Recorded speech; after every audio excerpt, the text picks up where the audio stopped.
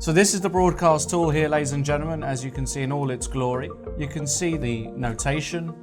You can also see the engine evaluation next to each move, and also how long they spend. What I like is you can make your own moves on the board. You can check the alternatives to what the players did. And even for the moves you make, you get the computer evaluation here. Fantastic. I think you get it quicker and better as a premium member, such as yours truly. What I also like, there is a chat function. You can exchange things with people from all over the world. If you want to see something else, let's say you're watching a tournament and you want to see all the games at once, no problem displaying. I have no idea how many games there are, like 128 games at the same time. Can do even more. This is a team competition. You click on multi-board. That's beautiful. You can see all the 8 games going on at once. You can see the games and standings, which I... What we got? I'll click around. Games and standings here. Yeah.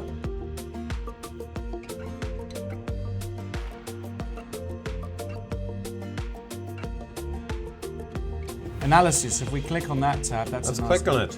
You can see that it's a great little graphical illustration. The red line is 0, that is the absolute even mark. And if the white bars go up, the further up they go, the bigger the advantage. And the black bars show a black advantage.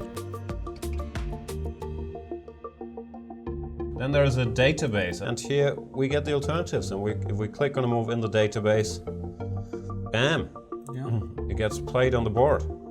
Fantastic. And then the PGN can even be downloaded. I like that feature. Yeah.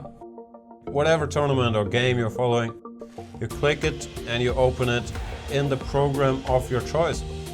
Yeah, and one of the great things I like to see as well is when we get a video from the playing hall.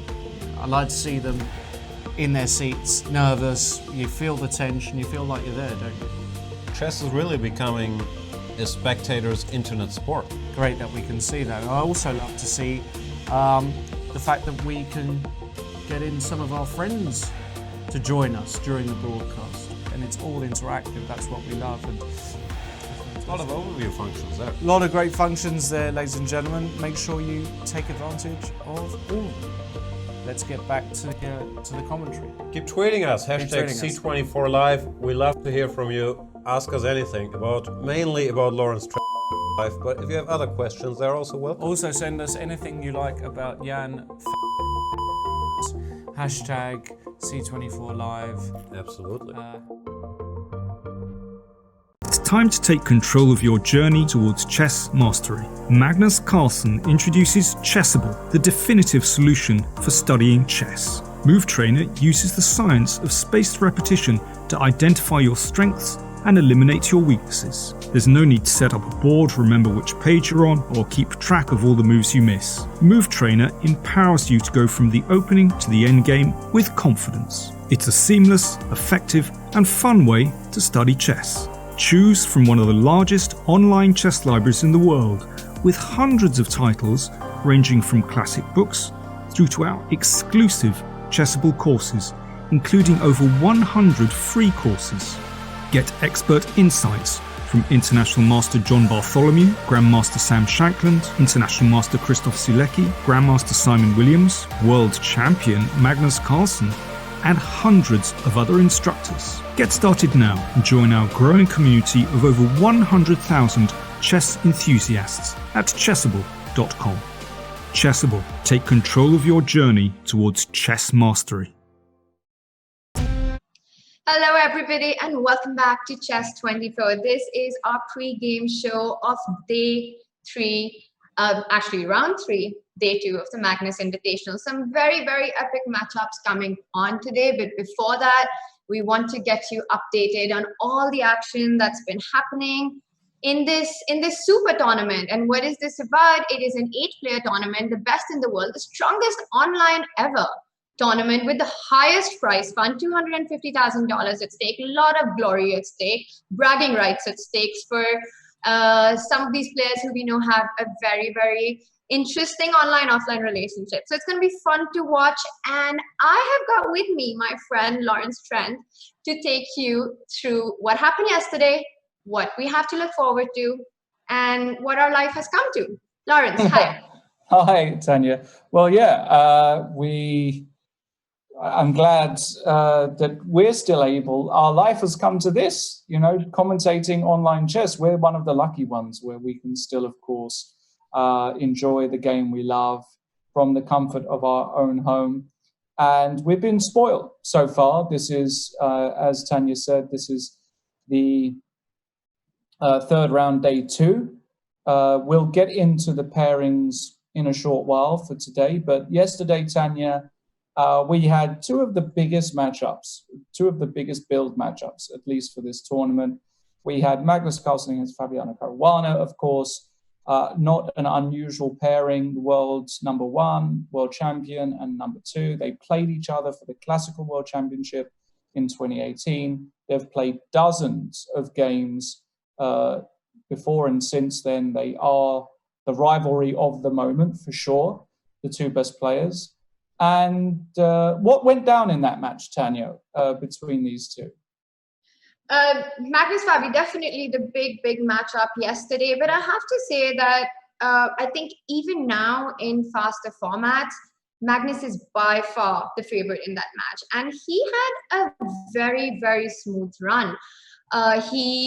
His opening choices were very interesting, a little provocative, and it almost to me felt that he was just saying, you know what, I can play whatever I want, but I got this. And that's what we saw in the World Championship in 2018 as well, where he, in the last round, very early on, just took a draw in game 12 because he knew that he has Fabi when it comes to shorter time formats. And well, definitely Fabi has improved a lot in his rapid and blitz play. But despite that, I think Magnus was a huge favorite. And that's what we saw happen. The other matchup, Lawrence Alireza Hikaru, was something that I was very excited about, because now these two guys are, they're extremely tactical in their game, the way they play. They're fearless no matter who they're playing against. And it's always a thrill to watch them play. And there was a lot of drama and controversy that happened in that match. And I feel that we're going to talk a lot more about that. But I feel after that, it was very hard for Alireza to come back into. We're going to give you an update on that. But before that, take a look at the highlights from yesterday, what went on over the board, before we tell you what went on off the board.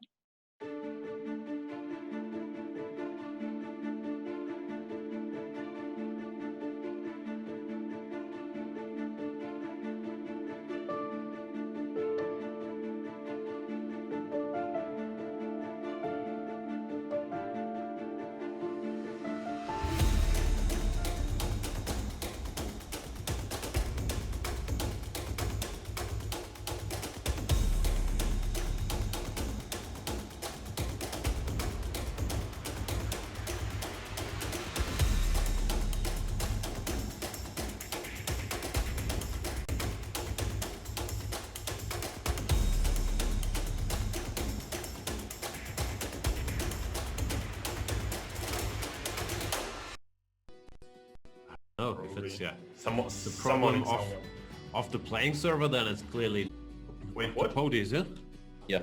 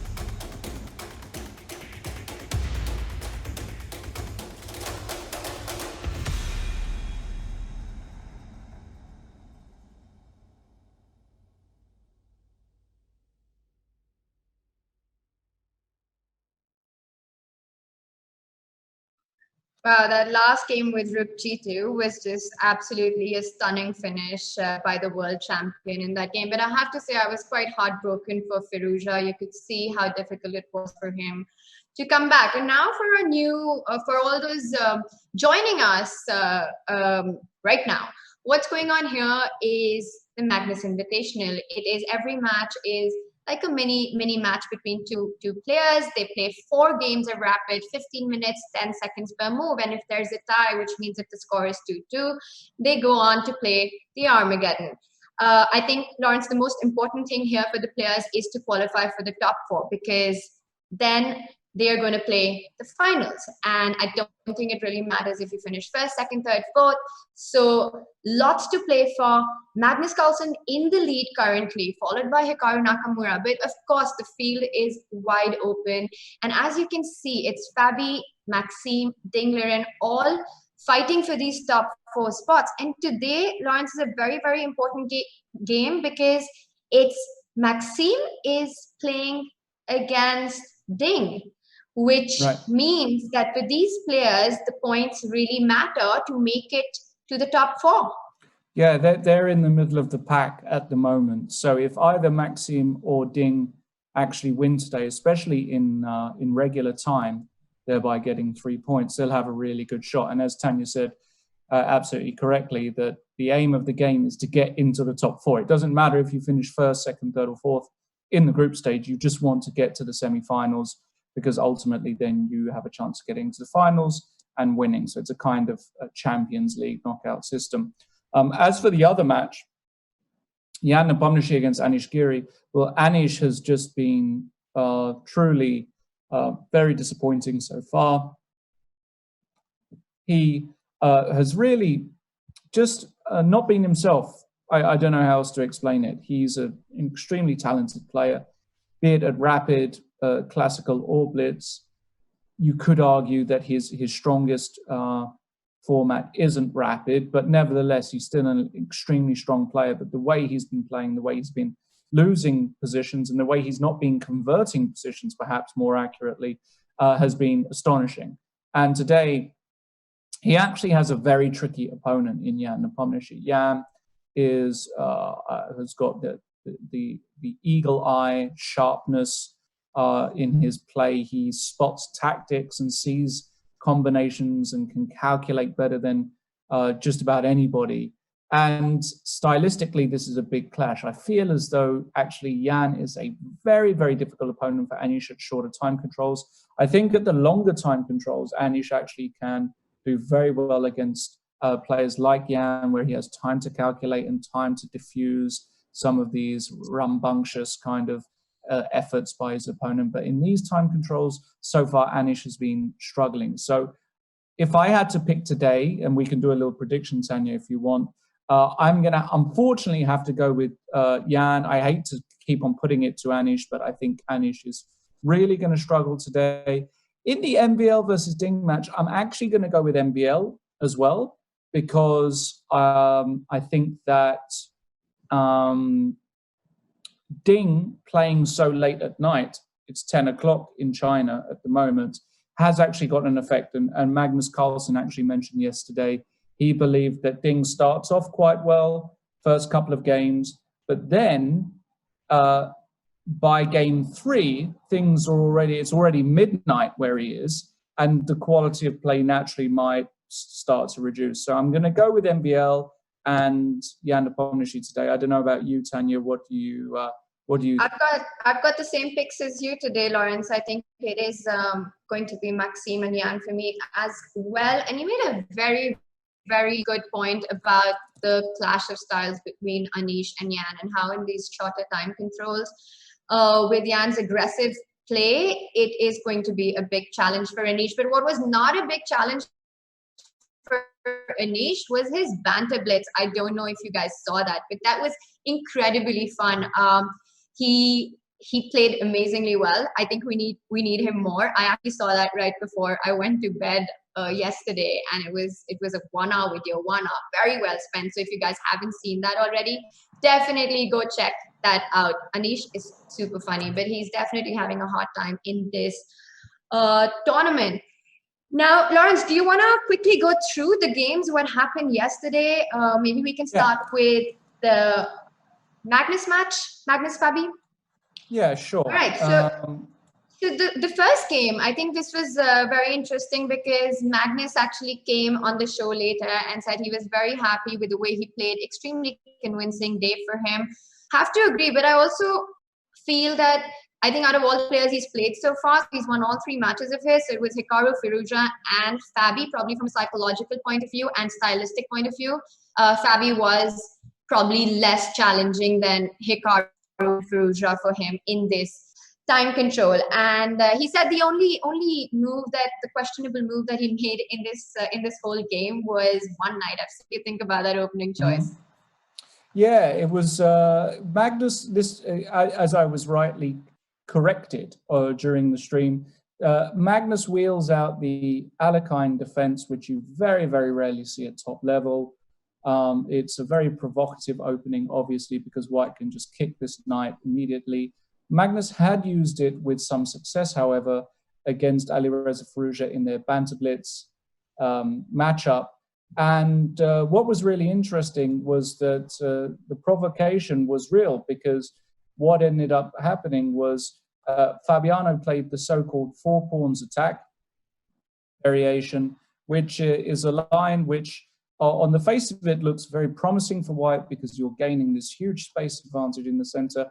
But of course, as every Russian schoolboy knows, once you move pawns up the board, you can't move them backwards. So you leave all this space behind, and you could possibly be slightly overextended. And here, in this position, we won't go too much into the theoretical details, but the main line is normally to take one time, move this bishop out, something like this, knight c3, e6, knight f3, bishop e7 or bishop g4, both moves have been played, where Black basically says, okay, you've got this big center with White, but you're quite overextended, and these pawns, if you're not careful, can be undermined. But instead, Magnus goes one step further and plays the move g6, which is very, very unusual, fianchettoing the bishop on g7, and allowing Fabi to have this big space advantage. But we now see Magnus's idea, Tanya, with this move, bishop to e6, hitting this pawn on c4, perhaps not threatening this pawn, especially at the moment, because there's some queen a4 check tactic at the end, which is why Fabi played knight f3. Nevertheless, just asking some questions. And after castles b3, protecting the pawn, now Magnus took on e5, took back, and knight c6. And I have to say, I don't know about you, Tanya, but I felt as though this opening was a big success for Magnus. I don't feel as though Black is doing that well here. White is doing that well here, especially if Black gets in the move f6. What do you think about that position? 100% agree with that. I think his choice of opening worked really well. And I think the one critical moment, so if you can go ahead, this is the point where Magnus played c6. So Fabi played a very interesting idea in a couple of moves where he sacrificed the a1 rook. So if we just play on in this position, and yeah, right about here when he took on a1. I think this was playing for compensation, and this really, really strong dark square bishop, definitely a very solid sacrifice. As you can see, Black's king is weak, and Black doesn't have any piece to challenge the bishop. But I think Magnus handled this really well until move 23, which is what he also said in his post-game interview where he played c6. And I just want to draw your attention to that point because I think it's... Which move exactly? Right about here when he went c6. Yeah, so now the c7 pawn is attacked, and the idea that Black has is that they want to trade off the light squared bishop if possible, and he's got this control on the d file. So here what Magnus said was that instead of defending the c7 pawn with c6, the idea of going rook d7, rook d8, and bishop d3 would pose way bigger questions to Fabi to prove his initiative. What is Fabi's initiative here is, of course, the 2 bishops and the idea of g4. So if Fabi is able to get g4, f5, which is, I think, something, Lawrence, that you brought up in the live commentary, this plan, which was extremely strong, but he needs to time it really well. What was the problem with the move like c6 here? Magnus went c6, and here Anish played a really nice move, queen c3. Queen c3, the whole idea is to play against the trade of the light squared bishop with bishop d3, and he's actually threatening g4 very strongly now. Now imagine if black had actually played rook d7, he could have simply continued with rook d8 and gone bishop d3. But now, instead, what Magnus had to end up doing is weakening his king further with a move like h5. And this was the point where Fabi had to grab the initiative by playing c5. This was a really nice move, with the whole point of activating the light squared bishop, threatening bishop c4, and definitely enough compensation for white, playing for 3 results in this position. I think the exchange sacrifice was brilliant, but the follow-up, of course, it's hard in a time format like this. Yeah, and you're right. I think Fabi definitely didn't play the most effective way, because Magnus got his rook very active, and this move, rook d3, was an excellent move, pointed out by Firouzja as well, just asking some questions along the third here. And despite white seemingly able to get his queen in the position and maybe snake in, the point is that there's never a checkmate. The king can always come round this side if it actually has to. And with the rooks now coordinated, things went downhill for Fabiano very quickly. In fact, he felt he had to bring his king out. The other rook came to d3, and it's absolutely clear to anybody who even knows a little bit about chess that once the rooks get activated here, things have gone badly for white. Queen to h6, and now a very strong game-winning sacrifice. The move bishop takes h3, very good stuff by Magnus Carlsen. The point is, if you take this bishop, black is able to just take this bishop off, clearing the way for the queen to enter the game. And after king e4, only move queen to d3 is a very simple checkmate for the world champion. So Fabi tried king h4. This is what we call a punt in the business. If he's given one move, he might be able to give a check, then king here, and the king might be able to slide into h6, but Magnus won't allow such things and played the move rook takes g2, stopping all of that because bishop takes g2 runs into queen g4 mate. So after rook takes g2, Fabiano gave up, and Magnus got off to a great start. And when the world champion wins game 1 with the black pieces, you know your back is against the wall. And the match was effectively over, Tanya, after game 2, where Magnus went on to win once again, after getting an opening where, if we look at this position after move 16, we've had a mass exchange of pieces from a Queen's Gambit decline position, but a position and a very, very clever opening choice. And I think if we're going to briefly talk about this, Tanya, for me, one of Magnus's greatest strengths, apart from being clearly the best player, is that I always feel like he chooses very wisely how to proceed in the opening. I feel like he understands the importance of timing, what openings and what kind of style of positions you should try and get in certain match situations. And this is a perfect example. This is a position where only white can play for 2 results. Black has got 0 winning chances. The 2 bishops give white a nasty nagging edge that black simply, and you know, if black could alleviate all the pressure, he would, but it's just not that simple. And the position developed so that a few rooks came off, and now this move b4, Tanya, on move 22 was an extremely strong move, trying to take advantage of the fact that the back rank is weak, and that the move knight takes b4 looks like it's playable, but probably the move bishop c5 is very good here with this nice little attack. And if the knight comes to d3, you can take, and take here. And these endings normally with an extra pawn on the side normally aren't defendable. Although in this position, I don't know if a5 does defend, but things are very, very shaky indeed. Fabi decided to play the move g5 instead, which during the live show I said I really disliked. I understand why he did it, but when you weaken all these light squares, I think that long term, the suffering becomes even greater. And now Magnus played a very clever move. He played rook c5. This, for me, was one of the best moves of the game. The point being that now when black takes this pawn, the idea is not to take on g5, but to check and then get a very similar ending to what we saw before, except the difference being that this pawn has now moved to g5, and position is just very, very, very dubious for black, because we've got all of these weaknesses. And from here, actually, Magnus made it look fairly simple. He brought the king in. This a5 pawn is now a long-term target. The king just came in just to pick that pawn up. He was very precise in doing this. And after h5, we found a position where basically we had a Zugzwang where finally the bishop comes to g6. There's nothing that Fabi can do. After this game, Tanya, it was pretty much over for Fabi, wasn't it? You know, 100% agree with Magnus's opening choice throughout this match. But I have to say, in game 2, Fabi had ways. Of course, it doesn't mean that the queen's gambit decline is a bad line. He had ways to avoid these positions with 2 bishops.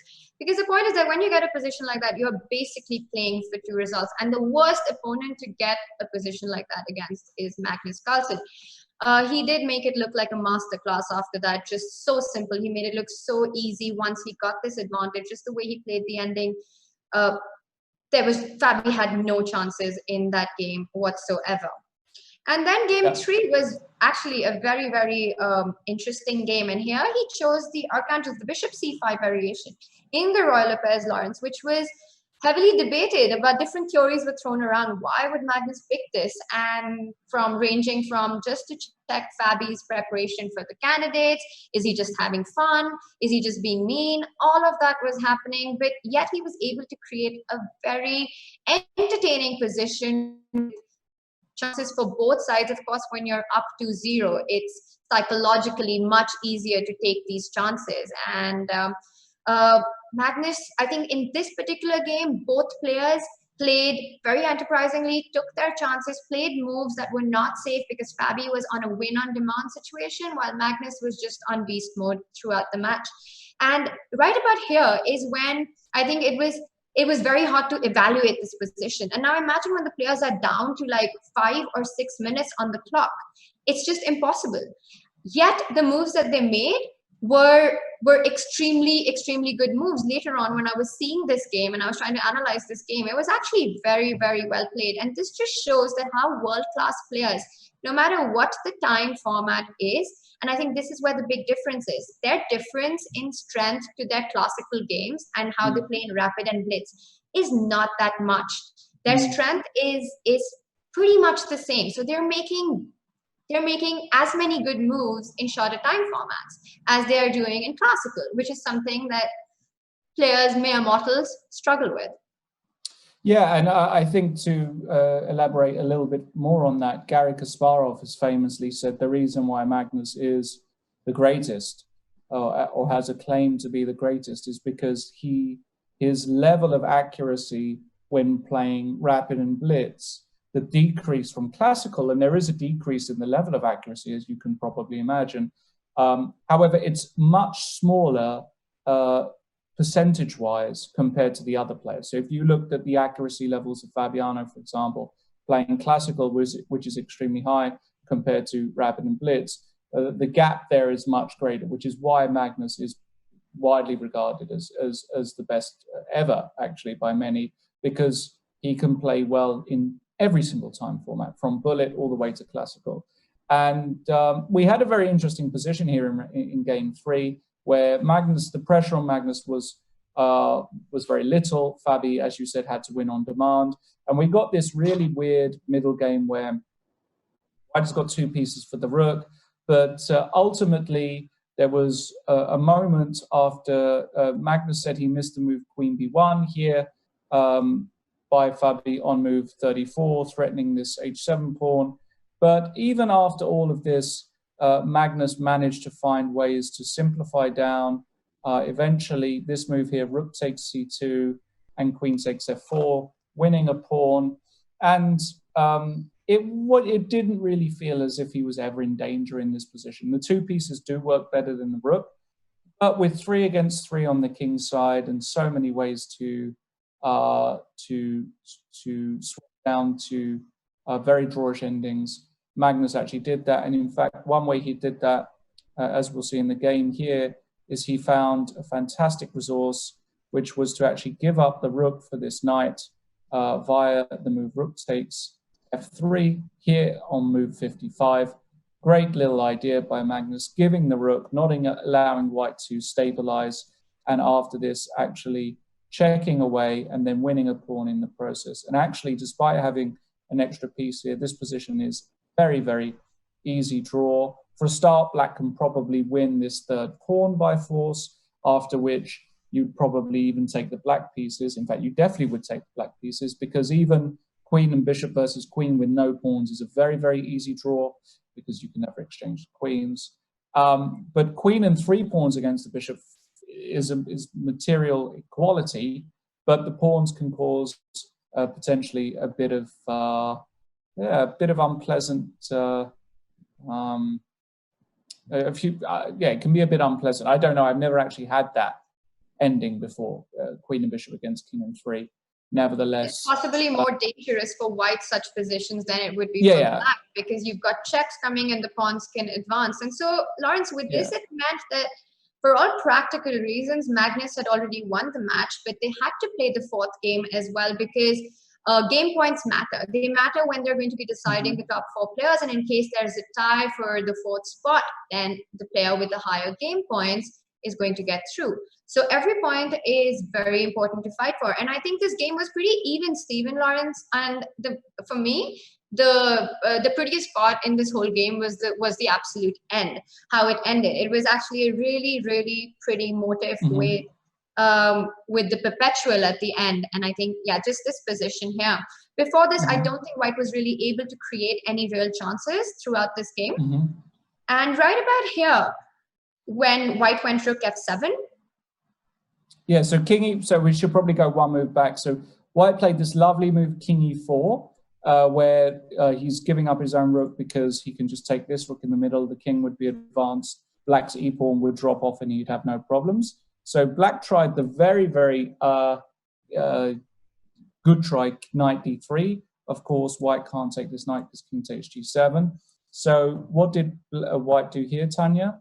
This move, rook f7 check. Yeah, and the idea is that after king e, so if you take king f7, let's just show what happens if you play, if you take the rook, white takes the rook back, and now you might think that black is winning one of the pawns. So let's say you go for the b2 pawn, and now knight e5 comes with a check. And the point is that wherever black's king goes, whether it's g7 or e7, white's king enters on the other side. So for example, for king g7, he would have king e6, and for king e7, king g6. And now this f pawn is just super fast, and this is very, very dangerous for black, probably already lost. And instead, the only way to defend against this was what Fabi did. He found a very cute move, king e6 here. And the point is that after rook f5, so if white captures the rook instead of rook e7, then you just go knight f3 check. Which he did, and then we have, and king e3. Now, of course, black cannot take the rook back in this position because you lose the knight, but black has this very pretty, so this is not a good idea. So you go knight g4 check instead, and now just king e4, knight f2, king e3, and that's how they repeated. So this was quite a pretty way to end the match, but that meant 3-1 for the world champion, which meant 3 full points from the match, because don't forget, unless if the match goes into an Armageddon, then you only get 2 match points, even if you win the Armageddon. If the match doesn't go into Armageddon, the winning side gets full 3 points. So Magnus has actually won all his 3 matches, and this one for me was his most convincing match so far. Yeah, he also said in the interview after the match, didn't he, that he felt he played the smoothest in his match against Fabiano, so he grabbed the sole lead. Now, the second match of the day was one of the matches you were looking forward to most, Tanya, Alireza Firouzja against Hikaru Nakamura. And I actually want to go straight to game 1 and the final position of game 1, because this is really the most incredible moment. Perhaps, Tanya, you can tell everybody what actually happened here in this exact position. Yeah, this was when I still think about it, it's just mind-blowing what happened here, Lawrence. So just back up by one move here. So in this position, both players, it was a very interesting game. White was, I think, in control throughout the game. But this is where things started going really wrong for Hikaru. So white went rook c7 here. White went rook c7 and black played rook b2 check. Sorry. And right about now, I think Firouzja was down to a few seconds. And something happened where he just lost out on the clock. And we saw both players. We saw Hikaru immediately get up and leave the board. And we saw Firouzja just completely confused about what had happened. Now, the thing is that in this particular position, Lawrence, if Firouzja just plays king g3, let's first just show the winning line. This position is winning for Firouzja. And it's not that hard. I mean, a player like Firouzja would spot it way faster than any of us would. A move like rook b3 check. So if black goes rook b3 here, just king f4. Rook b4 check. King e3. So white's idea is very simple. If white gets the chance, white wants to take rook e5, take the rook on d7. Rook e5 is the big threat here, and take the rook on d7, and it's game over. So black needs to find all the counter he can by giving checks, but he just runs out of checks here. And the other very beautiful line here was that after rook b2, because in this particular position, a move like knight c4 doesn't help. So knight c4 just runs into king d3, and it's game over. Rook d7 is threatened. And the other very beautiful line here, Lawrence, is rook g7 is mate. If you just go back to rook b2 and king g3, and if black tries to promote his own pawn with a2, this doesn't work because of white's idea of rook e5. And the point is that if you queen here with a1, rook d7 is actually not just getting the rook, but it's just simply checkmate. King g6 runs into rook g7, king g8 runs into rook e8. But now this is what happened at this point. Firouzja ran out of time. Now, it was kind of hard to tell if it was a connection problem, it was a server problem, but instantly when it showed the result, Hikaru got up and left the board. Firouzja obviously appealed, saying that he had made the board, which he had made the move, which never got played on the board because of server problems, connection problems. Nobody really knows what happened at that moment. There was a big controversy about the score of this game because it's very clear that white is completely winning. Now, there is a rule which states that in case players do lose connection at any point, due to reasons which are out of their control, the game resumes instantly from that very position. But the problem here was that Hikaru actually just left the board instantly after the results were shown. So he had a 10-minute break. The guy just thought it's over, he needs to freshen up, and he left and went. Now, that is too big a time for the arbiters to restart the game, Lawrence, because it's a very hard call to take, because it's obviously enough time. If Firouzja, for example, they start after 10 minutes, Firouzja's had enough time to really, he doesn't even need that much time to calculate this win, and the result changes completely. Yeah. It was a very hard choice. And go on. Yeah, and it almost felt like at least two ways to go forward. One was that they either start because giving point to Hikaru if Firouzja lost out because of the server connection problem is very unfair. But also take a point away from Hikaru, and asking Firouzja to continue after 10 minutes had already elapsed was also very unfair on Hikaru. And now don't forget, Hikaru was also involved in a controversy on day one in his match against Magnus when that whole messaging from the arbiter thing had happened. So yeah, I don't know how did you feel? What was the right way forward? For me, Lawrence, it was options. One was that they start from the beginning, they just restart the game, or the second was to just keep the point. How did you feel about this, and how do you sort such a situation out? Yeah, it's very difficult, isn't it? Kind of unprecedented. So I think that the draw is a reasonable solution, but if I had to guess, restarting the actual game seems like to be the purest solution. And of course, what we're going to do is we're going to be actually able to ask Alireza his thoughts, because he's going to be joining us in about 20 minutes. Obviously, losing a game like this is just almost impossible to recover from. You've got a winning position. If you win the first game with white, you know you're suddenly big favorite to win the match. He didn't win. It threw him off. It threw him off his rhythm, and I think that it was just for somebody like Alireza, who's still very inexperienced, only 16 years old. I think adapting to that and being resilient of the mind was just too much. He'll learn to deal with such things as time goes by.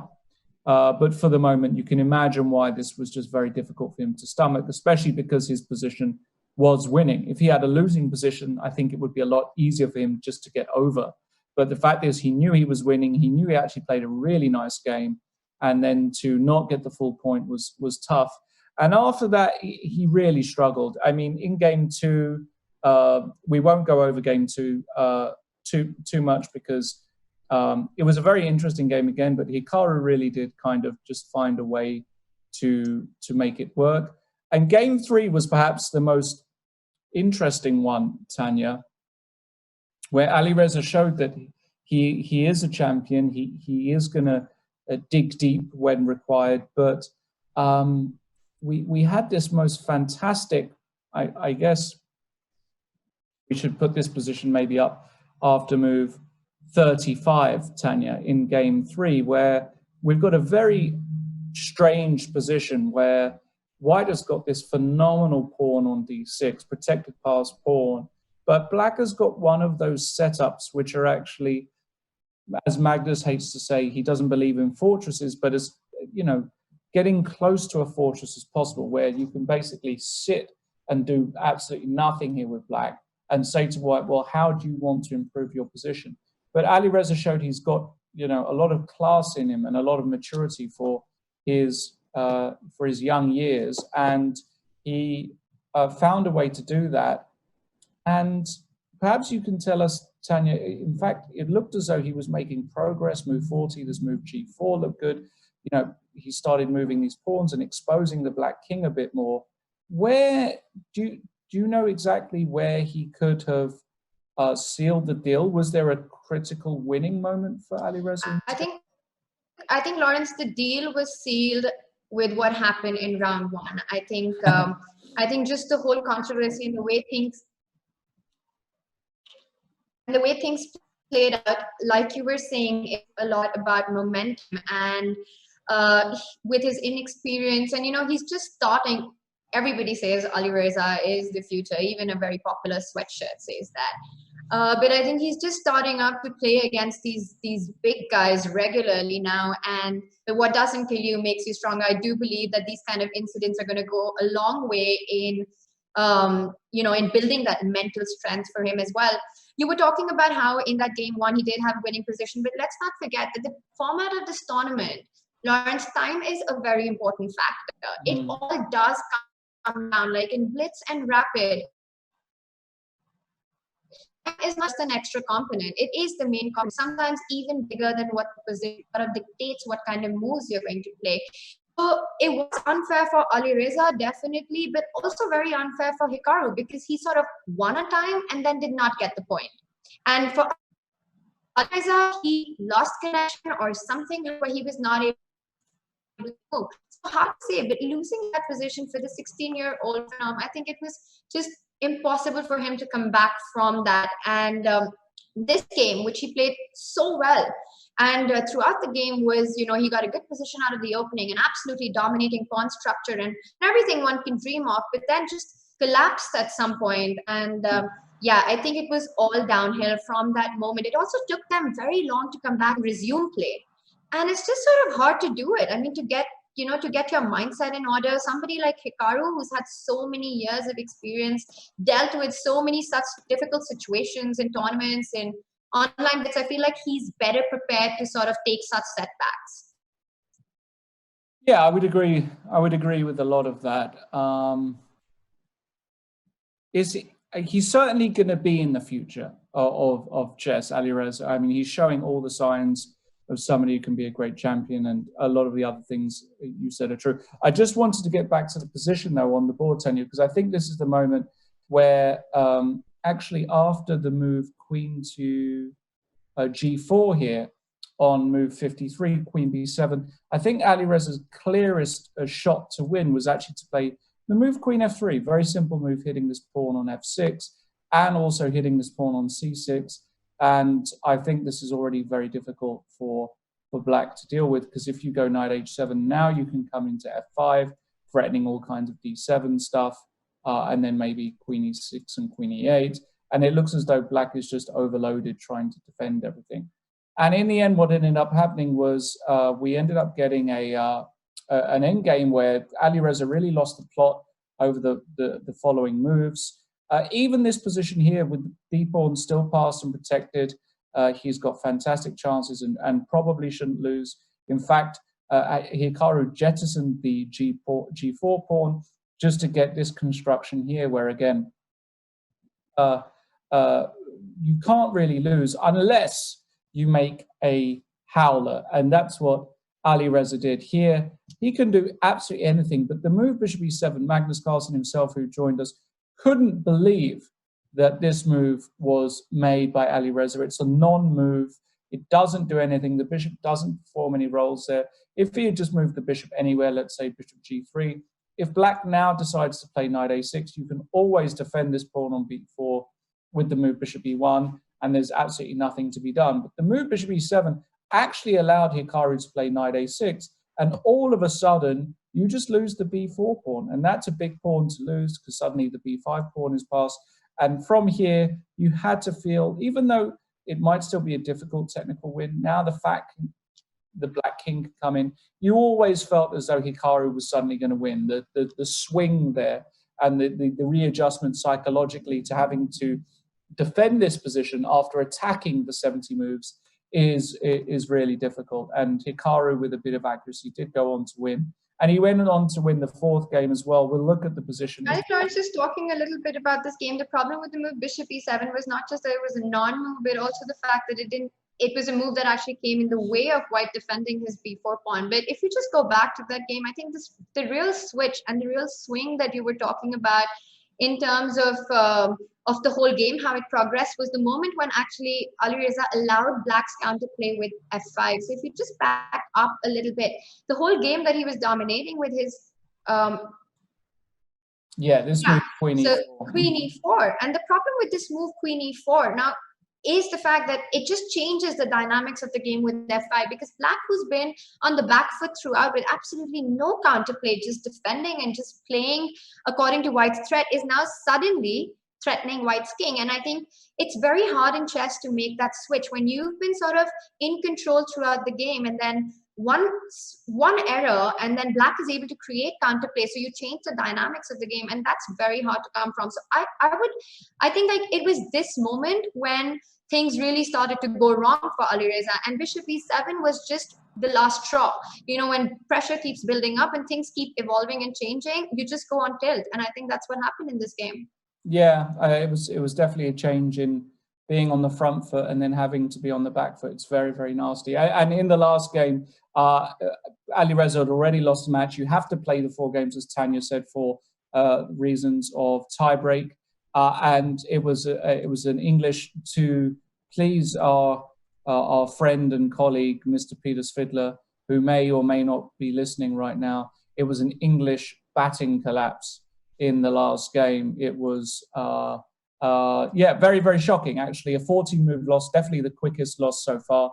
In this position here, Alireza doesn't have to play the move he does, but the move Bishop E6 looks like it's a very sensible move, developing the bishop, trying to stabilize things. But then the follow-up, Knight takes F7, a beautiful shot there by Hikaru, exposing the flaws in Black's position, the fact that the E7 bishop is hanging. And actually this move just wins. You're hitting the queen, so you have to take the knight. If you take with the bishop, you can just go knight, deck, king H8. Now you can just exchange the queens off the board and win the bishop on F7 into full king.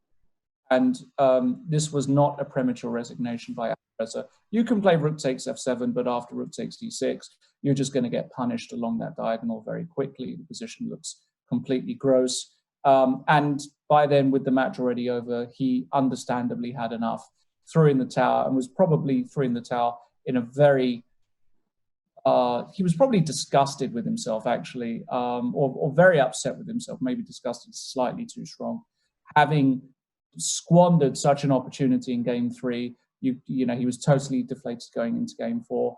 And also remember that was his, that he's lost all the matches so far. So a real sort of a reality check for Alireza. You know, when you play against the big guns consistently, you need to be on absolute top form if you're going to get anywhere. And, you know, even regardless. But Lawrence, I sort of disagree with one point that you made. I don't think it's any kind of a reality check. I mean, he's 16. He is unbelievably strong. I think it's just, I mean, he's just playing a very, very strong field here. And he knew that. And he also said that, I think, in one of his interviews after the Banter Blitz Cup. I think that was one of the reasons why there were such high expectations of him, because of his match against Magnus a couple of days before this started. But he also put things into perspective when he said he wasn't expecting anything out of it, because it is very new for him to play these players and he needs more experience. I don't think he was expecting anything out of himself that you know, we can write him off or call this a reality check for him. I just think it's part of the process of him just becoming reaching his true potential. Yeah, I agree to a certain extent, but I even think that he wouldn't expect to be on 0 out of 3 with no points scored whatsoever thus far, because, you know, even in Rapid he is, you know, I'm sure he considers himself to be more than competent, and given the positions he's got, you know, I think he's going to be disappointed. We can always say, well, you know, I don't expect anything from this tournament. I don't, but deep down you do still have this optimism, and I think he'll be even slightly surprised that perhaps he hasn't got off to got on the scoreboard yet. In any case, as you said, he's 16. He'll have plenty of opportunities in the future. This clearly isn't his tournament. He's pretty much out the race now. I'm not sure if mathematically he can even qualify. Maybe he can through some miracle. Nevertheless, we'll be seeing plenty more of Alireza. And in fact, we'll be seeing him in just a few minutes, I believe, because he's going to join us. We're going to get his thoughts on the controversy from yesterday. And I guess we should talk very briefly now about today. We've already given our predictions, and maybe bring in some of our, I don't want to say they're our co-hosts. We are their co-hosts. You know, I feel honored to be amongst the likes of 8-time Russian champion, a man who knows more about cricket than your average Essex boy. And I mean that, you know, quite literally. A man who can speak for hours about the wonders of chess, and we can all learn and revel in his majesty. That is the one and only Peter Svidler. Peter. Hello, everybody. Have you just called yourself average, Lawrence? I have. Compliment for Lawrence. No? But I like to compare myself average in the company of greatness, because then my average is actually much better than, you know, your average. So let's go with that. Yeah. Let's go with that. And actually, I think before we go to you, Peter, I think we're saying goodbye just for the moment to Tanya. Yes. Is this where do we have an RQ like sound bite from the? No, we don't have that. Okay. That's very regrettable, because throughout yesterday, whenever we needed talking about reality checks, Tanya was, I think, the star analyst on show yesterday, pointing out a few things which everybody missed, including the players. And yes, Peter, I felt like my job was to put you boys in your place once in a while when things went too out of control. I love it. Exactly. Well, please feel free to put us in our place whenever you like, Tanya. I think you'll be back tomorrow. Yes, as well. And I'm going to be following the action. Lots of exciting stuff happening. And I think for Jan as well, it's a very big day, Lawrence, because if he has a shot at finishing in the top 4, today's match result is super important for him. So all around, very, very important matches. I'm going to be following the commentary, guys. Have a good day, and I'll see you tomorrow. Okay. Thanks, Tanya. See you tomorrow. All right. So, Peter, yeah, talking about the matches, we've only got a few minutes until kickoff. Thoughts and predictions. MVL Ding, first of all. I think MVL has to start as a slight favorite, and I've been listening to your pregame, and we keep on returning to this point, and with every new iteration, it becomes less and less original to say. But 4 p.m. is preferable to 10 p.m. as a starting time, Right. and if you consider them on starting on a somewhat even footing to begin with. And Ding has a higher rating in classical, but I think MVL probably beats him. Actually, no, Ding is quite high rated in shorter time controls as well. I should check my data on this, but I think MVL probably is more comfortable with the time. But obviously, And well, Ding number has... 2 and 3, so I think they're both weak. There he is. Yeah, Jan with the fact check as is often required on this show. So yeah, I think a slight edge to MVL, and definitely you have to pick Jan because even Magnus, the biggest fan Anish has ever had, has officially given up on him yesterday, which was a shocking development. Never have I ever expected to hear that. And is Magnus a bigger fan of Anish than his wife? I was hoping that would kind of sail past without comment, but now that you're putting me on the spot, maybe not. No, I think he is. I think there's a serious rival there between Sophico and Magnus. But so you think MVL is the favorite here, Peter, just because predominantly because of the time situation, the fact that he's playing late at night and MVL playing at 4 is obviously preferable. I was quietly very impressed with how Ding has played so far. I think it should be a very, very close match, and I'm choosing the time difference as my one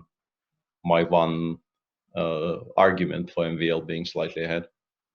Fair enough. And what about the other match quickly, because all of the players I can see are ready to get going? Well, Anish needs to get his stuff together, but Jan seemingly has gotten a lot more organized during round 2, so I think you have to pick Jan in this one.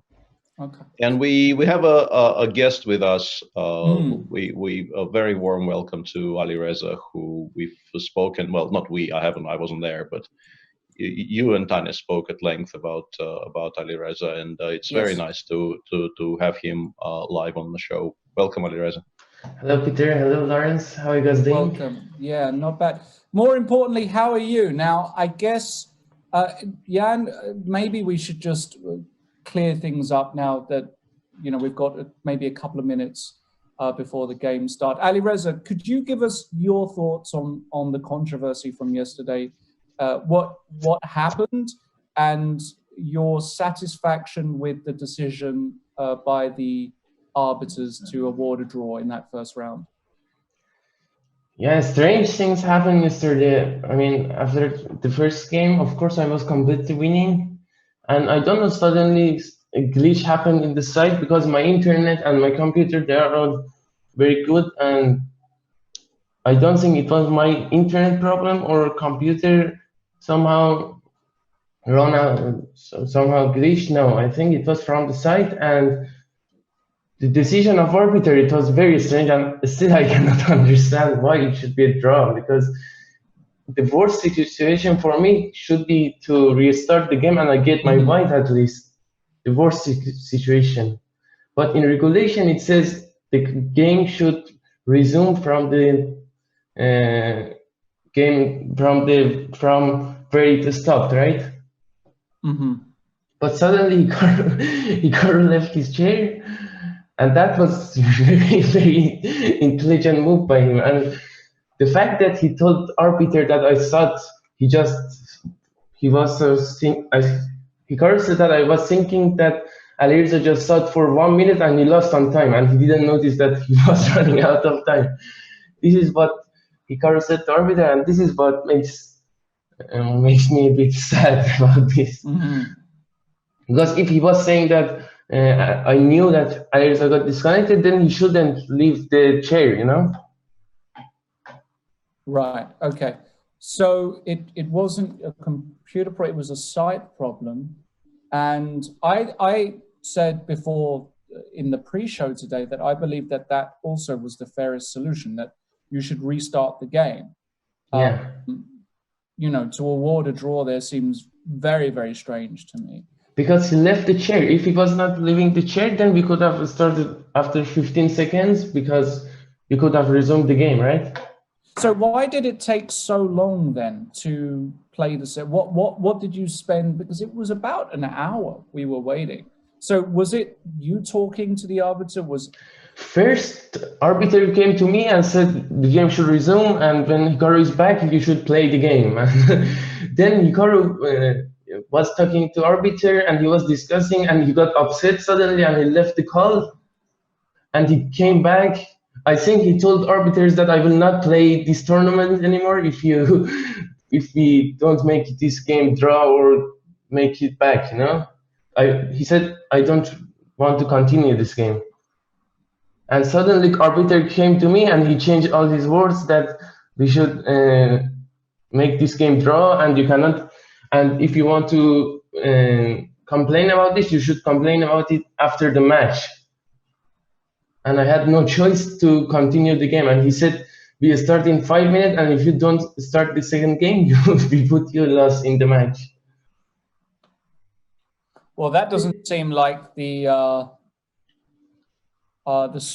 doesn't seem like that's in the spirit of this tournament, which is a tournament of friendship and celebrating chess and the fact that chess. Yeah, I think the original rule was perhaps, I mean, it sounds great on paper, but we're obviously in completely new territory here. Nobody really knows how these things will work out. And the situation had to be considered, but it's very difficult to find a good solution. And yeah, once Hikaru just leaves the board, the whole thing, there's just it's very unclear where to go from there.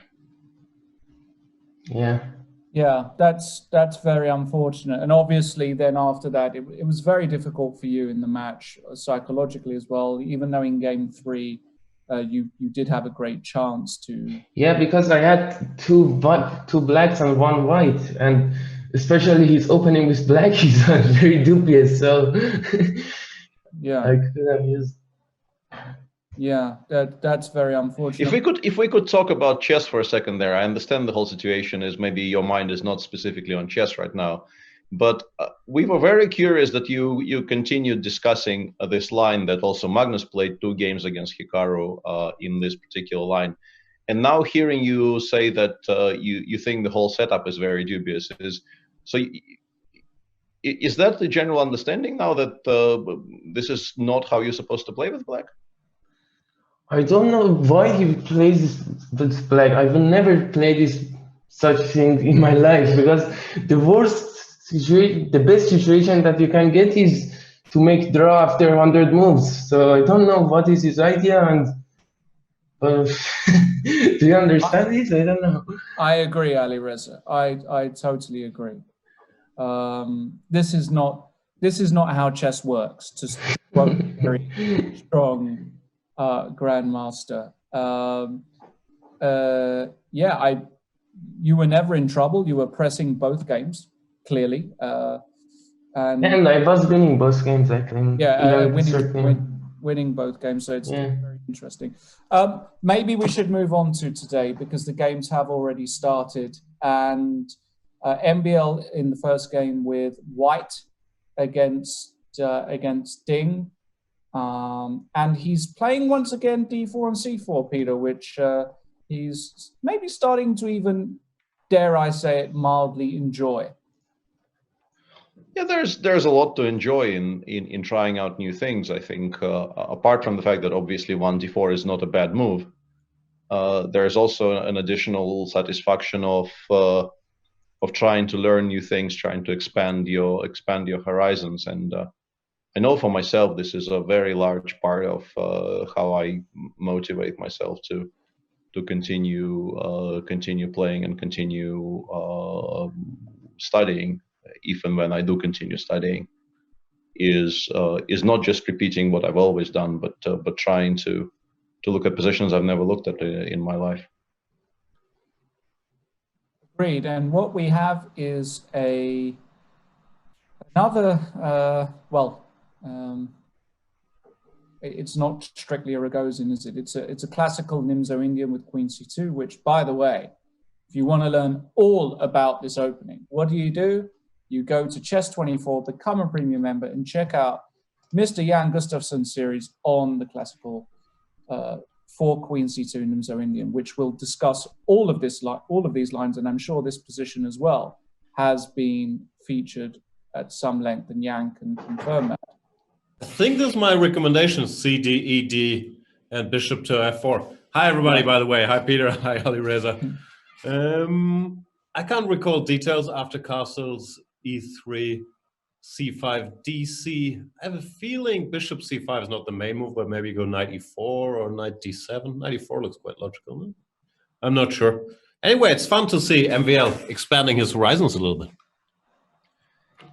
Yeah. Yeah, and also I think it's a smart choice because once again, I don't play the Nimzo with either color, but it seems to me the bishop F4 is a lot less theory heavy compared to, let's say, with bishop G5. There's always going to be a lot of theory in the Nimzo, but bishop F4 perhaps allows you slightly more freedom in terms of not just repeating long lines of analysis until some endgame appears. All right, so knight f3, knight c6. We'll come back to that. Let's quickly go to the Giri Nepomniachtchi game, though, because yet again, you're probably asking yourself, oh, I don't know anything about the Grunfeld. What can I do? Let me have a think. Oh, yeah, become a Chess24 premium member, use the code stay at home, 40% off, and you will have access to the video series and ebooks from the one and only Mr. Peter Svidler in commentary, of course, today. The world's leading authority on the Grunfeld after various other people. But exactly. No, certainly I was trying to be funny. Honestly, no. I absolutely agree with that. No, I think you are by far the most influential figure in the world when it comes to this opening and the work you've done over the years. Yeah, some of these guys might know it quite well, but it's been thanks to your work that the opening has progressed so much. You can get all of Peter's analysis on this opening in the Chess24 video, what's it called? Is it Video Zone? No, we don't have a zone for it, right? We don't have a place for it. Perhaps whatever. Get yourselves a premium membership and you can watch the series. 12 hours worth of Grunfeld stuff. And once again, Peter, we are seeing launch of Harold, the H-pawn, in all of these top-level encounters, it seems, at the moment. They're all playing H4. I think maybe this exact position is a slightly different twist on the same idea. But yeah, I think there's a lot of resurgence of the classical Grunfeld, or at least I always called it the bishop c4 knight e2 setup. I don't know if it has a specific name in English.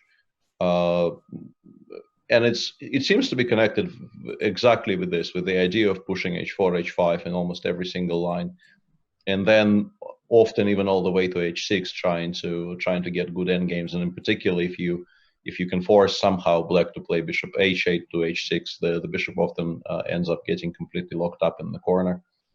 But I think this precise h4, it's actually been played slightly later than they've been playing recently. Dubov played 11h4 against me in this position in Hamburg, and there has also been, I think, a Carlsen game recently where this was tried. So that's a belated Harry push.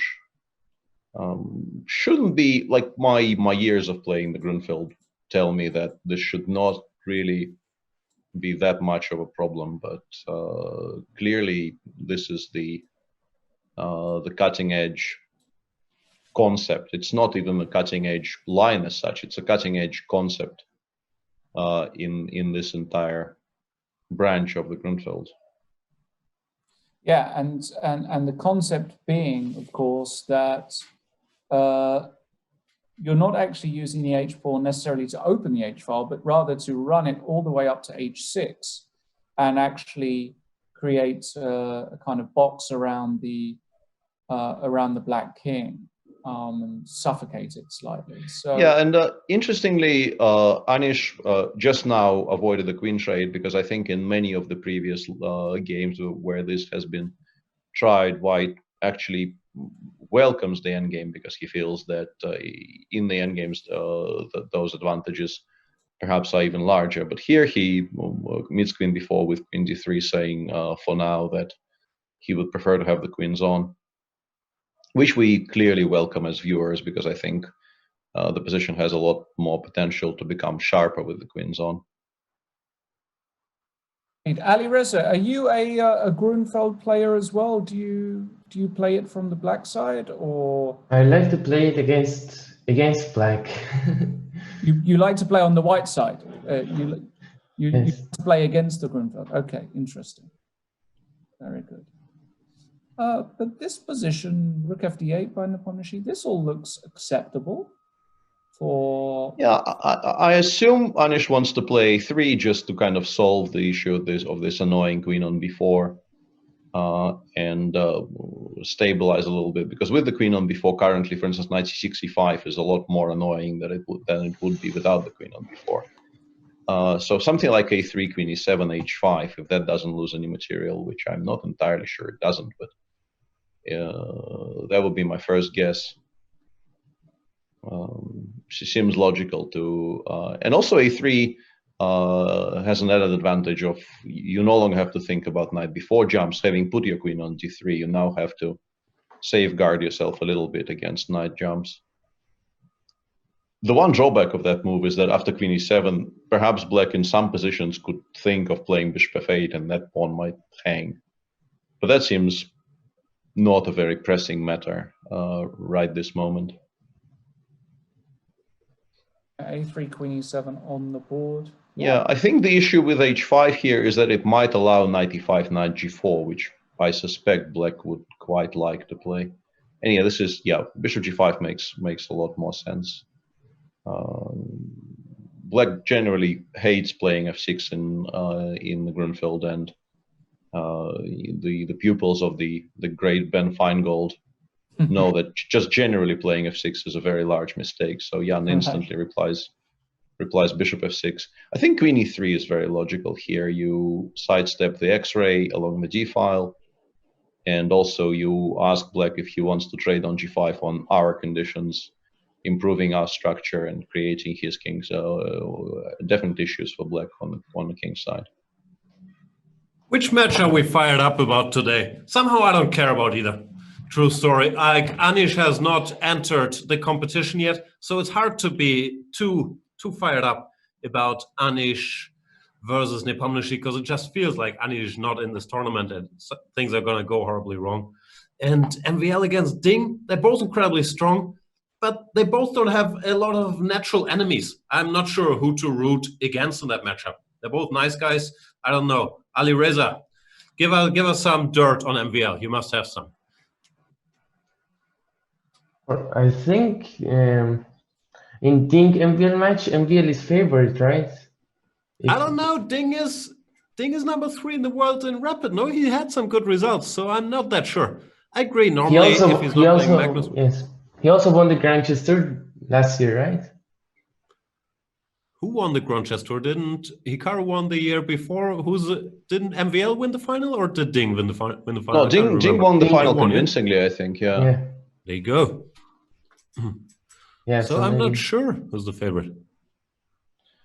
Yeah, and currently, like, give black one more move if we actually speak about their position. Black did manage to push d4 and trade everything in the center. So if black could play bishop c6 here and then rook a d8, you would start preferring black. But with the pieces where they are, I suspect you probably might have to take on c3, because bishop c5, bishop e5 looks kind of awkward. Yeah. Kind of then awkward again, yeah, maybe is my sweet spot. Yeah, maybe not that awkward. Yeah, maybe rook a d8 is just perfectly sufficient. Because obviously, if you take on c3, you are going to be slightly worse forever. I think he's gonna take and go bishop b5 maybe. Yeah, bishop b5 is a clever move. Yeah, that one I did miss. If you immediately trade one pair of bishops there, you shouldn't be in any trouble. I just completely missed that move existed. bishop b5, bishop b3, queen a6, and yeah, once that happens. But he played rook c8 very fast. That's slightly surprising because I think now white can probably find a square which will stop the bishop b5 idea, or at least make it a lot more difficult. Bishop b5, rook d6 was possible, maybe. Yeah. 94, rook b6, knight c3. Hang on a second, who is winning there? Maybe black is winning there. No, bishop takes b5 Bishop and then d takes c3. That's a cute line, yeah. Yeah. Rook d6, knight e4, takes, and we take the bishop on b5 with our bishop. Only move, but it does win. And now in this position after rook a8, as my good friend Mr. Julian Hodgson would probably play, he'd say swing when you're winning, and I'd play queen g3 here without too much thought. I'm not worried about queen takes b2 because queen takes b2 you're definitely not worried about, but yes. I think that once again, as Ali Reza correctly pointed out, you do need to have a reply to bishop b5. Queen g3 might not be a bad shout for queen that g3, as well. bishop b5, rook d6, rook c6. Is that your? Yeah, I thought about that. Yeah, but there's all kinds of bishop h6 shenanigans, like queen g3, bishop b5. You can take, but I think after bishop takes b5, I can play knight h5 maybe. Oh wow, yeah, that's a nice. I was trying to calculate this, and nothing. Yeah, maybe because maybe I'm lost. Maybe I could start this rook d6. Yeah, rook d6, rook c6, bishop h6. Guys, I have no idea where we are. Where do we go rook d6 and why? And if I don't know, how will the people know? Well, MVL exactly, and also this is not jewels, so the queen went to a3 instead. Yeah. And after bishop b5, now I suspect there's going to be some awkwardness connected with bishop b3, and then taking on b5 and then a7, and this might not equalize for black.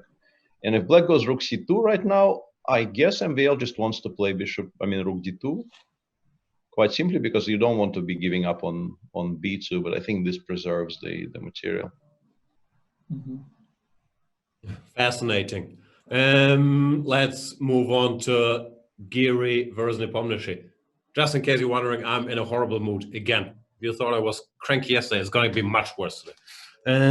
Did he blunder a pawn? Giri, what's going on here? Well, he took the one on h6, so it's equal material. Did he blunder the exchange of pawns? That is, I don't know if he had a better choice, but h6 followed by knight takes d4 is a very smart reply by Jan, because otherwise he may have been worse. And now I don't think he is. I think both rook takes c8, knight takes c2, and knight takes d4, rook takes c1 should be. e5 here doesn't work. e5. Oh, knight f5. Knight f5 even. Oh, knight f5, you have 6. Yeah. Hang on a second. If I take on e2, you take with the bishop, and then you have g3. Yeah. Yes. That's the intention. That's actually very critical. All right, so let's explain. Knight takes d4. Black's point is if white takes on c8 in order to capture a piece here. Black has a little Zwischenschach. He gives an intermediate check. And if white recaptures, then after rook takes, I guess bishop takes c8. We are perfectly fine. So white has to find some tactic to exploit this. The guys are discussing pawn to e5, cutting this connection. If knight to f5, then e takes f6. Looks good for white. So what do we do? Knight takes e2 check? Yeah, knight e2, bishop e2. This is actually now very, very concrete, because bishop takes, you will now either have to go back to h8, allowing bishop g5 and all kinds of general unpleasantness, or you have to make bishop takes h4, g3 work, which I think the big question here is, do we threaten g takes h4? So maybe black actually has a move to spend on something, because gh4, queen h4 might be awkward. But what do we spend? What do we spend that tempo on?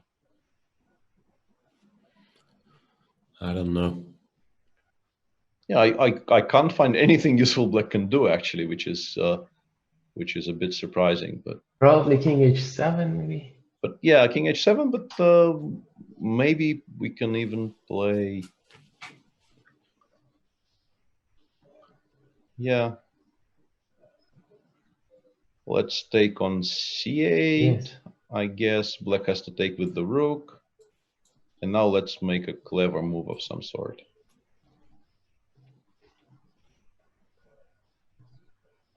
Rook d4, g5, right? Rook d4, yeah, I think it's g5. Maybe we're just better there, yeah? Bishop d3 check or something. Maybe we're just better. King h6, rook h4, king g7, rook h5 or something. Or even rook takes h4 maybe was possible. Yeah, maybe immediately rook takes h4 instead of bishop d3 check, yeah. Yeah. I didn't see the mate there, but maybe there is mate. So yeah, e5 is a very, very serious option. We probably should also mention that maybe knight takes b5. I mean, it's a brave move, but maybe it's the best one. Just knight b5, ef, take on d1, I guess, and take on f6. Why is it a brave move? Because you generally really hate giving up the dark squared bishop when the white dark squared bishop is still on the board with the structure that black has. But we do win a pawn, and white currently has not that many pieces attacking the black king, so maybe you can afford to do that. But Anish goes rook takes c8. Yeah. It's but I think he can actually transpose. I think maybe this is the same. He can still play e5 next move, and he stopped knight takes b5. Maybe this is clever. Depending on what black takes. But now I take this bishop, no? Bishop c8. Yeah, but does it actually make any difference? We play e5? Yeah, takes on queen d8. Ah, yeah, that and option. Take, yeah. That or option take on didn't h4. exist. Take on h4 just. Ah, g3 queen d8. That's even smarter. Yeah, take on h4, and then after g2 g3, you have this in the intermediary queen d8.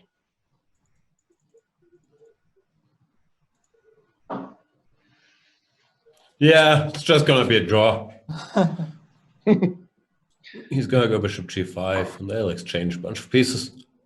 Yeah, I've turned on Anish.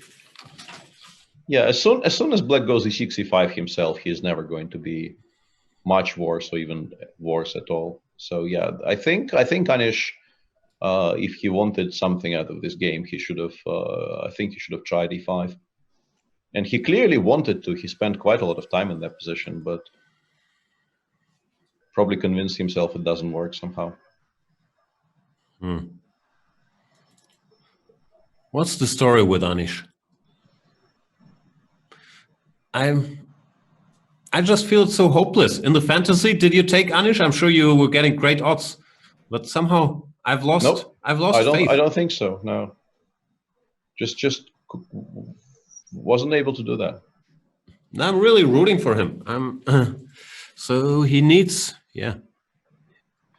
If you break, he played h5. Yeah, this is probably the best option available to him the way he played, because now e5 hgfg black will have a slightly awkward structure. I suspect it's still not that bad, but you definitely think white is slightly better if you allow that. And g5 e5 is not great, yeah? And no, g5 e5 isn't great. So I mean, maybe he is still ever so slightly better, but here he is not really threatening to crush, whereas after e5 there was definitely a possibility he would just win the game if things went his way. Ali Reza, why can't Anish play rapid chess? It's very hard for us Anish supporters. I'm not the right guy now to answer this. I know, it's a leading question, I'm sorry.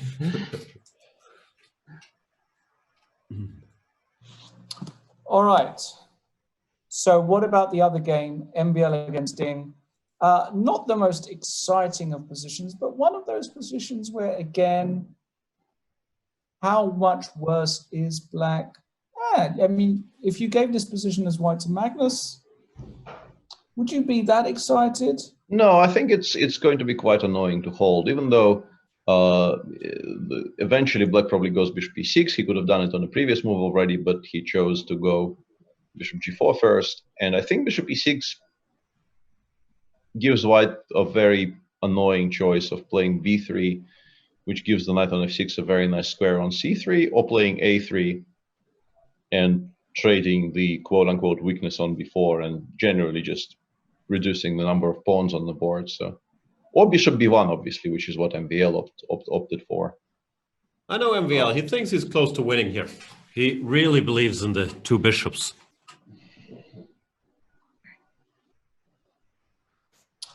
It's the French school of chess. Okay. Okay, so this one really isn't very exciting at all, is it? It is. Bishops. It is? You're happy? Weaknesses. Yeah? One of them has already been traded off because after b3, MVL spent like 0 seconds on the choice of a2, a3, and just snapped Duke. And the pawn has been traded off. I was worried a bishop. No, this we can deal with. Well, white, of course, remains somewhat better, but Knight d5 rook e8 is very nice. No. Yeah, it's very difficult. Squares. Yeah, very difficult to find squares for our things. He played king h2. No, I guess you play bishop f5 and then you put the rook on f1 to a1 if that is open, or if they play rook a8, of course we'll play rook c1. He moved the king. Yeah, he's preparing. He's sidestepping something, you know, just some general sidestepping going on. Knight f4. Bishop e3, bishop d4 draw. Never. Maxime is not giving a draw with more bishops. But actually, what else do you do here? Question mark? Yeah, no, some h4, some random. H4. G3 immediately. Yeah, G3, ask the knight where it goes. If it goes to E6, then we play bishop B3 and we are more in control. If it goes to D5, then it's back to my bishop F5 idea. I think this is perfectly reasonable. Probably why he played king H2 as well, to have this option against knight F4. Lawrence, how old are the players in this matchup? Ding is like 27, maybe? MVL's 29, no? 39. Oh, he's 30 now. Okay. No, 39. 39, yeah. Very young is the answer. He's a very, very young looking 39, yes. That is true. Yeah. You can see them on camera there. MVL on the upper left with, I don't know, is that a plant in the background? Let me zoom in.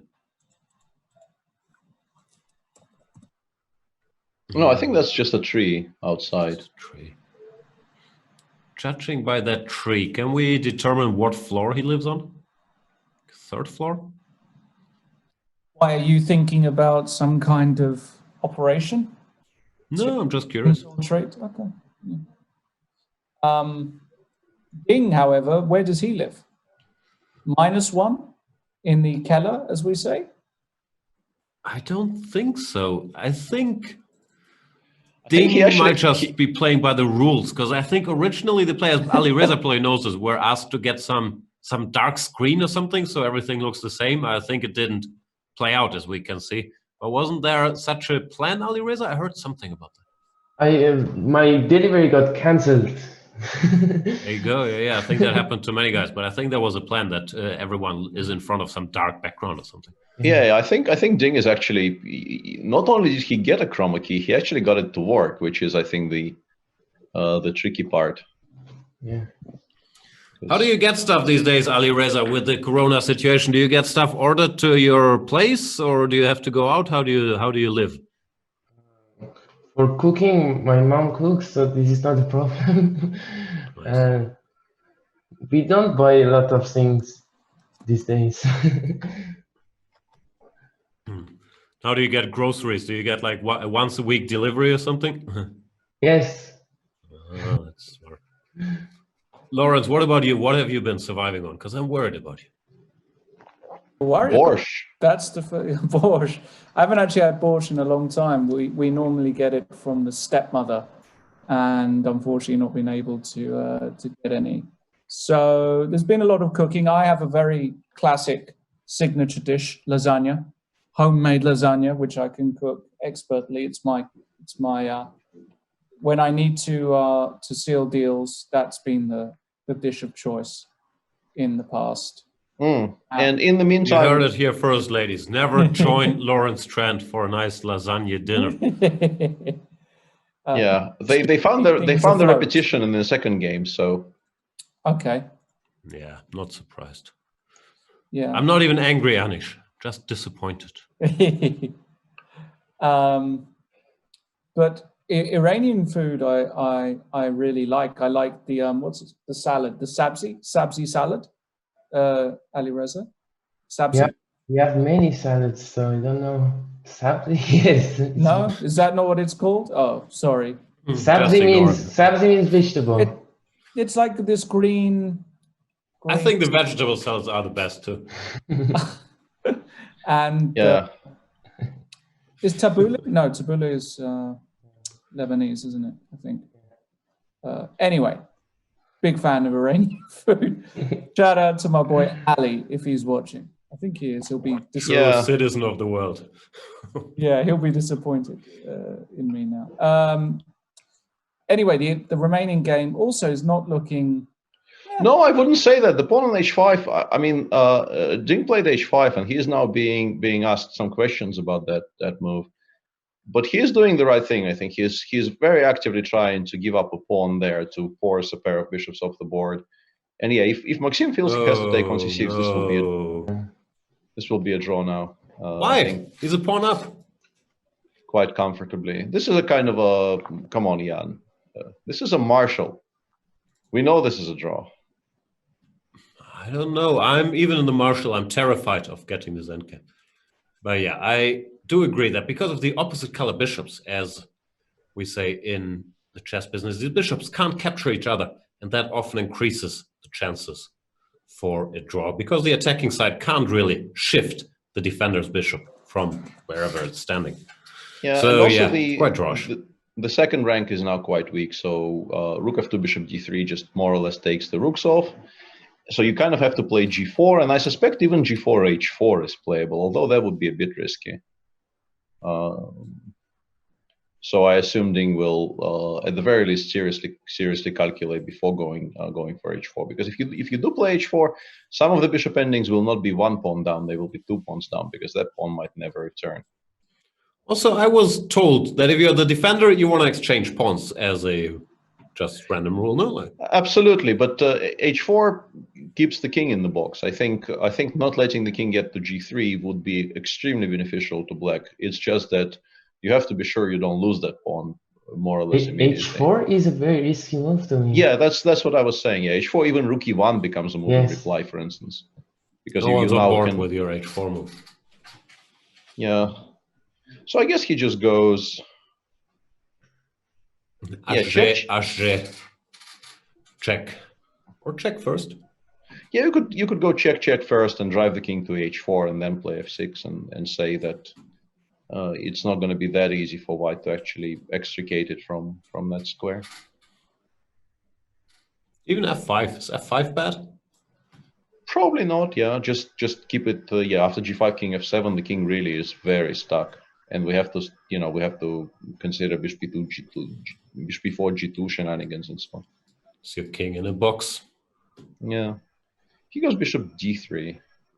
Oh, hang on, this is very smart because he can go rook. No, hang on. After let's say rook d1, he will not be able to go rook e2, rook b2 because bishop c3 wins the bishop. I thought that was just ending the game on the spot, but it's not. I'm a bit curious why he's doing this if it's not a forced draw, but maybe it is. He went bishop e2 after rook d1, and after rook e1, I guess he wants to take, play rook e4, and then bishop f3. Maybe it is a forced draw. Just a forced draw. Rook e1 takes, rook e4. And now you actually have to stop bishop f3 because otherwise the rooks come off. So you play king b3, king g3 here. And bishop d3. But bishop d3 is still a draw. Yeah, exactly. So he actually found the forced draw, which is kind of useful so that you don't have to defend this endgame for another 35. The forced draw, you mean if the rooks come off, then there is no winning chances left for the stronger side, right? Yeah, and MVL agrees with that line because he clearly, you don't play rook g1 if you have a choice. Yeah, maybe that continues the game going for a bit.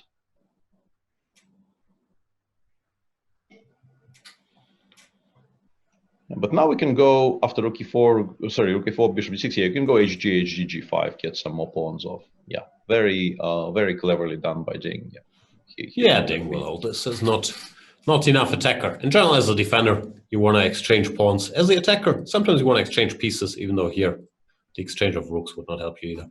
But limiting the number of pawns helps you, because then you can give your bishop for the remaining pawn at some point and force a draw. Because the sole bishop does not checkmate king. You know. Bishop d3, just a very, very nice move there. I'm pretty sure he wouldn't have lost anyway, but finding bishop d3 was very much the last difficult decision he probably will have to take in this game. Fg, after rook g4, you still have rook e1, which is why he takes with the bishop and just get the bishop over to some comfortable squares. And I would still probably take with the rook, actually. I'm slightly surprised. But it shouldn't matter. Ding doesn't care. Yeah. Nepomniachtchi Giri. Nepomniachtchi with the white pieces. Should start soon. What can we expect from that game? Fireworks? Well, very much depending on the opening, because Anish in general has an extremely solid repertoire. What did they play in the candidates? It feels like they probably played with colors reversed, because I think Jan won pretty much every single white game he played. And well, Jan was black in that game with some nice yeah, exactly. C4, C5, some sharp line. Anish well prepared, but Nepomniachtchi went on to win. So they haven't actually played the game with these colors in the candidates yet. But what I want to say is Anish playing his normal repertoire is extremely difficult to trouble, even not just to beat, but just even to trouble. But he's already shown in this tournament that he is doing so poorly, basically, that he is very ready to start playing some stuff he is not that familiar with. And then sometimes it just backfires. Alireza, how do you feel about it in general? Do you think guys are playing their normal openings, or you think they're maybe holding some stuff back for the candidates especially? What's your impression so far? I think they are giving everything they have for this tournament. Because it is I'm not sure what is the next tournament, and I don't know, I think they are giving their best. Yeah, interesting little bit of interplay there, since we still have this game to discuss. Ding could play rook h4, rook g4 here and get the rooks off, and chose not to, because the pawn would actually get to g6, to b6, and he wants at least to win some tempi first before allowing that, because with the king on g8, there is actually slight danger that you might never get out of the box in time. It takes b5. I don't know how worried we're supposed to be here. Well, I mean, he didn't play it, so yeah. I'm just wondering how bad. Yeah, he's going for a very solid plan as well. He just went king g7 and f6 next move, and yeah. Draw. This shouldn't continue for much longer, because there's really no winning chances. Yeah, Maxim offers a draw. There's not much to do here. You could only dream of exchanging this b-pawn for the bishop, which would still be a draw, but it would never.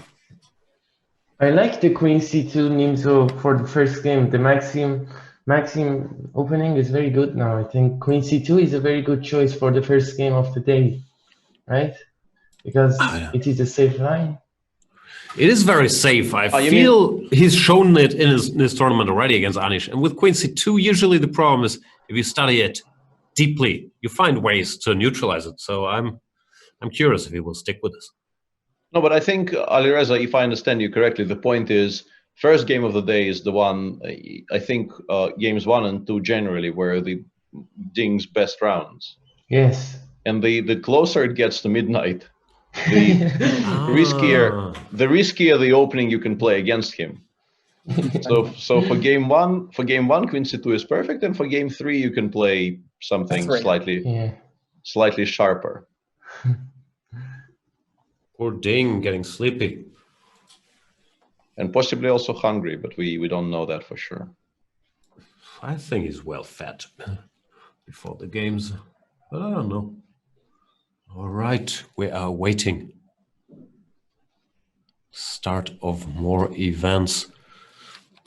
What's your favorite Chinese food, Jan? My favorite Chinese food. Yeah. I enjoy a good, what's it called? Beijing duck. Is that the English with term? the pancakes where you wrap up With the pancakes, exactly. pancakes. The brown sauce. Beautiful. Oh, yeah. What's it's not brown sauce. What do we call it? I can't remember the name, but yeah, I do know it. It's probably not an authentic Chinese food, but that's what we call it. No, over I here. think it is actually, because when I go to Chinatown in London, they do serve that. You're just trying to re-establish some food credentials right after this vegetable salad thing. Now you're showing your the Sabzi failure. Chinese food. Hashtag Sabzi failure. Peter, are you a Chinese food fan? I like Chinese, but it's in my sort of order of Oriental cuisines. It's not going to be number one, but yeah, I like Chinese. Alireza, do you like Chinese food? No. Okay. No. What foods apart from Iranian are you a fan of then? Italian, probably. What about French? French? I'm not sure what is exactly the French cuisine. For instance, they have only steaks. I always eat Yeah, steak. that's true. They've got some more exotic things that probably you're not going to be eating soon, but yeah. Do you feel the need to have white bread with every meal? That's the definition. And wine. I do remember playing at Caruana years ago. There was always a bottle of wine on every table in France. It seems as though they have wine with every. Is that fair to say, Peter? They have a lot of wine? Yeah, I think it's very much part of the culture. Alireza is not of the legal drinking age yet, though, so it's probably not that much part of his daily routines. True. Who knows? Alireza, have you tried snails, escargot? No idea what you're talking. Snails, these little crawling things. Escargot à la bourguignon. It's really good. It's snails in some Bourguignon sauce. white wine sauce with garlic. Excellent. Yeah, I do agree with that. Although probably let's not push this on unsuspecting young people. No, Alireza is a big student of Frenchness. Yeah. And we have liftoff. Jan Nepomniachtchi has played c4.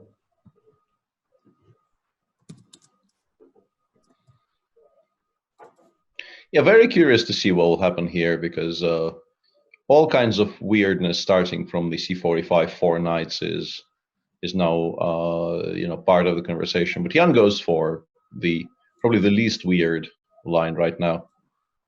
And Bishop c5 is a big new thing. In the old days, everyone put their knight out of the way, sort of automatically, when white can at least, play for an advantage. But recently, they've discovered there are no scary discovered attacks here. At least they don't lead to an advantage. So we can just develop. Go Bishop c5.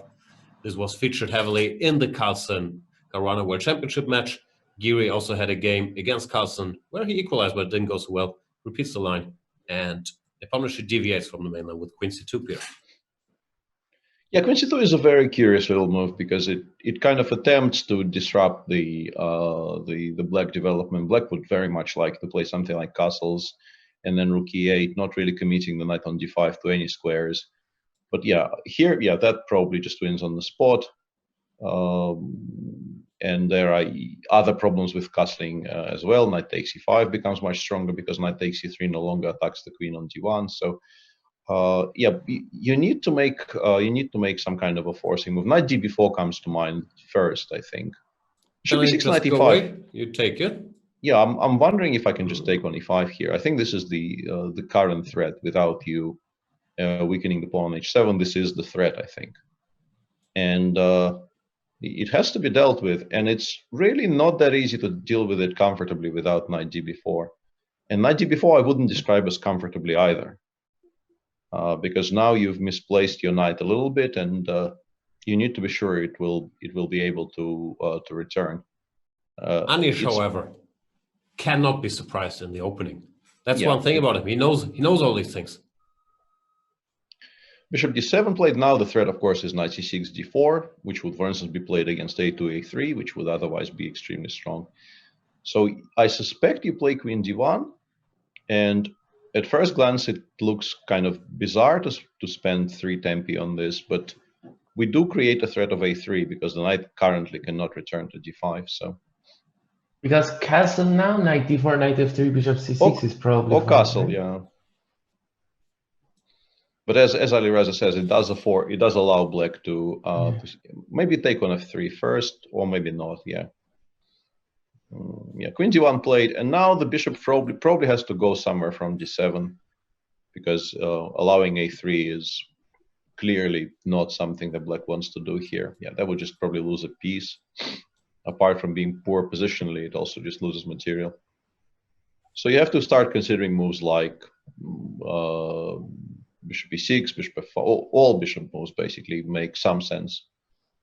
Apart from bishop c8, even bishop c8 is not completely ridiculous, but then you've lost the tempo. Maybe bishop f5, probably castle, right? Because d3, I'm scared of e4 maybe.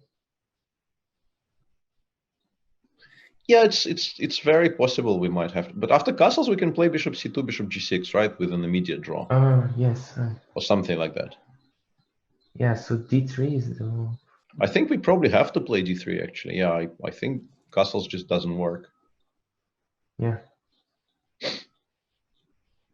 Sorry, what does black do? Bishop f5. We're trying to figure out how to reply to this, because if you castle here, bishop c2 followed by bishop g6 is probably at least a draw for black.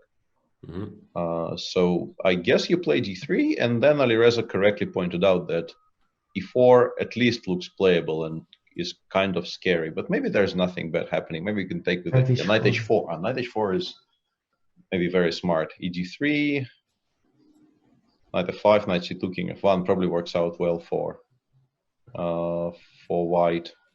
Yeah. And instead, Anish just goes knight d4. Also, yeah, something we should have mentioned, and we do get the position we had on the board earlier via a different move order. And now takes, bishop c6 looks normal.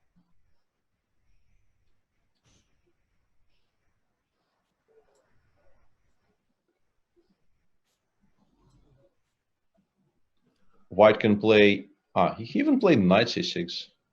Yeah, because bishop c6, a3, I was not sure how to do so. Yeah, I was wondering, but I thought we could play knight d5 here. Yeah, that would be a problem, but I thought we could play knight d5 and not lose anything.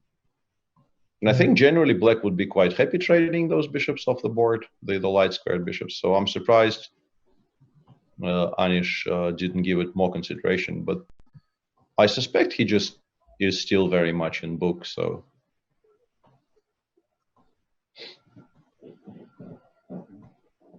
It's probably what is suggested as best play.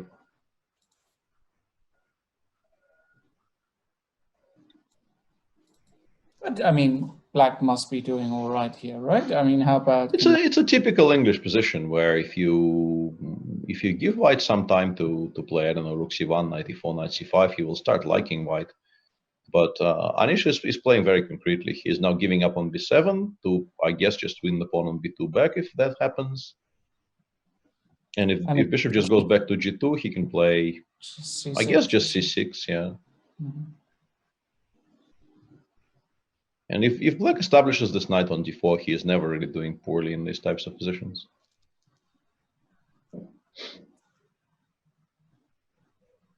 Yeah, it looks to me like this queen to c2 was a bit of a surprise move by Nepomniachtchi, maybe trying to confuse Anish, but Anish knew how to reply. Has now equalized, and the game is about to begin. Speaking of the game about to begin, in Ding Liren versus MVL, we have liftoff. Where's my Grunfeld? I want to learn. You're allowed to learn about other things than Grunfeld. The Slav played by MVL, the second time in this tournament. Yeah, curious. And this is the line that was also debated recently in the candidates between, was it Anish and Caruana? I think. Anish was close to winning, I think, in that game. Yeah. By move 15, which is not something that happens very often against Fabi. Nope. Ding plays the old main move, queen b3, attacking this pawn. Queen c7 is also established. Bishop d2, bishop e7. Now white has many an option: long castles, rook c1, cd5. And g3 is also a move that has been seen, not committing the king to the queen side yet, but sometimes, you see the king going this way. White in general wants to take this bishop, but at his own terms, he does not want to commit yet to opening the h-file. So there's no shenanigans to deal with here. And MVL reacts very directly DC. I wonder if the idea is after queen c4 or bishop c4 to play knight d5, because generally this change of structure is not what the computer enjoys for black in these positions, I believe. I think yes. Go on. I think the plan is to bishop c4, a6, b5, c5. This is the plan, I think. Yeah, but I think they do it a lot time. happier when the king is on c1. It feels to me because here it probably will be on g2, so it's there will be fewer targets. But yeah, I think dc4 signals the start of that play. a6 and then a big decision here. If you take with the bishop, which looks normal, or with the queen, because the bishop, frankly, is not doing that much now. Not sure. And one final thing I wanted to say about the Nepomniachtchi game. He is still very much in the mode he very eloquently described yesterday when he was on the show as playing 3+2 until he runs into trouble. So far today he hasn't run into trouble, but he clearly continues playing 3+2, is undeterred by what happened in the first couple of rounds. 3+2 being, I guess, a popular time control on the internet, 3 minutes plus 2 seconds. Then again, Alireza, do you ever play with increment if you don't have to? Like if you play blitz on the internet? I play mostly without increment, but probably this was my mistake for this tournament.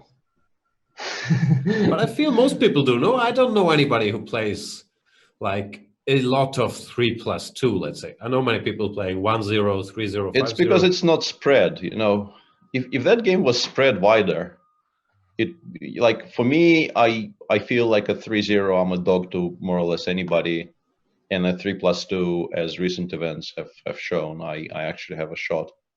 So personally, yeah, I don't want it to spread wider, so I will not tell more than one person about it.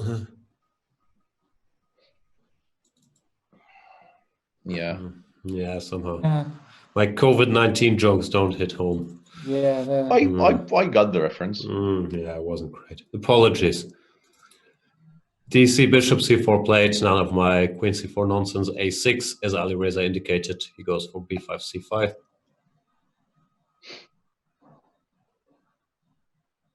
Yeah, and now you probably go away before you get hit with b5, right? It doesn't really. Okay, it currently says. Why does it say that? No more disconnections, please. Yeah, that would be. And I think something is happening on the screen. Ding looks in as much he generally maintains a very calm demeanor, but how can you lose the queen a4 b5? No. It's clearly something, some kind of a glitch, which we'll get. He's thinking on position, I think. He just looks here. Deep thought. So is Maxime. Probably neither side won or lost. And obviously here, they're both still there, and it's also a theoretical position. So if they do have to restart, I think something happened. This thing. No, I really do think, judging by facial expressions, that something is not quite right. Yeah. But it's much easier here, I think, to do some running repairs. Did he click the resign button? Oh, that could be. That could be that he hit the resign button. Yeah. Oh boy, arbiters! Here's a new case for you. These are being kept. They're earning their money. They're on. Every round they've had something. Hang on. Right? If you click resign, though, doesn't it ask you, do you really want to resign? Maybe he did. Maybe he thought, you know what, this b5 move, terrifying. Too strong. Too strong. b5 too strong. We'll try and find out what's. Yeah, we'll figure it out. It is a bit alarming, and obviously we don't want any more of the. I'm getting a message that he got disconnected apparently. So.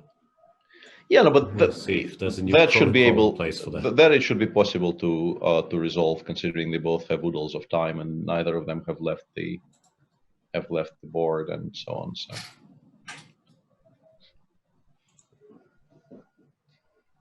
What do?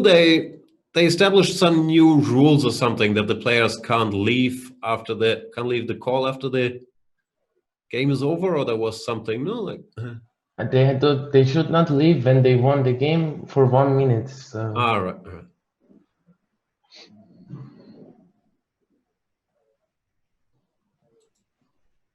But this case is not a big deal. They can just make moves and play. Yeah. Also, doesn't look like either side is winning. Yeah.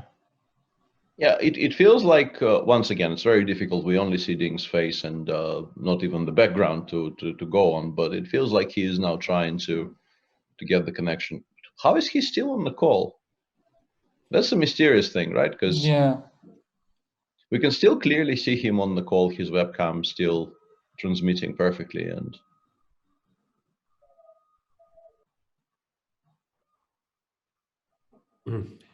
Ding does not look thrilled. Maybe I'm just speculating as usual. For him, it's maybe trickier to access the site as well if he's playing from China. I'm not sure if there are some firewalls in the way. I've no idea. Yeah, no, neither do I really.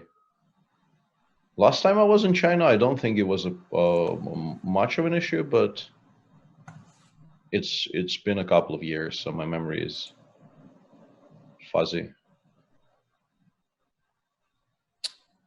All right. Well, I guess while they get that sorted out. Yeah, let's switch to the game that still is ongoing. Because Jan went for a curious little idea. He gave a check and played knight c6. But you can't help but feel after rook b1, queen b1, queen b1, rook b1, bishop e2. How can black ever be worse there?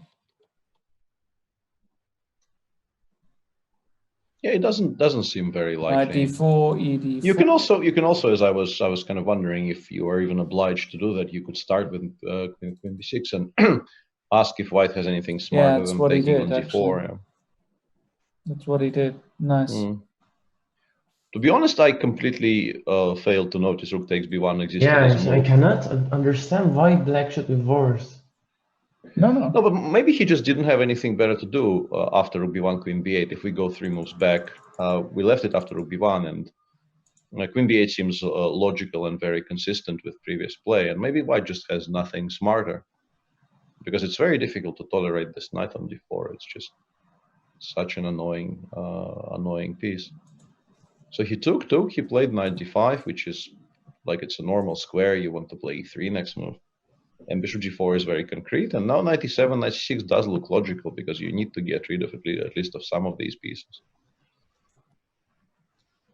I have a feeling bishop takes b7 was too much. Just play bishop g2 and... Yeah. So now he went for knight 6, queen b6, takes, and bishop here. And I remember Anish being very upset after he had a game against Levon Aronian, where they got the structure, and he felt Levon was too happy with himself for getting this structure. So he is not even allowing it today. Huh? Yeah. So maybe he learned his lesson, and he says, "Nope, I will keep the bishops." Who's better and why isn't? I think it's around. Black just take and be equal. I don't get it. I think it's around equal anyway, but I think bishop h3 is also quite reasonable, because it's very difficult to avoid playing bishop g2 here. I mean, you can go rook e1, but that gives black a tempo to do something productive, like rook b8 is a move, or just playing something like g6 makes perfect sense as well. And eventually you will have to play bishop g2, because your back rank issues with bishop on h3 will be kind of annoying. And I think for black, leaving this pawn on e2 makes perfect strategic sense, because on e2 it can be attacked, whereas on f3 it's safe, and it also makes the white's king position incredibly safe, right? The king on g2 is very, very comfortable in this structure, whereas if you don't trade, like even let's say in the current position after bishop g2, there's the repetition on offer with going back to g4. But even if you take play rook e8, yeah, and Jan will probably play something. Yeah, I was expecting something like this, but now rook b8 should be just very, very comfortably fine for black. Should be some kind of a draw, I guess.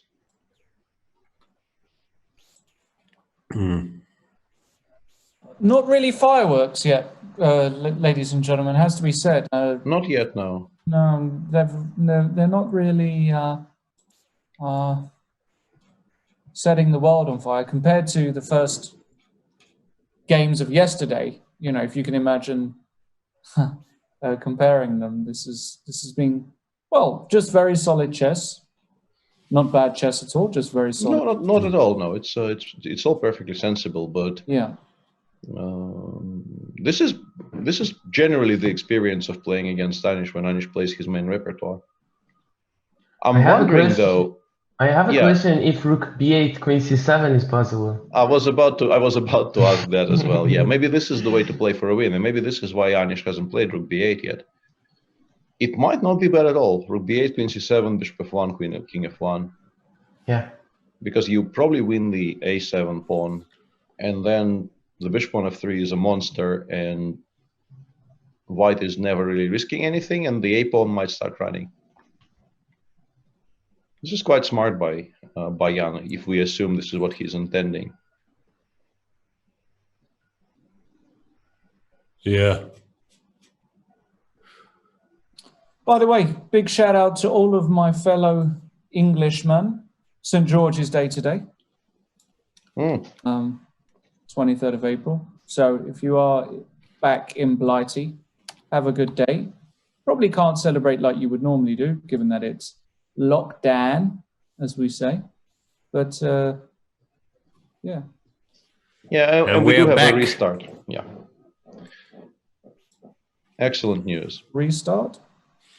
Nah, same position, just continuing. I see. e4, b5, bishop e2, knight bd7. Yeah, going for c5. Mm-hmm.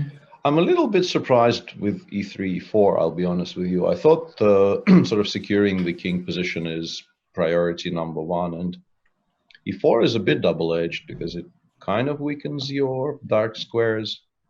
Not really the default pawn, because that will get traded. But the dark squares do get slightly drafty. Yeah.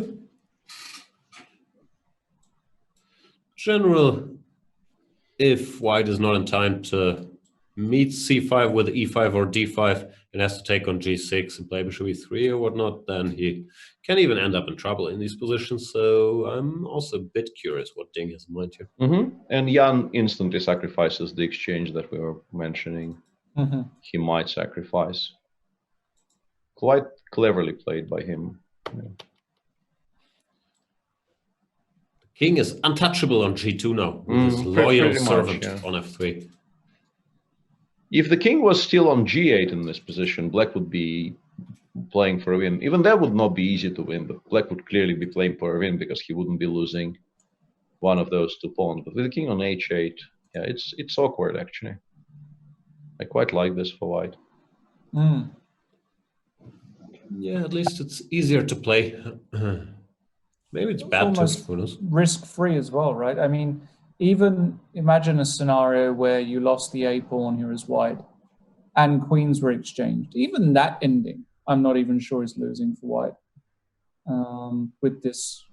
Yeah, has to be very, very safe. And yeah, Anish opts for f6, such an ugly move. Which is, yeah, as we've already touched on during this show, do not show this position to Ben Feingold. But maybe he has a very concrete idea in mind here because he wants to start chasing but it doesn't. It's never going to work.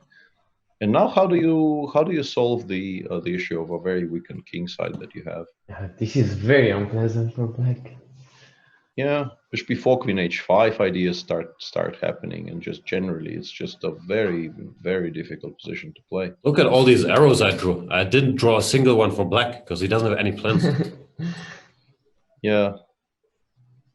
No, I mean, normally the source of counterplay for black would be trying to get rook to b1 and queen to c1 and create some play against the white king. But having played f6, your king is never going to be safe enough. You're always going to have some back rank issues, which will stop you from achieving that. This is just a difficult position for Anish, I think. Yeah. And Ding has played e5, which makes perfect sense. The question to me is a bit, why not c5 instead of castles? But I guess he was afraid of something, d5 or e5. Because now, after castles, e5. Now d5, he will take on d5 and play a very pleasant little edge. Yeah? The structure, we're happy. Here we take the bishop. This is what happened in some other move order. And okay, depends if the knight can get here. But in general, white should be fine. I would rook c1. When that opening was just kind of being developed by enthusiasts, I was regularly getting those types of positions on the white side of 3-5 Caro, and you enjoy them greatly. Like bishop e3, king g2, rook h1, h4, h5. Let's go.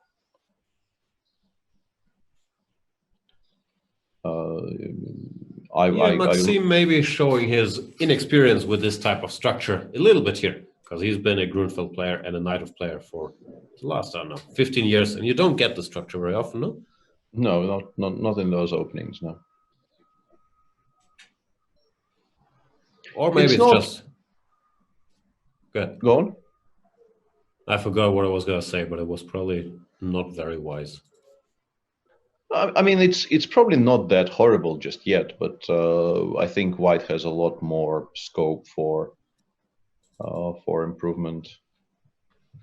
And as Jan mentioned, it very much depends on how quickly black can either land the knight on c4 or force white to play b3 and then start fighting for the c file with the bishop on e3.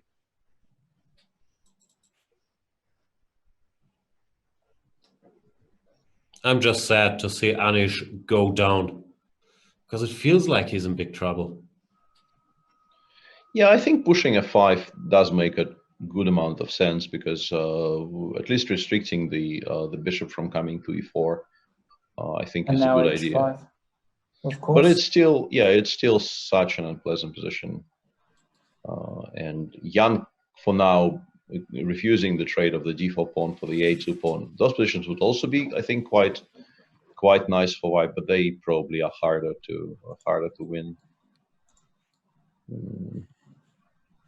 He's just torturing Anish here. It's so difficult to find moves even. If the queen leaves the a3 square, obviously white will start pushing a4, a5, and so on.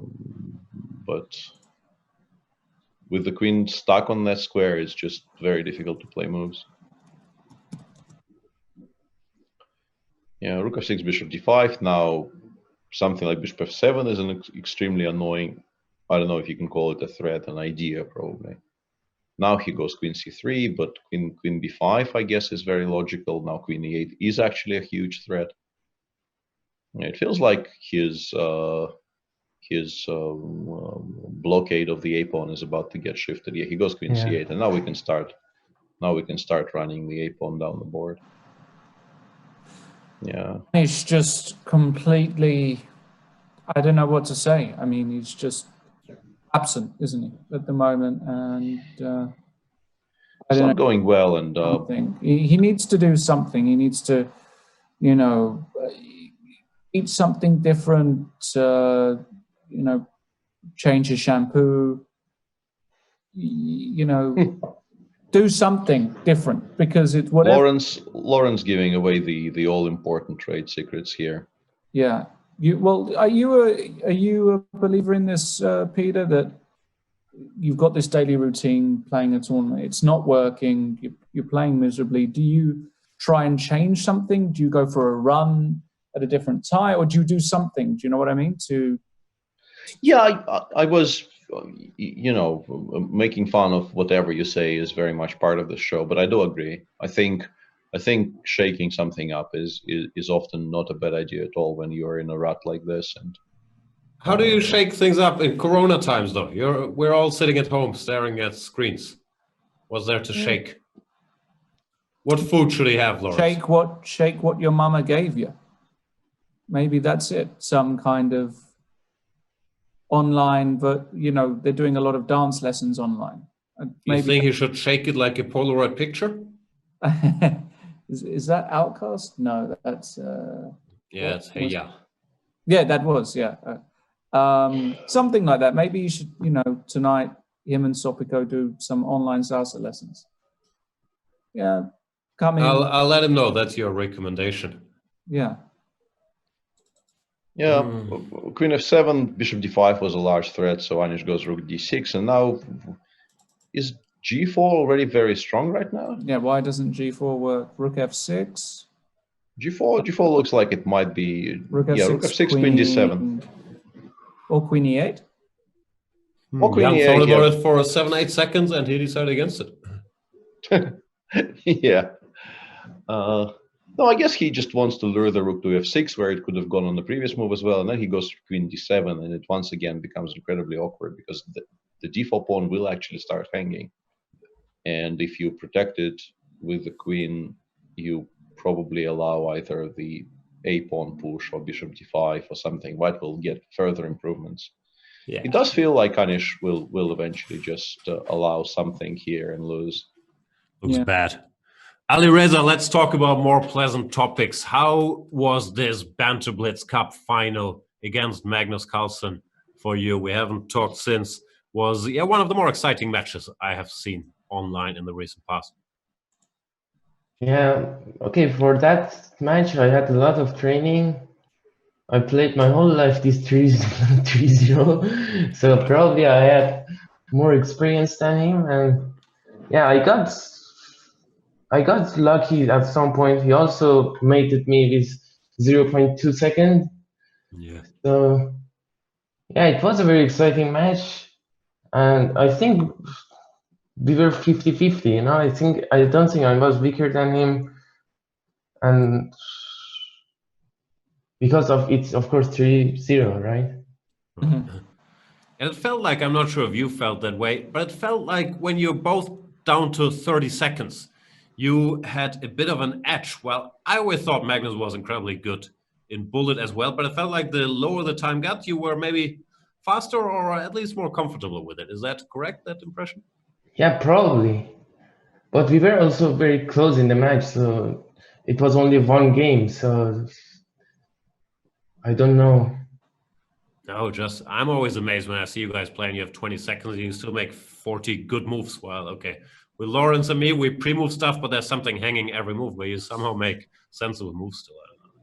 Yeah, I had a very recent pre-move experience. I was playing a tournament, and once again I panicked very early. But I remember I made like the pre-move phase started with me having 2 rooks against the knight, and eventually I somehow won on time, but one of my rooks was gone. And there's really no way a knight should be able to take a rook in this situation. But my pre-moving was so horrible that my opponent was not only able to guess what I will try to do, but also just maneuver his pieces in such a way that in the final position, I only had one of my 2 rooks. It just doesn't come naturally to me. It's awe-inspiring to watch proper specialists at work, because everything seems to make sense somehow. Mm-hmm. It's very, very impressive. Hang on a second. Has Jan misplayed it badly? He blundered 26. Whoa.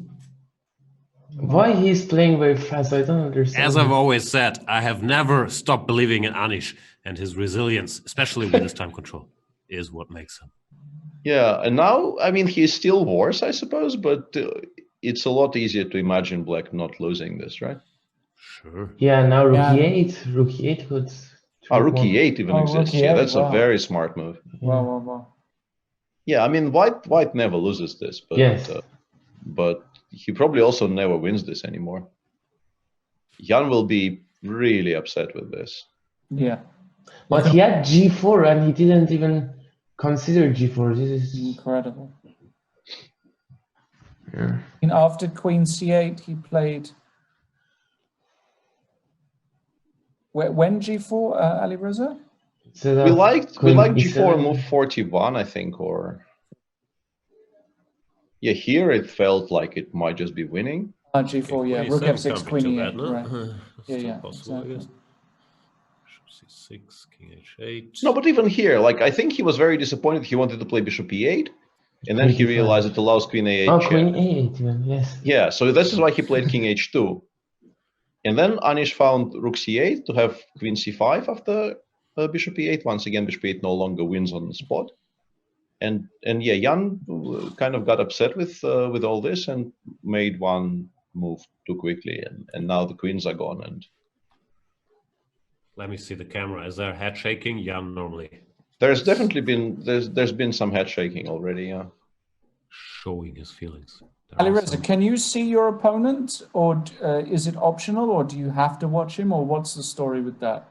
Do you During have the game, yes. Yes, during the game. I think you could choose if you want, or I normally do, but Because like if Jan starts shaking his head, you know he's made a blunder, right? So it's probably yeah.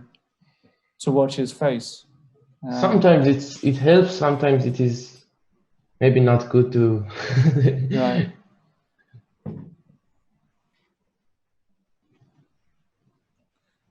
And now what with Anish? You're bringing in the king in first, I guess? No, yeah, A5 is not a threat, so you can start with Yes. King G8.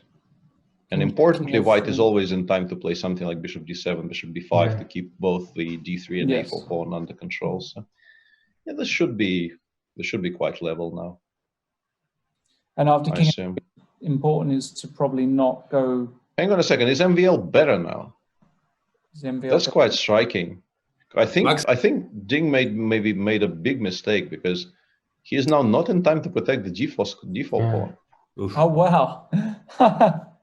So it was all going according to plan, I thought. F4 I'm not sure about, as Peter indicated, H4, H5 typical plan. But I think maybe in the specifically in the position they had, our plan of giving mate is just running into the fact that Black has too much counterplay along the C5. Queen C2 is a very strange move. Yeah. Why not? No, I think he just missed something. Yeah. He probably makes a draw specifically the way he's played. Yeah, I think he still makes a draw because he gets to trade the knight away. But yeah, it's a bit of a sad thing to be doing here for White. B5. Yeah, before Bishop B5 you play and you. I assume you never lose. Bishop B5, Bishop D4. You take on C6 and go B3 and. Opposite color bishops yet again. What is it? Is it? Are you sure it is not losing? No, it's risky, but I think we probably make a draw. I don't Because G5. Yeah, maybe we have to. Hang go on, I don't need H4, B3 maybe. Maybe I can start with H4. Yeah, knight D4 is very clever by Maxime. Because now he gets tempo. Well, we can play bishop somewhere first. We always have the trade in. Oh yes. I don't know where. D3, F1. I don't know. Many options. A4. Because I think it might actually be very useful for White to play H4 as early as possible. So he goes Bishop D3. This allows Knight C2, but it's still the same endgame. Same. Yeah, and now we go H4, I assume. Yeah, but Bishop C5 here could keep the chances, right? Yeah, Knight B3 is a threat, so we are forced to take, play B3, and then Black goes G5. Yeah. So let's discuss this for a second. Yeah, but why should take on D4? I think. Yeah, I don't think we can afford to allow Knight B3 here. It doesn't feel right. I think if we allow Knight B3, we might just lose, or at least it's going to become a lot harder to not lose. Yeah, not going well for Ding. And Maxime is just good at chess. He can play whatever opening. No, and ignore all the conventional wisdom about what structures to get. As long as he has pieces to shift around, he's so So good in this rapid format. Anish. Yeah, Anish should just hold draw, this. Yeah, I think this has to be okay. I'm slightly surprised with this rook a1 move, but I guess it doesn't matter that much. And also, it was just difficult in general to stop the king from coming to e4. Let's do a quick count. 5 points, 3.5, 4.5, 5.5, 6.5, 7.5 versus 5, 6, 7. So what is a bit better? Correct, you are, sir.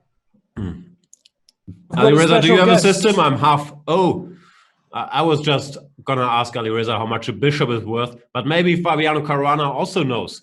Fabiano, is it 3 points or 3.5? The bishop. I don't know. Do we still follow those arbitrary numbers that we've given them? It feels all a bit outdated in a way. At some point, I got sent a very important document on the topic. I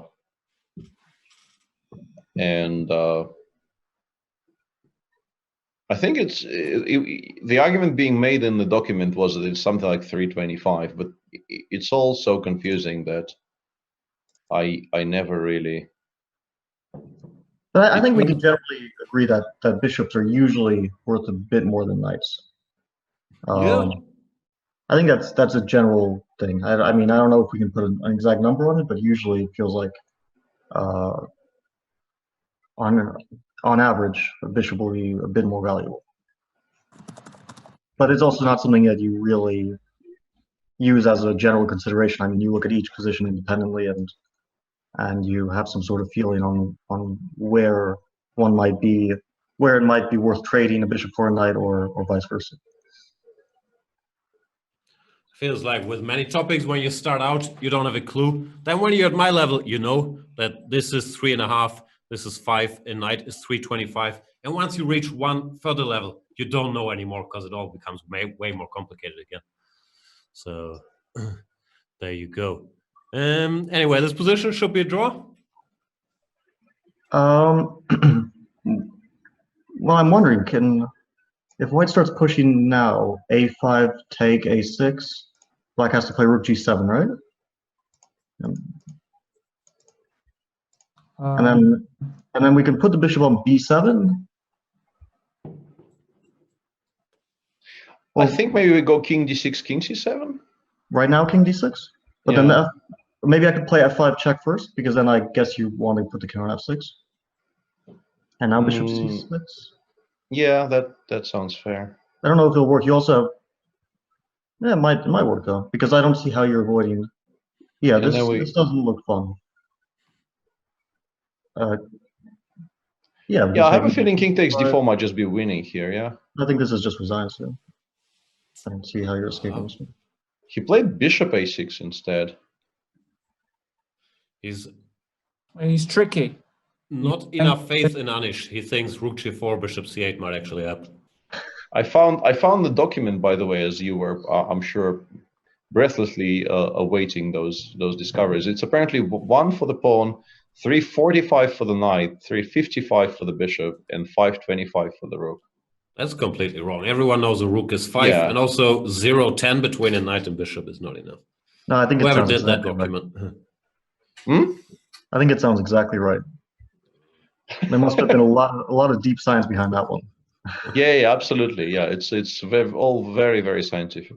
But if black plays rook a1 here, what happened? Sorry. This is the current position. Yeah, they made some moves apparently. Well, you can play 5 a6, bishop c6 again now, and it's probably even stronger now than it was with the king on e6. So the option still exists. So bishop a6, rook a1 happened, bishop c4 check, king f6, bishop b5, rook g1. Maybe this was his point.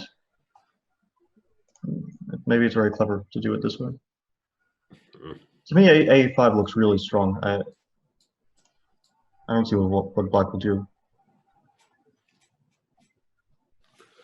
All right, so Giri in trouble. MVL, they did not get this opposite color bishop endgame, but he somehow kept the knight. Yeah, I think Ding just did not believe entirely that the opposite color bishop ending was drawn, so he preferred this one, where he has some counterplay against the b4 pawn, I assume. He didn't do this because of g5, eh? Yeah, I guess he was worried about g5 followed by f6, ef, gf, and black does get potentially two passers in the center. So he goes h4, and yeah, obviously Maxim no longer allows the trade. But now it's not that easy for black to keep the b pawn. Well, you can put the knight on b7. Bishop a4, c6, knight a5, yeah? You can also put the knight on d7 and protect it with king e7. I'm not sure if white wants to play bishop. Yeah, but I was wondering if we can just take. Maybe this is a draw. Maybe it isn't, yeah? With I don't, with the b3, and then the king goes to b c5, or... Yeah, but do we actually win this? Like king c3, b3, c3, and I'm waiting for you to play d4, and then I'm clearly not worse. Yeah, a5, a6. But if I play like f... Oh, sorry, I'm taking... But does white have to go for this at all? I mean, this might be a draw, but maybe white can just play g4 and start some... b3 was played, no? Sneaky Maxim went b3. No, I think the idea is more knight e4 than knight a4, because knight a4 is just an immediate draw, right? After bishop d1, because we will take, go king c3, and we will win the d5 pawn back. So it's just, so, you know... Can we play bishop Black actually needs to prove this is a draw, I think, if anyone. Yeah. So he goes knight e4, g4, and what's the intention here? Knight g2? Does that do anything? Knight f2 bishop, yeah, knight f2 bishop e2, I assume, and then maybe just king e7. Or knight h3 will become an idea there. Yeah, I think he just wants to. He just wants to keep this option alive. He's very jumpy, isn't he? And in the meantime, Jan did go for the line Fabi indicated, and probably is just winning now, I guess. King d4, king c5. I think he is sort of way. No, hang on. King d4, king f. No, king d4, h4. King c5. King c5, king f5. Before I push with d4, right? But king b6 is just immediately over. I don't understand. And then we take on a6 with either one, yeah. And then I just get back in time. Just king b5, king c4, of course. Yeah. Well, I mean, it's you have to calculate this. It's sort of important, but it's also very easy. But also bishop a6 and king c5. I mean, there wasn't much. It really isn't. Much it really isn't very close. Maybe he has to go for the queen ending, but the queen ending is just completely dead. Well, white can also play king e3 here. I mean, it's probably also winning. Yeah, that's. Yeah, but Jan chooses the queen ending because, as I mentioned, this is about as lost as they come.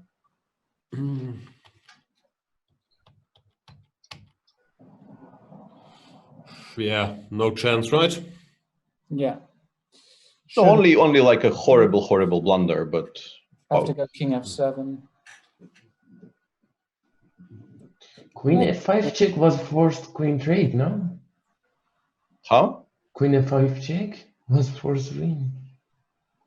King g7. Queen d7. Queen d7, queen c6. Yeah, that was not bad at all, nice. actually. Well done. Yeah, nice. So queen c7 also achieved the same thing, yeah, because we get either the back rank or c6 as well. Yeah, once again, probably Jan could have actually spent some time on his moves here, but chose not to. It's not his style. Yeah, but you get the feeling in this particular instance, the misplay is such as it is not going to get punished. By the way, isn't Ding Liren much better, or at least yeah, this has been a bit of a hang on.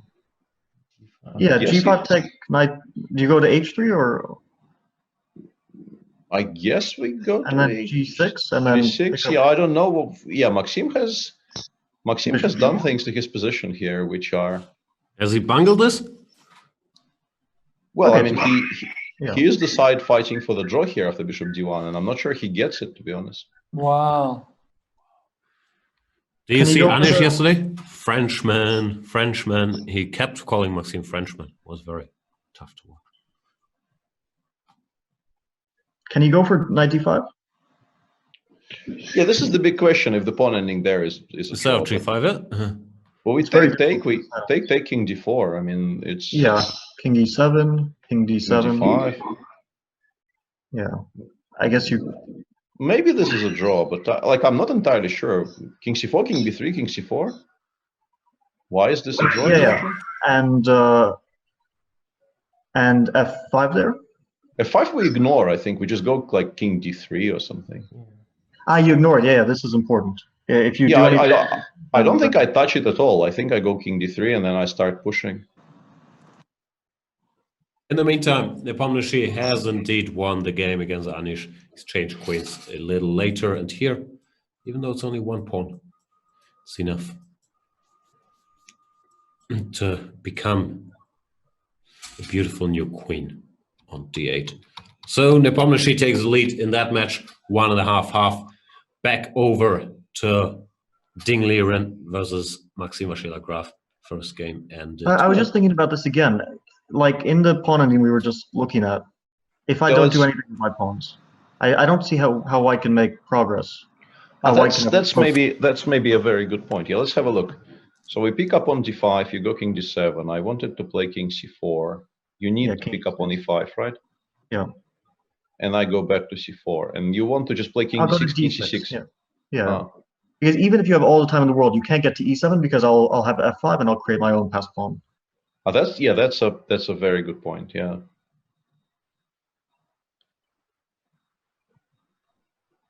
Yeah, at some point I'll have f5 if you keep going on forever.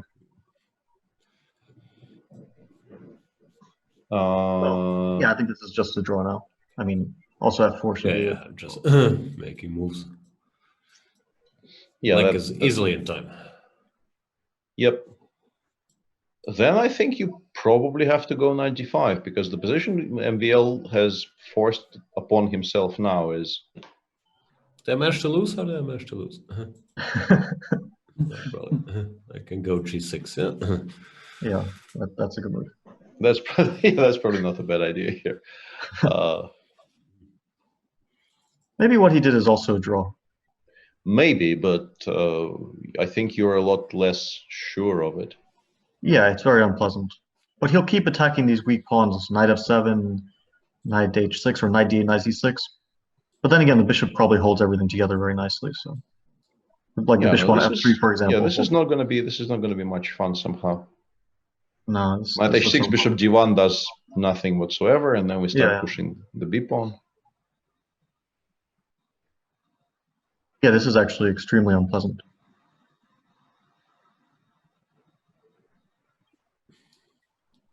Yeah, losing that position would be quite something if MVL lost this. But probably I could have still put my king on b6 because king c5, knight f7 always. Yeah, maybe we're still in time to hold by tactical means. But how do you do it? b4 and which move? King c6. And let's say I give a check, and then I go bishop to b3. No, the a4 check. I just take on e5, no? Oh, sorry, you have knight e5. Yeah, this is a dead draw. Yeah, bishop b3, knight g4, knight e5 here holds just in time here. Yeah. So maybe we are overestimating the dangers here with the knight on h6. Maybe Maxime is always going to have. Yeah, but it is by a tempo if he makes it. And what if? Yeah, king c4, knight f7. Yeah. Kind of Really? So if I do nothing, you just chill on b6. Yeah, we play g6, g5 at some point. I don't think it hurts us, and we chill around c6, b6. Nice. Maybe there's a way to zigzag one black.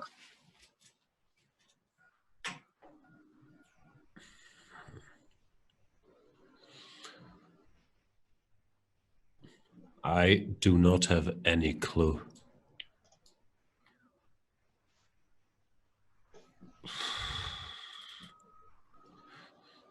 Zugzwang, for those of you who are not familiar with that term, means forcing black to make a move that makes his position worse. But I'm not sure how we do it. No, he has so many moves. King goes to b6, knight 7, g5, and then the knight can still jump, no? I was thinking of keeping the pawn on b2 to avoid losing the pawn later. But I don't see what useful moves I can make in the meantime.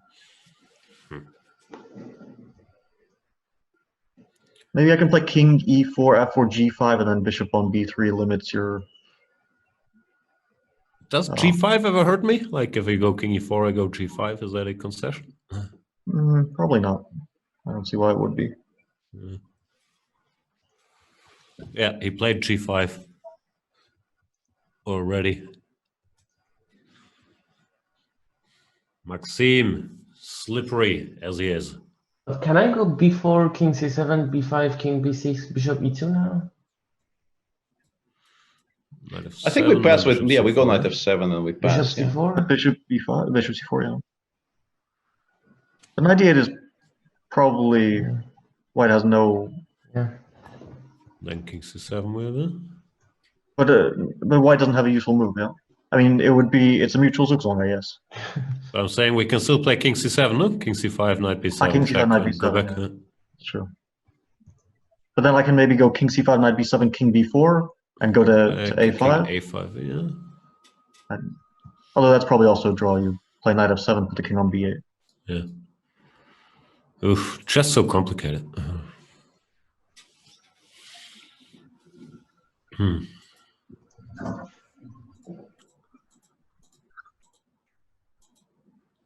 So Fabiano, you have a rest day today, or well, you're joining us, but you're not playing today. You still get up early, or do you just get up a minute ago? Yeah, now I'm used to getting up early. But today I was woken up. My window broke. Oof. I don't know what happened. Like this, it slides down, and for some reason it's not going back up. So I was woken up by trucks in the morning because it's very quiet if my windows are closed. But now I hear everything. I have to get that fixed. So I woke up at like 7 a.m. Sorry to hear that.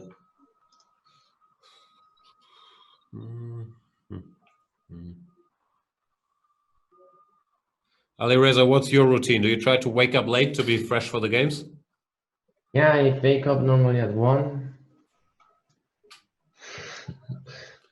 Is that a big change from your usual routines for the tournament, or you're used to waking up late? I usually wake up at 11, but this tournament is better I wake up at 1. Makes sense. Peter, what about you? You're an early bird, right? Yeah, I generally get up around 8-ish. Although I have been with the current situation, I have been just trying to force myself to sleep in a little bit to make my days shorter, because there's just so much time to feel, and you know, if you don't artificially decrease it, you know, ideas of doing some work might start occurring to you, and you can't have that. You keep teasing these ideas of doing some work happening to you. Like, it must be tough in your household. Yeah, yeah. For me, I wake up at 7, I give my daughter the phone, say, here's Peppa Pig, knock yourself out, and then I sleep till 11. But that's, you know, a little parenting trick. That sounds very efficient. Yeah, I should try this on. Although I'm scared to think what I would need to offer them instead of Peppa the Pig for this to work. I don't know. Peppa Pig is pretty good. I feel even 16, 17-year-olds, they might enjoy it. Yeah. Nikita showed up for breakfast today, watching some vintage Simpsons, which I was very happy with. But season 1 till 10 is so good. I'm sure Fabi's a Simpsons head. No, not at all. No? Oh. I watched it when I was a kid, but no, I got into Rick and Morty. Then the last season so far has really been a letdown. Rick and Morty season 4, I couldn't watch it, or I did watch it, but it wasn't the same, was it?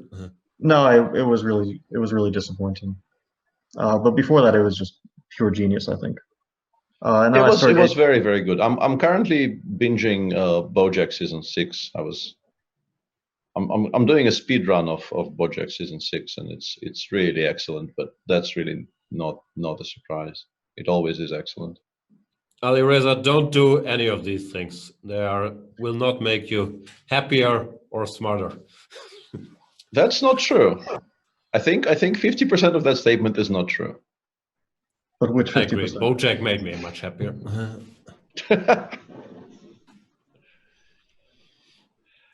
Yeah. All right, so both games are over. Maxime Vachier-Lagrave against Liren, still 1-1. And Nepomniachtchi in the lead versus Anish Giri. Do we think Anish Giri has a comeback in him? No. There seems to be a lot of faith in Anish's abilities to bounce back here. No, I feel bad for saying that. It's very possible, but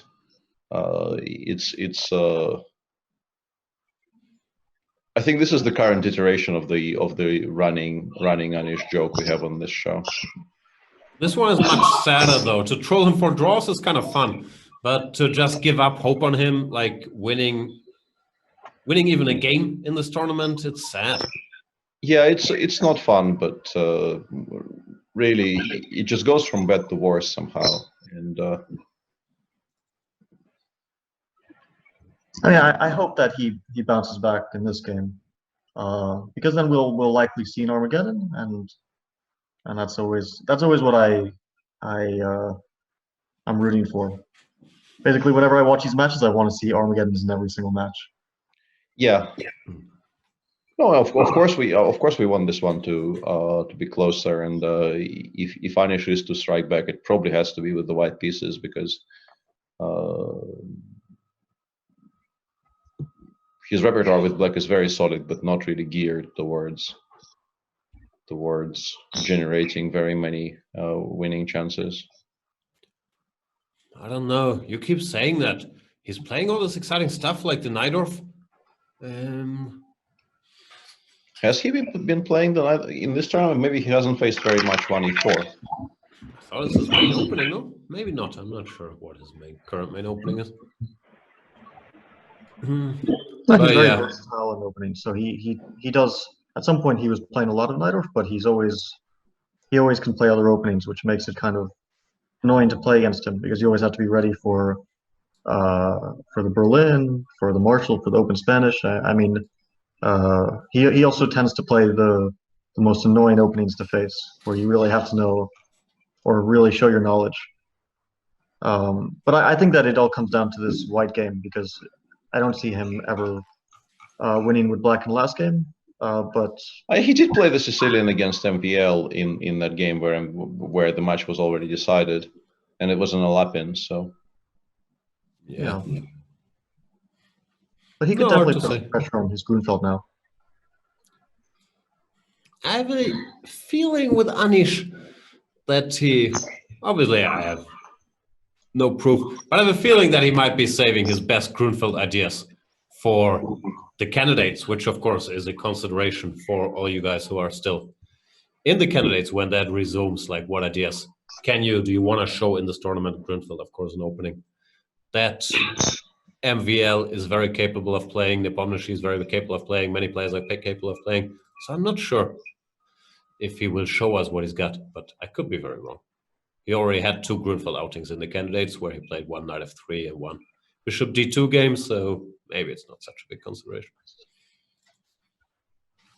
Yeah, I don't know about the other players, but I already showed all my candidates' ideas.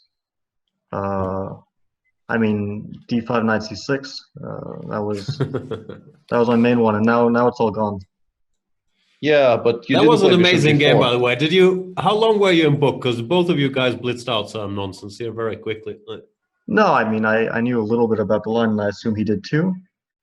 Like this. Yeah, I mean, I knew that c4 is very dangerous. I didn't expect him to go for it. Right. And sort of somewhere after bishop takes f3, I was on my own. That was a fun game, because in the same round we had this mayhem opening in Nepomniachtchi versus MVL. So yeah, that was a lot of fun. Yeah, I think that game had an even more crazy start. I mean, that line, I just have no idea what's going on. And here we go, Grunfeld. Yeah, let's see if Anish just repeats, because it did seem like he got a reasonable position in game one, and I don't think he really needs a reason to deviate. He's being principled. He's doing the same stuff again, saying, I had 0-30.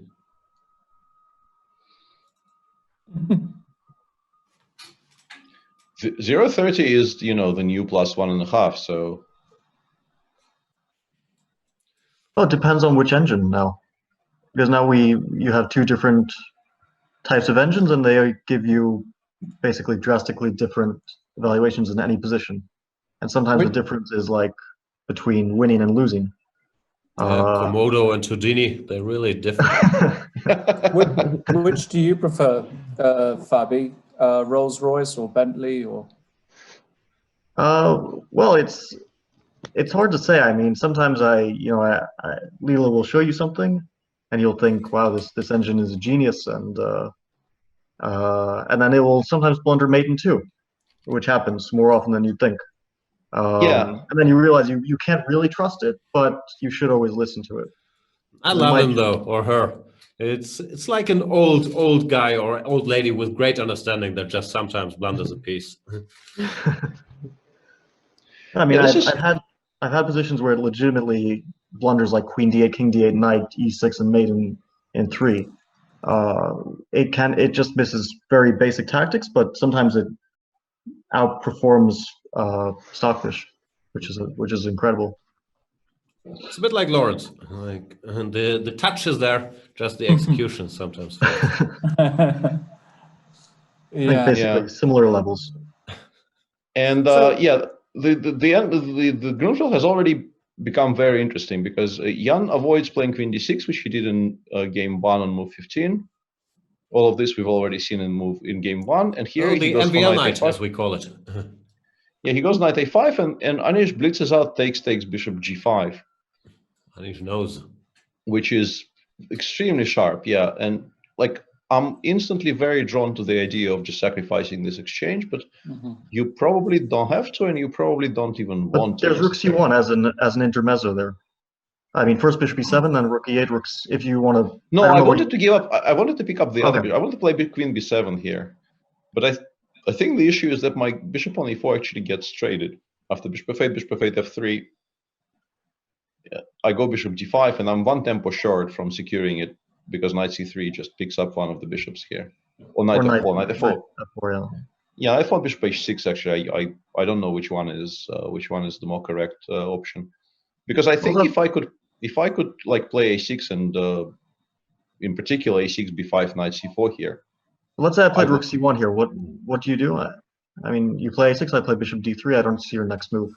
Yeah, maybe I'm overstating it.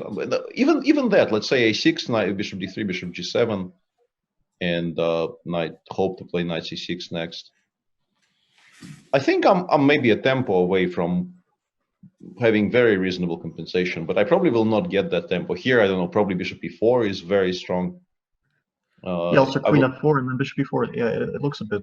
Yeah. It looks like I'm slightly short. Yeah, I was very interested at first, but the more I looked at it in my head, the more I felt that I'm probably somewhat short of getting proper compensation. And of course, the other option here is to go F6. Let me just explain that sequence, because I was impressed, because Fabiano, even though he doesn't know the numerical values, he still got it right. Here we lose one, so it's -1. Then Bishop E7 traps his rook, Queen B7, Bishop F8, and here we pick up 5, and we only give up 3.5. Therefore, white is a little bit better here. 525 against 355, yeah. No, so your scale is wrong, as I told you. So white is a little bit better here, but black might. Wait, how is it 3.5? I thought black also had a pawn. Yeah, plus the 1, yeah. So it's 5 to 4. I'm just trying to do the math here. It's all been new to me, so. Yeah. It's #lifelong learner. You're welcome. Yeah, and now Anish forced black to play A6, which softens up the queen side quite a bit. For instance, Queen B4 might become a very annoying move in maybe even somewhat immediate future. Yeah, this could be quite awkward. Yeah, Knight C4, Queen B4, and B5. Is that bad? I don't know. Maybe not. I was even somewhat interested in the endgame, but maybe the endgame is not a lot. Yeah, just takes everything, go knight c3. Yeah, I don't know if It's not entirely stupid, but I have a feeling it will end up being a draw. I don't know. Because Black will play bishop c6 and try to get the b file. And d4 is kind of, I mean, the central pawns are more vulnerable than strong, I think, for the moment.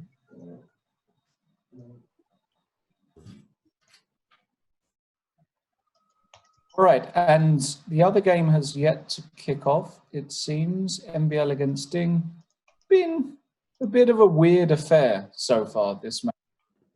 I don't know. I'm not feeling the action today. I'm really not understand feeling all the of these guys are incredibly strong chess players, but with Anish, yeah, it feels hopeless. And the other match, I don't know. There's not enough of a heel in that matchup. Like, I'm not sure who to root against. Yeah. Fabi, do you root for or against people when you watch your colleagues play? Not if unless it has something to do with my tournament situation. Right. I guess for the moment, for most of us, it would be preferable that Anish starts to pick up some points here and there. I mean, normally you would root a bit more for the player in one of the lower places because that should improve your chances. But I don't really care too much, and I mainly just want to see interesting games. I actually, kind of like to watch chess being played, and especially if the matches are close, and especially if they end in Armageddon, then it's always fun to watch. Queen d7. Lawrence, you don't like watching chess, right? Unless you have to as a commentator. Do you watch chess in your free time? Do I watch chess in my free time? Let me just think about that. I think Lawrence is trying to remember what free time is. Yeah, exactly. How about what is free time? You're a very busy man. I am. No, I have to actually admit that I did watch the Layla versus Stockfish match voluntarily, which shocked even me. I didn't watch all of it, but I watched parts of it. But that's about just the games without any running analysis. I just had the games, and because it was just so fascinating how they were opening. They were trying all different kinds of openings, and it was really actually thanks to Matthew Sadler. Shout out to my main man, Grandmaster Matthew Sadler, and he was kind of tweeting the links and tweeting certain positions, and I actually thought, oh, this is quite interesting. So I had. Did you follow the match, Fabiano or Ali Reza? Did you follow this Leela Stockfish final? Yeah, I saw some of the games. They are very interesting and very new ideas. So it is useful to watch, of course.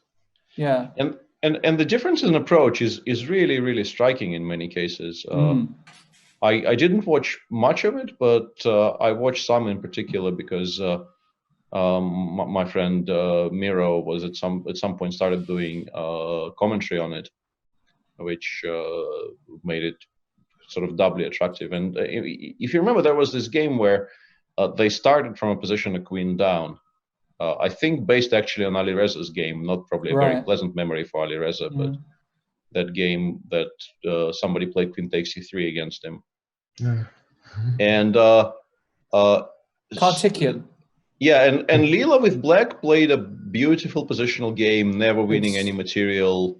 It ended up being a draw, but Leela just went sort of the way Kartikian played against Ali Reza, just trying to dominate on the dark squares. And Leela was in control. The variation at some point, both of them felt that black is much better, and so on. And Stockfish, when it was its turn to play it with black, just instantly picked up some random exchange somewhere and was instantly much worse. Yeah. And it was just so striking that that one engine can't handle being a queen down and wants to win material as early as possible, even if it kind of ruins its position. And the other one is playing sort of the way you would expect a human being to play that position, like long-term compensation, patience, you know, building up advantages and so on. The difference is just so striking there. So one engine is a gold digger and the other is a sugar daddy? Is that what you're trying to say? I would never attempt such eloquence, Lawrence. He ain't saying she's a gold digger. No, seriously though, it was very, very fun to watch, and the Dutch is alive. That's the You're thing. aware they were forced to play all these openings, right? Oh, no, but I don't think, yeah, of course I'm aware, but some of the ideas, there are some new ideas actually in that match. Do you see these Dutch games? That was my favorite part. Gorgeous. They're gorgeous. Sorry, in case you're wondering what we're talking about, this is like 5 humans talking about computers playing chess against each other. Anyway, both sides decided in this position the best plan for black is to play e6 and d5, which made me very happy as a long-standing hater of the Leningrad Dutch. Yeah, Leningrad with the Fiat Cathode bishop and wasting a tempo. You've got to love it. Okay, what's going on then in the Anish versus Jan Nepomniachtchi game? Because the h1. I think black's position is really bad. I don't F6 yet to play. Yeah, f6 is. Yeah, white will play h6, and then the question is if he will. Well, then black is kind of. You don't even need to vary with that, right? You can play f3 for now and keep both options in. Keep both options in return in reserve. Yeah, maybe. Yeah, why not f3? F3 does black. Maybe black will play g5. Yeah. Well, yeah. Thank you. Yeah. Great minds think alike, exactly. as they say in the business. But g5 does allow e5. I don't know if that's a concern for black. It might be. Yeah, that is true. Well, I don't see the downside to playing h6 because I don't think white is ever going to take on g6. I mean, I can't imagine when the pawn would be weak enough to be attacked on g6. Yeah, I think that's a very good point. We always end up playing h6 anyway. Anish has done the unthinkable. He's way ahead on the clock. Actually, this is the first time in this match, and what feels like quite a while since Anish has had a really super promising position. This is if he's going to try and squeeze something, it's got to be now. If he doesn't get anything from this, I don't know what else to say, because it's just, this looks gorgeous for white. Well, it's both promising, but it could easily go out of control. I don't think that this is an easy position to play by any means. I think you have to be extremely accurate to prove anything. Is it because, yeah. Well, I mean, your advantage is always going to be concrete because white has no.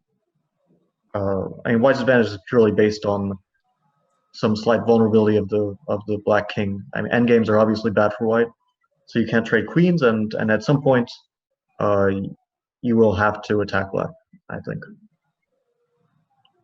Okay. What about the other game, MVL against Ding? We've got another very sort of.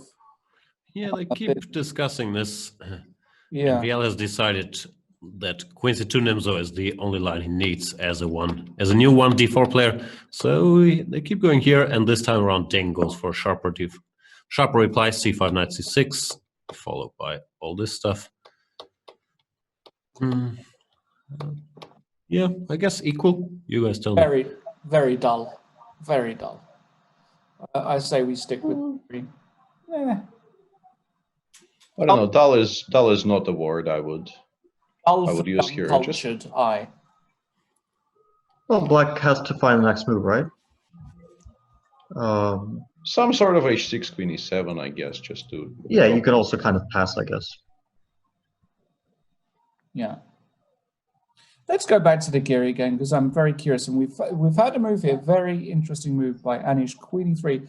Somehow I like this move because you keep options open. Maybe he wants to go e5 at the right moment as well and just try and exploit all the dark squares.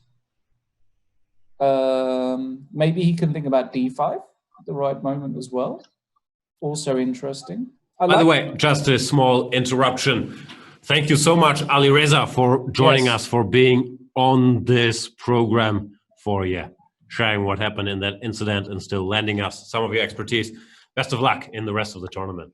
Thank you very much. Thank you, Ali Reza. A real sport and top, as we say in the business, a top bloke. Queen A4 on the board. Fishing expedition. He's trying to at least ask some questions and possibly maybe get some pieces off the board. The thing is, even let's say if the rooks come off, I'm not sure if his position improves dramatically. The bishop on b7 is just very poor. Like rook d2, rook c2. Even let's say f3, rook d2, queen d2. How? Yeah, let's include h6 finally. F3 allows queen a2. Ah, yeah, that's a good point. Is this?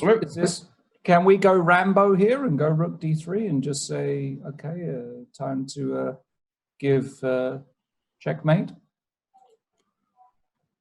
Or rook d3 here?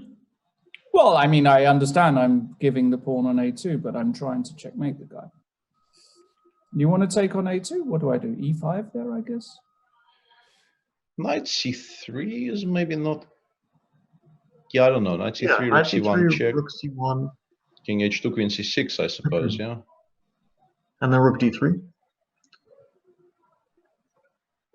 Yeah, I mean, if d5 happens at a good moment for white, everything will just get completely blown up. It feels very messy anyway. The rook on c2, I mean, to deal with d5, queen d6, you might have to play like g3, and then your king is open on all sides. Mm-hmm.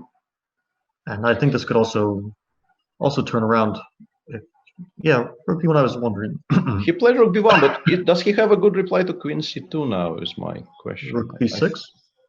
Queen, you just take on e4 and on e6 here. Yeah, you don't include it. Yeah, take all the pawns. Although, like rook e6, bishop d3, can we make an argument that this is a decent bailout option for black? Well, yeah. I mean, we'll knight f4, rook d4, take hg, and rook this has to be pretty safe, right? This is an easy draw. Yeah, g5. Yeah, rook d2 and then rook d2. Yeah.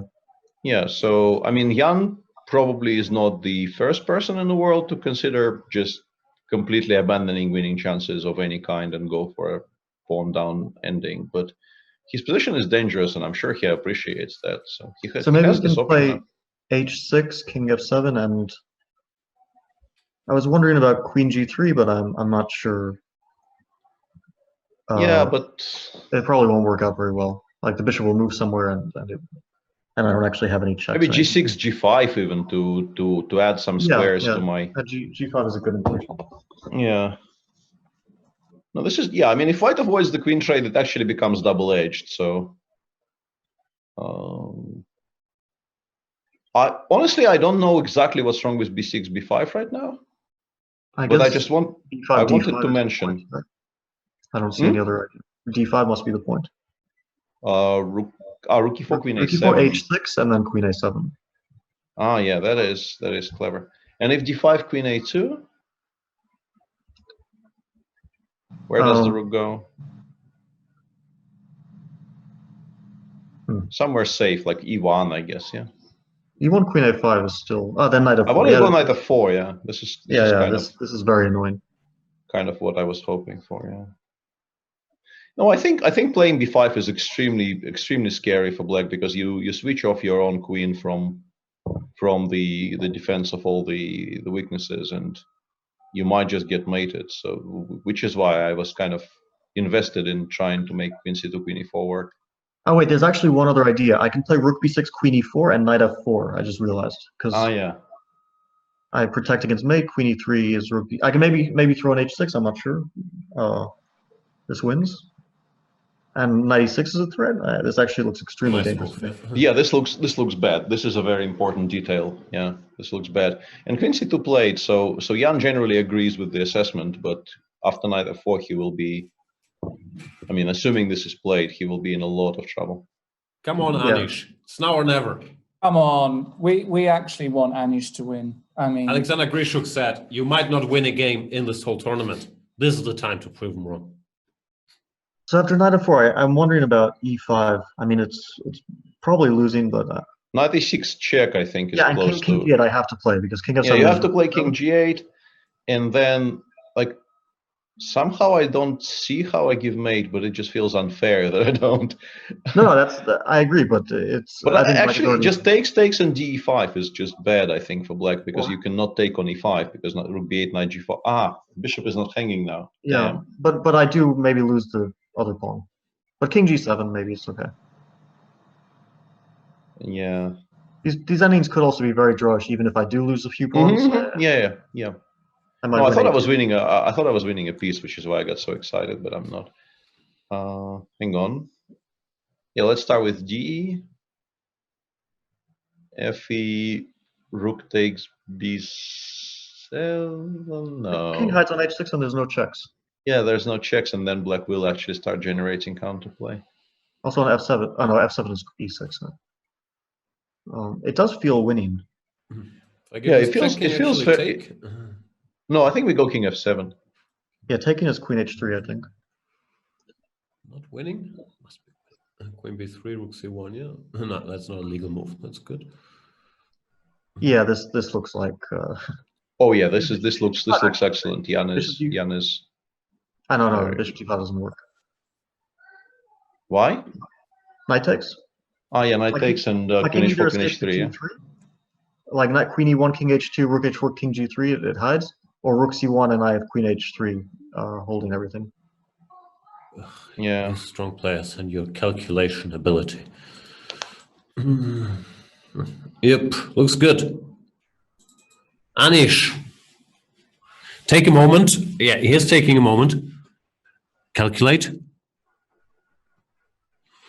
Magnus used to have this theory, I'm not sure if he still does, that Anish is better at classical because he needs time to calculate. But if he has that time, that he is pretty precise in calculation. Maybe today he has enough. And as our super grandmaster count was dropping a little low, Alexander Grishuk is here now, right on time. How are you today, Alexander? Hello, gentlemen. I think today we only have gentlemen in the studio, right? And in the audience. Yeah, and dear viewers. Yeah, we have. It's somewhat likely both matches will have one and half score if Anish manages to finish this one off. And I think Ding was somewhat worse, but now it's not so much. Yeah, should be okay now, I think. We've ignored that game because we thought draw. I think White misplayed maybe an endgame a bit. Like after cd5, knight c3. Oops, sorry, 1 second. I'm just so excited if Anish will play knight f4. So, cd5, knight c3, yeah. Maybe knight d4 was more natural. Yeah. Knight d5, what's the point? Just retreat. I mean, not to let your knight to c6. So, I mean, you can maybe still do it, but to have the jumps and so on. I think it's somewhat pleasant for me. Yeah. I was wondering, after knight f4, can I try g5? Knight d6, king g8, or king h6, yeah. And if I, hang on, if I start with h6? I was hoping that I could take it. Queen h3. King g7. Knight d6. And king g8. I don't know if this is so bad anymore. Ah, yeah, you have a lot of counterplay, yeah. f3, though. Where f3? In that final position. But okay, this is difficult. I mean, you don't have any checks. I have like queen e1 and rook c1 or something. Yeah, it's probably. I mean, this doesn't threaten mate, but it does threaten the perpetual with this h1 might e1 be for a draw. Yeah.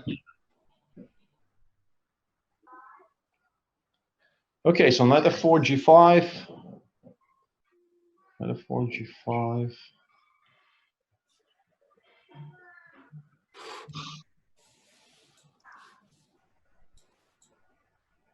Is knight?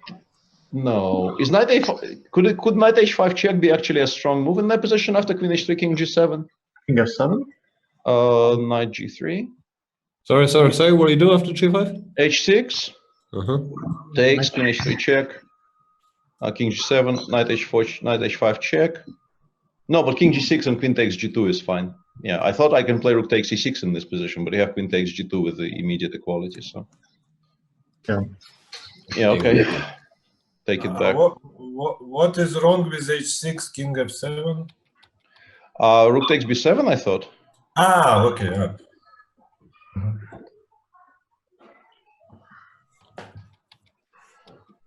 It feels like black should lose, but it's not so easy to prove it.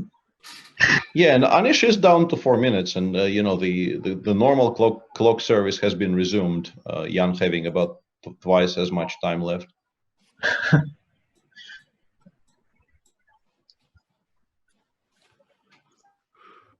What's he calculating then? Knight f4 looks, yeah, we like that move. What are the options? Include h6? No, he's also, I mean, he's trying to figure out if, actually, I think if you see knight f4, you play knight f4 considering the match situation. It's just much more attractive than that endgame we were discussing after queen takes e4, rook e6. No, but of course for Anish it's very attractive to exchange the queens and win a pawn. I mean, how can you say anything else is more attractive? Haters are here.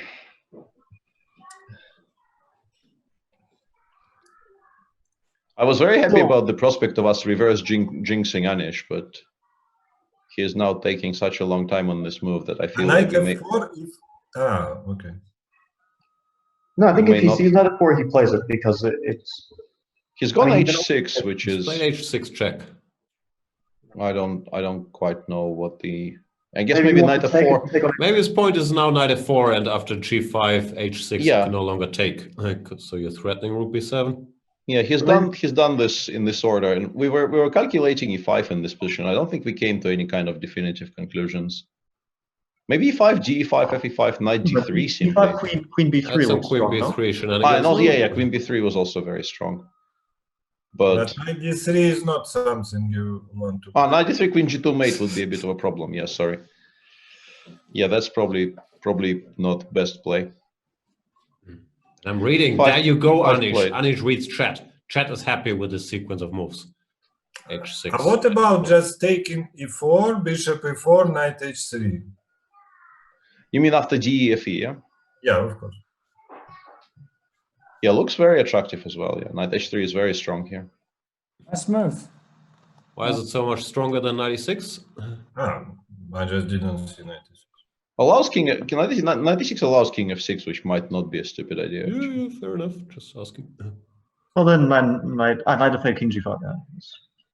Oh wait, how did this happen? Because e5, I thought queen b3 was just crushing. Am I missing something? I thought queen b3 should be your win.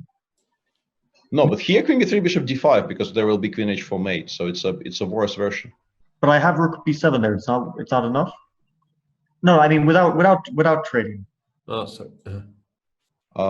Bishop. There's still queen h3 still Also, exists. Wait, I don't know why. Bishop d5, knight d5. I don't understand. It must be yeah. I went slightly crazy there for a second. I mean, you can. How do we win after queen takes d5 here? By the way, rook b7. How can king e6? Queen h3. f5. And just take on h7. Yeah. Okay, but that's a game. Yeah. Queen takes d4. That's an actual game. Yeah, no, this is not so good.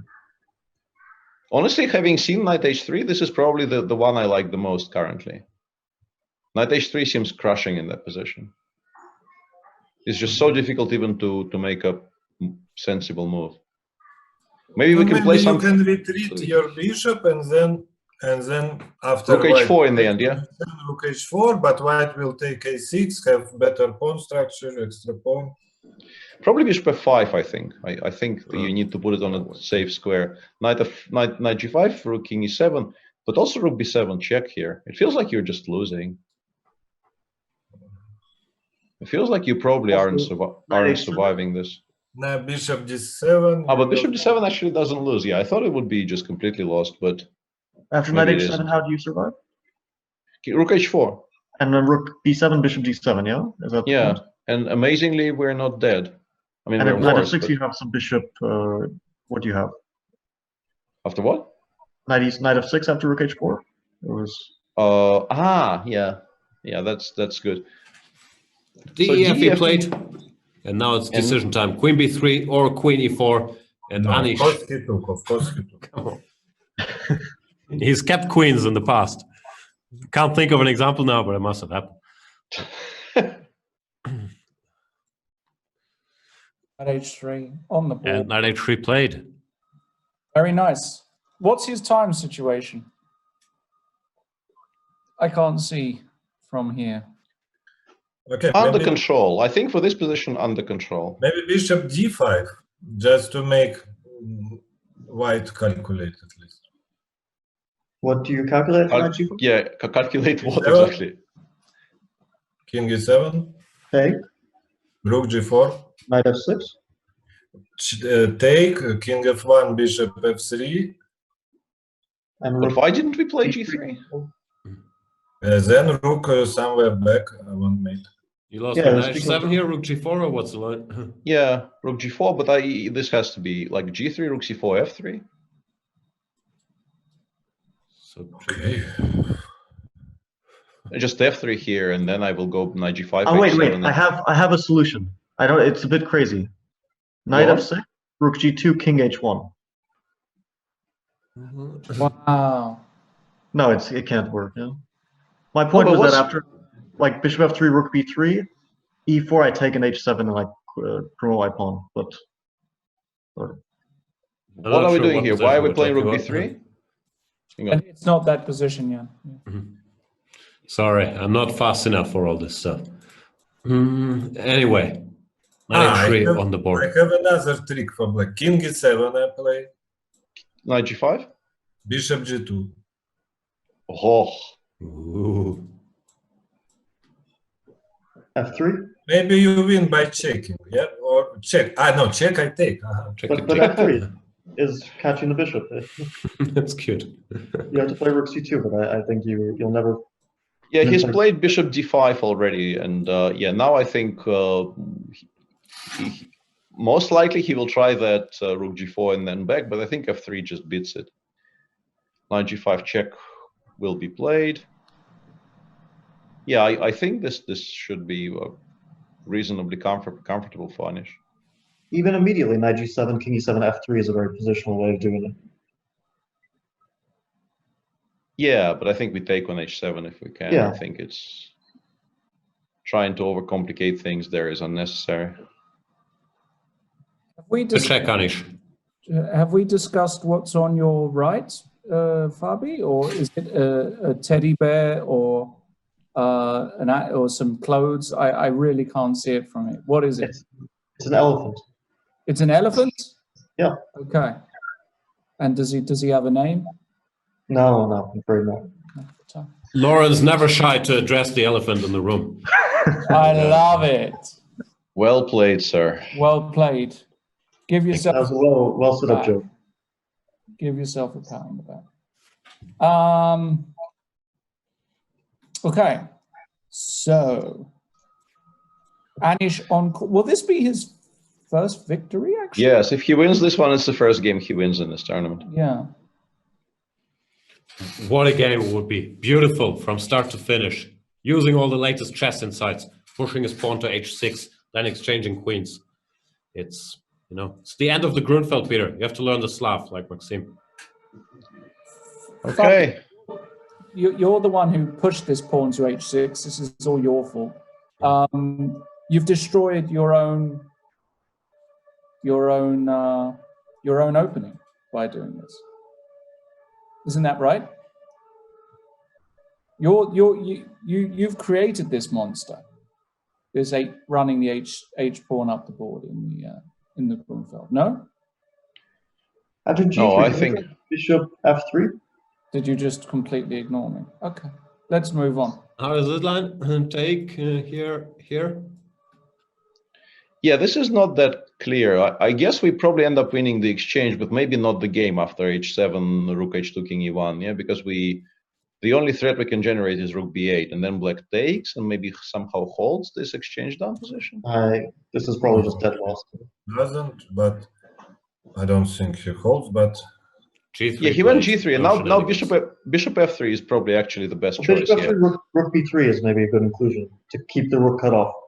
yeah, First turn. yeah. But probably also knight f6, rook somewhere, and g4 also is enough. No, g4 and the bishop is hanging, so you're never in time to pick up on h6. do they have the heartbeat monitor? Because if white will play like this, it will reach 140 at least. Sasha, please, we're having enough troubles with technology as it is. To monitor heart rate, it's gonna collapse the system. What? How? What happened? Yeah, what happened there? He didn't play f3? Why wouldn't you play f3, Anish? It's losing a pawn. Wait, so now rook h8? I don't get it. What happens after rook h8? Nothing. Well, I mean, you lose the h6 pawn is what happens. He just wants to play knight g5, yeah? And play a pawn off. Probably wouldn't.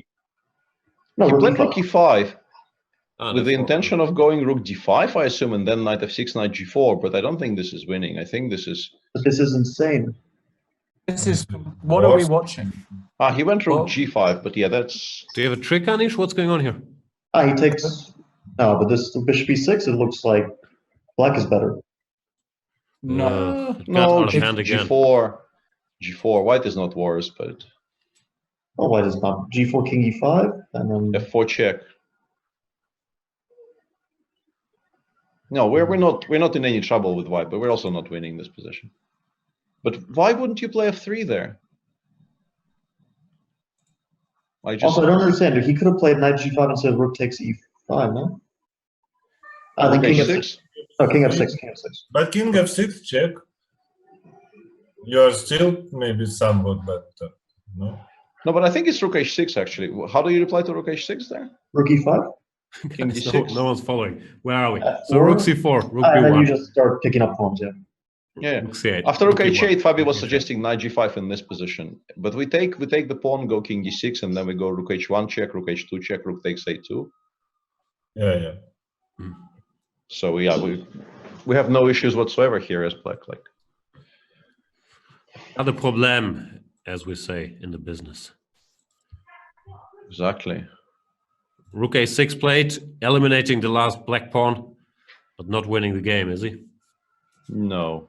Anish, this is heartbreaking. There is also rook c7, which has, immediate heart attack value. Scared. Do we go f4? Oh, bishop f3. Bishop f3 is also very good for those purposes. No, but here rook a3 is very obvious. Yeah, and then bishop c6, and we've won the pawn on h6. So. Bishop f3 played. Oh, bishop c6, rook a5, you still haven't won it. Oh, we still haven't won it. Yeah, that's a good point by Fabi. King h2 played, but yeah, now after king f5, King we f5. actually are losing the pawn on h6. So. I think Nepomniachtchi is trying to mate. No, he's not trying to get that pawn. I think white has to be careful here because he won't trade rooks. Like king h3, king g5, he'll still play rook c7 or something and try to create a mating net. Oh, this is just. If Anish loses this, heartbreaking. it's No, he can't lose it. But I just. why can't he lose? I mean, you shouldn't lose it. What if you lose all your pawns and then you have to defend rook and bishop versus rook, and you just He can do that. He can do that. I understand he can do that, but the point is that rook d7 or something. He's back in book once all the pawns are gone. Yeah, but Oof. bad. I'm sad. I know. Has Maxim done a boo-boo? No, yeah. No.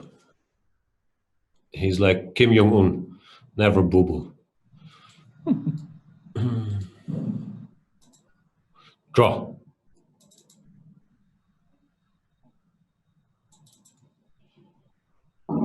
Rook A6. So this this wins a pawn.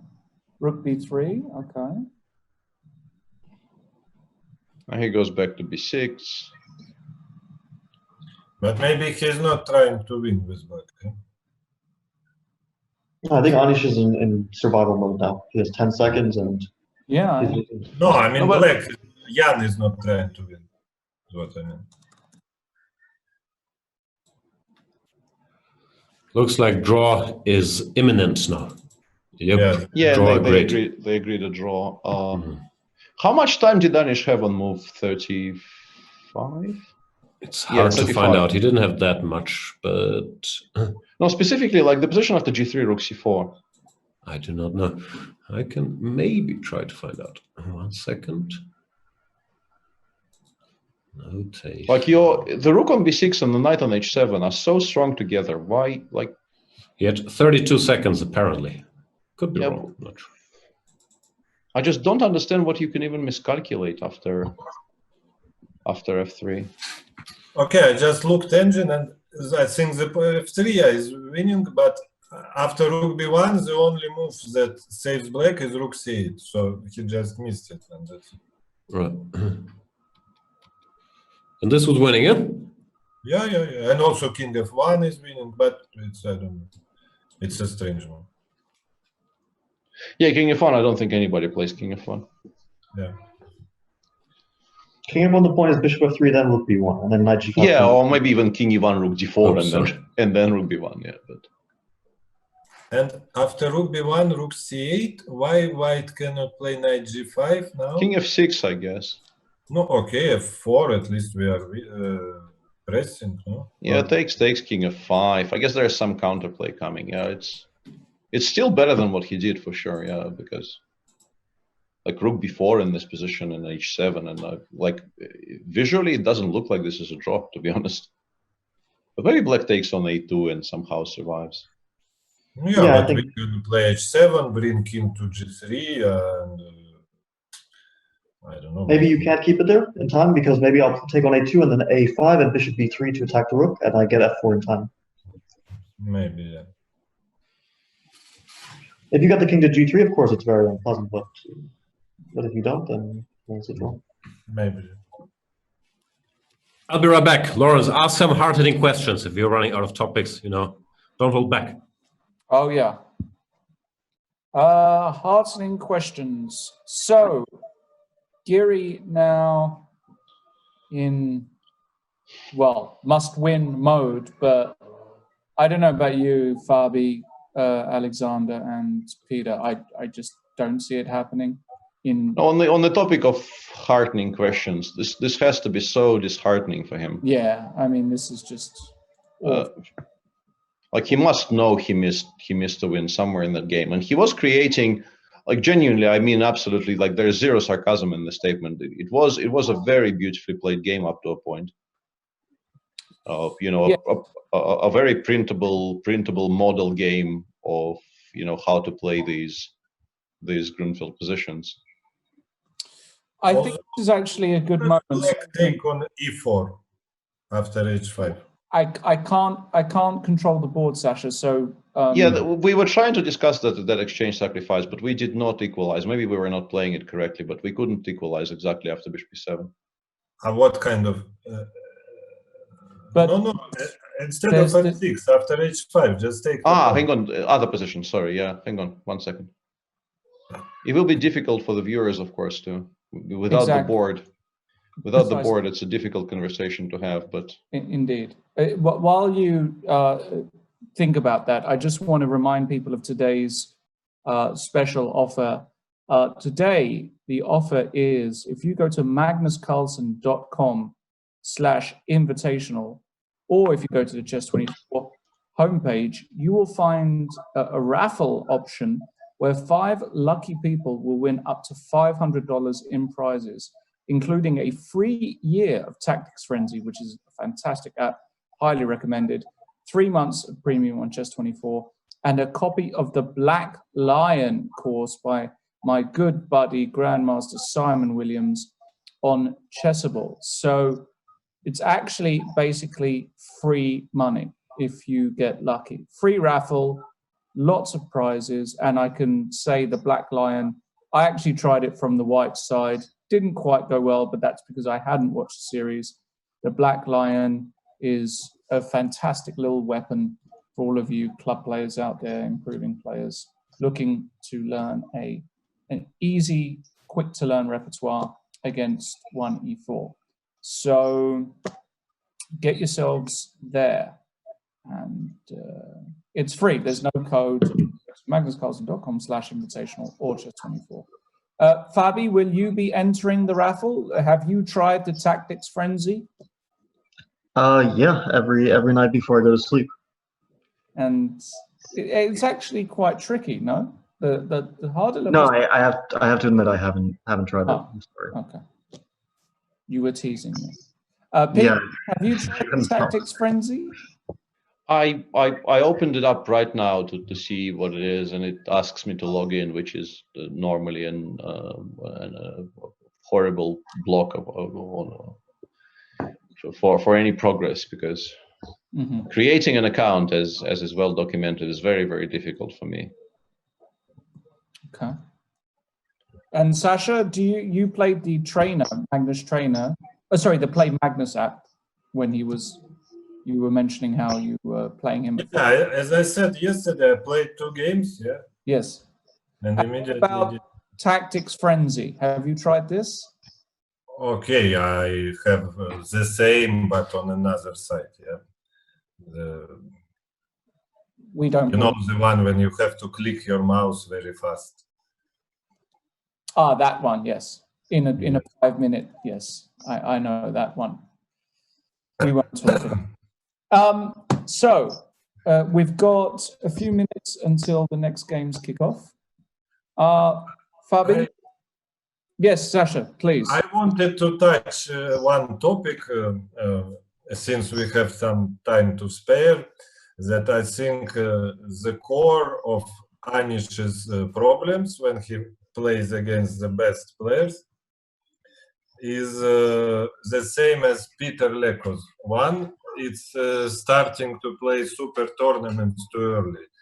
And, you know, usually people, they sort of dream to play those tournaments. But in fact, I think if it happens to you too early, when you are not ready to fight for high places in them, it's can be very bad for your chess development, at least for reaching the very heights. You know, you will be a very good player and high class, but it can kill your fighting spirit. I think the best for your development is playing the tournaments that you can win, or at least you can fight for the first place, for the victory.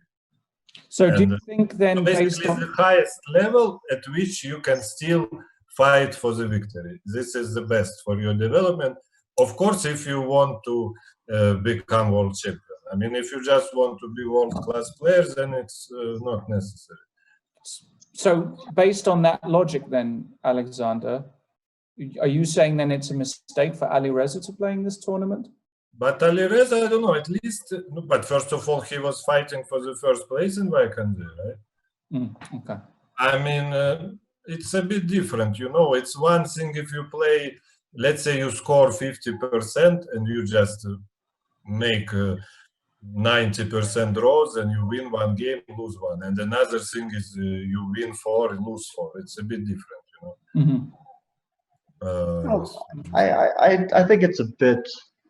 I mean, only going by those 2 cases when, for example, Magnus was also playing super tournaments when he was 15, 16, and in Vachier-Lagrave, his first time he scored very badly, like minus, I don't know, 3 or something. And in Linares he didn't score very well, and I mean, of course, he was an underdog when he started playing, but after some time he started to fight for the first places. Yes, but it didn't take long for him. You know, it took for him maybe a year or 2. And in case of, for example, Peter, it took him 5-6 years to get to this level. And same with Anish, you know, It means it's way too. Of course, when you have an exceptional talent, like let's say Kasparov or Magnus, then it's or Fischer. Yeah, he played his this candidates tournament when he was I don't know 17. Yeah, or 15 even. like. What? 15, I think, was his first candidates. Ah, okay, even more so. So, okay, those are three special cases. I mean, I think that those are three greatest players of all time. So it's a bit different for them. But for, mortals, I think it's a bit different. I disagree with you. I believe it's more in your character as a proud member of the Chicken Chess Club. I feel it's very hard to shake that thing that you prioritize, safety in certain situations over winning at all costs. And I'm not sure it has so much to do. Yeah, but I mean, if you are growing up and playing tournaments at which the real success is a win, then it sort of motivates you to always fight for a win. But if you start to play more than half of your tournaments, in them 50% you would consider a great success, then of course you would start to think draw is fantastic, draw is great, and then it's very hard to kill this attitude. This is exactly what I think. Because, for example, for Peter, I think first super tournament was Tilburg, right? I'm trying to remember. I think maybe I played that year and he beat me with white. No, for you, Peter, you. For me, yeah. I thought we were still talking about Peter Leko. For me, the first. I think, yeah. Maybe Groningen 95 can count. If not, then Tilburg 96. Yeah. Yes. So already it means you shared first in your. First no. In 96, I scored maybe around 50%. I won the second one. Ah, okay. Well, not one, but I mean, I shared first with Kasparov and Kramnik. Yeah. Also, I think the Chicken Chess Club, we've just been getting unlucky. We need a world champion. Like Leko was so close, Kayakin was close. Once we have a world champion, these guys will no longer be considered failures. Anisha and Leko, they had great careers. They just didn't. But you consider Kayakin part of the Chicken Chess Club? I mean, I always thought that different, but he has elements. Like I think we would allow him to join. No, I think he's always been a fighter, but he has these moments where he loses motivation. Yeah, it's a little on and off his chickenness with him, but I still think there is some parts of it.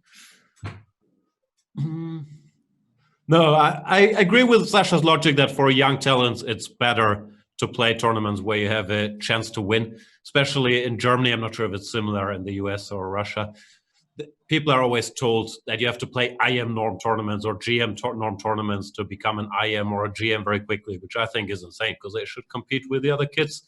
So I agree with you there. I just, got to stand up for my boy Anish. I think he's had a great career, and maybe there are some limitations to the method, but I'm not sure it's because of his upbringing.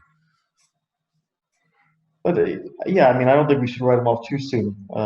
He is still tied with both of us in the candidates, and he's like one win away from leading the candidates whenever that may resume. So I mean, he does have like a normal shot at actually winning the candidates. Of course, he's a bit of an underdog, being a point behind the lead, but his chances are definitely there. So maybe it's a bit too soon to write him off completely. When did you start playing super tournaments, Sasha? You've been around forever as well, no? When I sensationally made semifinals of 2000 World Championship, I got I think a couple invitations to Linares and Vachier-Lagrave, but then I was not actually playing them for a long time because I poker, for example, I was spending lots and lots of time. So I think but also even for me, I think this problem existed because when I first got to Linares, I was completely outclassed by everyone. I somehow scored only -1, but and then in Vachier-Lagrave I took even second place, but still, I always felt completely outclassed by Kasparov, by Vichy, by Ivanchuk, by Peter. I mean, this Peter. Yeah. I don't know. Actually, with Kramnik, I always was playing normally, but with those guys, I was always with Topalov. I was always struggling. Pleasing as it is to listen to this, isn't Maxim in a lot of trouble here? Yeah, his position looks really not very good. I mean, this line that he played, I don't really know what this is. It's always This the same. bishop- These Slav newcomers, they never study the exchange Slav, the most lethal weapon. No, I The mean, bishop the E2? exchange Slav is, yeah, bishop b2 is a bit, I mean, it's usually queen b3 or bishop b5, rook c1. Bishop b2 is a bit rare. I remember there was something like this in the game Wang Yue against Ding Liren, and I don't know if it was in this exact move order or something similar, but I think it might have been this one. So maybe he just took the idea and used it from the other side. I mean, Ding, because it looks like he. Yeah, but maybe this is a very good reaction, because I was automatically playing something like bishop g6, which gives white a very important tempo. But maybe he just goes a5, a4 straight away here, allowing knight takes f5, and maybe he is not doing as horribly as I originally thought. Yeah, but he went bishop g6, and now like rook c7, maybe knight e8 is still okay. But it's scary. It really does look like you make one wrong move somewhere and you will never recover here with black. Yeah. Rook c5 comes to mind as well. b5, a5 does it, and then knight c6 also. Yeah. Yeah, I thought maybe knight 6 just wins a pawn there. Yeah. And I want to provoke knight e4 and then put it on c7, of course. That was kind of the idea. I don't know. It just looks horribly scary to my eyes. Maybe he should have started with a5, but the a5, maybe bishop b5 was also. Yeah, I think maybe this is why he didn't do it. Yeah, a5, bishop b5 specifically. b5, I don't know if there's any reason. I will finish the quick recap of my career Sure. by saying that the turning point for me was 2011 candidates, because, okay, I somehow qualified thanks to Magnus declining to play, and I was the first substitution from the Grand Prix series. And, okay, so I'm paired with Levon Aronian, and when I was playing him in almost every game, I would be lost after the opening. So, okay, what to do? So I asked Etienne Bacro to help me, and so I come to him, and I see he has a big computer, because I was only studying with laptop. So, and I said, what is this big computer? He says, of course, you need big computer, many threads. And said, like, how many threads you have? He said, like, I don't know, 24, or I don't remember. I said, 24? I have 2 on my laptop. 24, I could not believe. And because for 10 years, from, I don't know, 2001 to 2011, I was out prepared in all games against top players. Just in every single game, okay, analyze, I can spend a lot of time, but then, okay, guy makes some move I didn't look at, and then, yes, somehow computer approves, but it never shows me before the game. So that was a completely eye-opening thing for me, that you can analyze with, with big computers, and we brought some of them to Kazan, where there was candidates matches, and actually I was not losing by the openings, and then I realized that if I'm not losing by the openings, then I can fight on pretty much even terms with those guys. It was completely game changer for me. Is there a reason why you chose Etienne? Do you prefer a smoking partner as a second? Does that make? No, I mean, I was always friends with him, and okay, I was of very high opinion of his opening preparation ideas and so on. Nothing to do, because I always felt like you could go for smoke breaks together, and it's quite nice. But no, yes, it was nice bonus, I guess, but not something I was thinking about at that time. If you apply for a job with Sasha and you say non-smoker, he doesn't even look at exactly like application. Yeah, and now it's changed again. Now you can do things on your laptop again. Like it's come full circle. You don't need to carry the desktop around, no? You can have your engine run remotely. Of course, now there are these team viewers and stuff. Yeah, of course.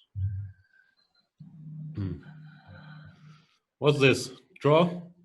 well, Queen takes f2 is very smart, and now White kind of has to work a little bit. Otherwise, I don't know if Jan just missed it altogether, or if he thinks this is an easy draw. I guess it is kind of an easy draw. Just go rook a5, h3, rook 1, e2, a2, and just pass forever. I don't think Black makes much progress, but he could also just not play rook a1 on move 22. Like the move rook a1 wasn't forced.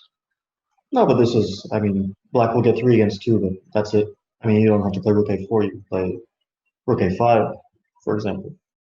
Yeah. I mean, king all the way over to a7, and then maybe we can ask some questions. But maybe Black should start pushing the king side. You just advance the pawns, like g5, king to g6, h5, h4, and so on. yeah, I would lose this easily. How do I simplify?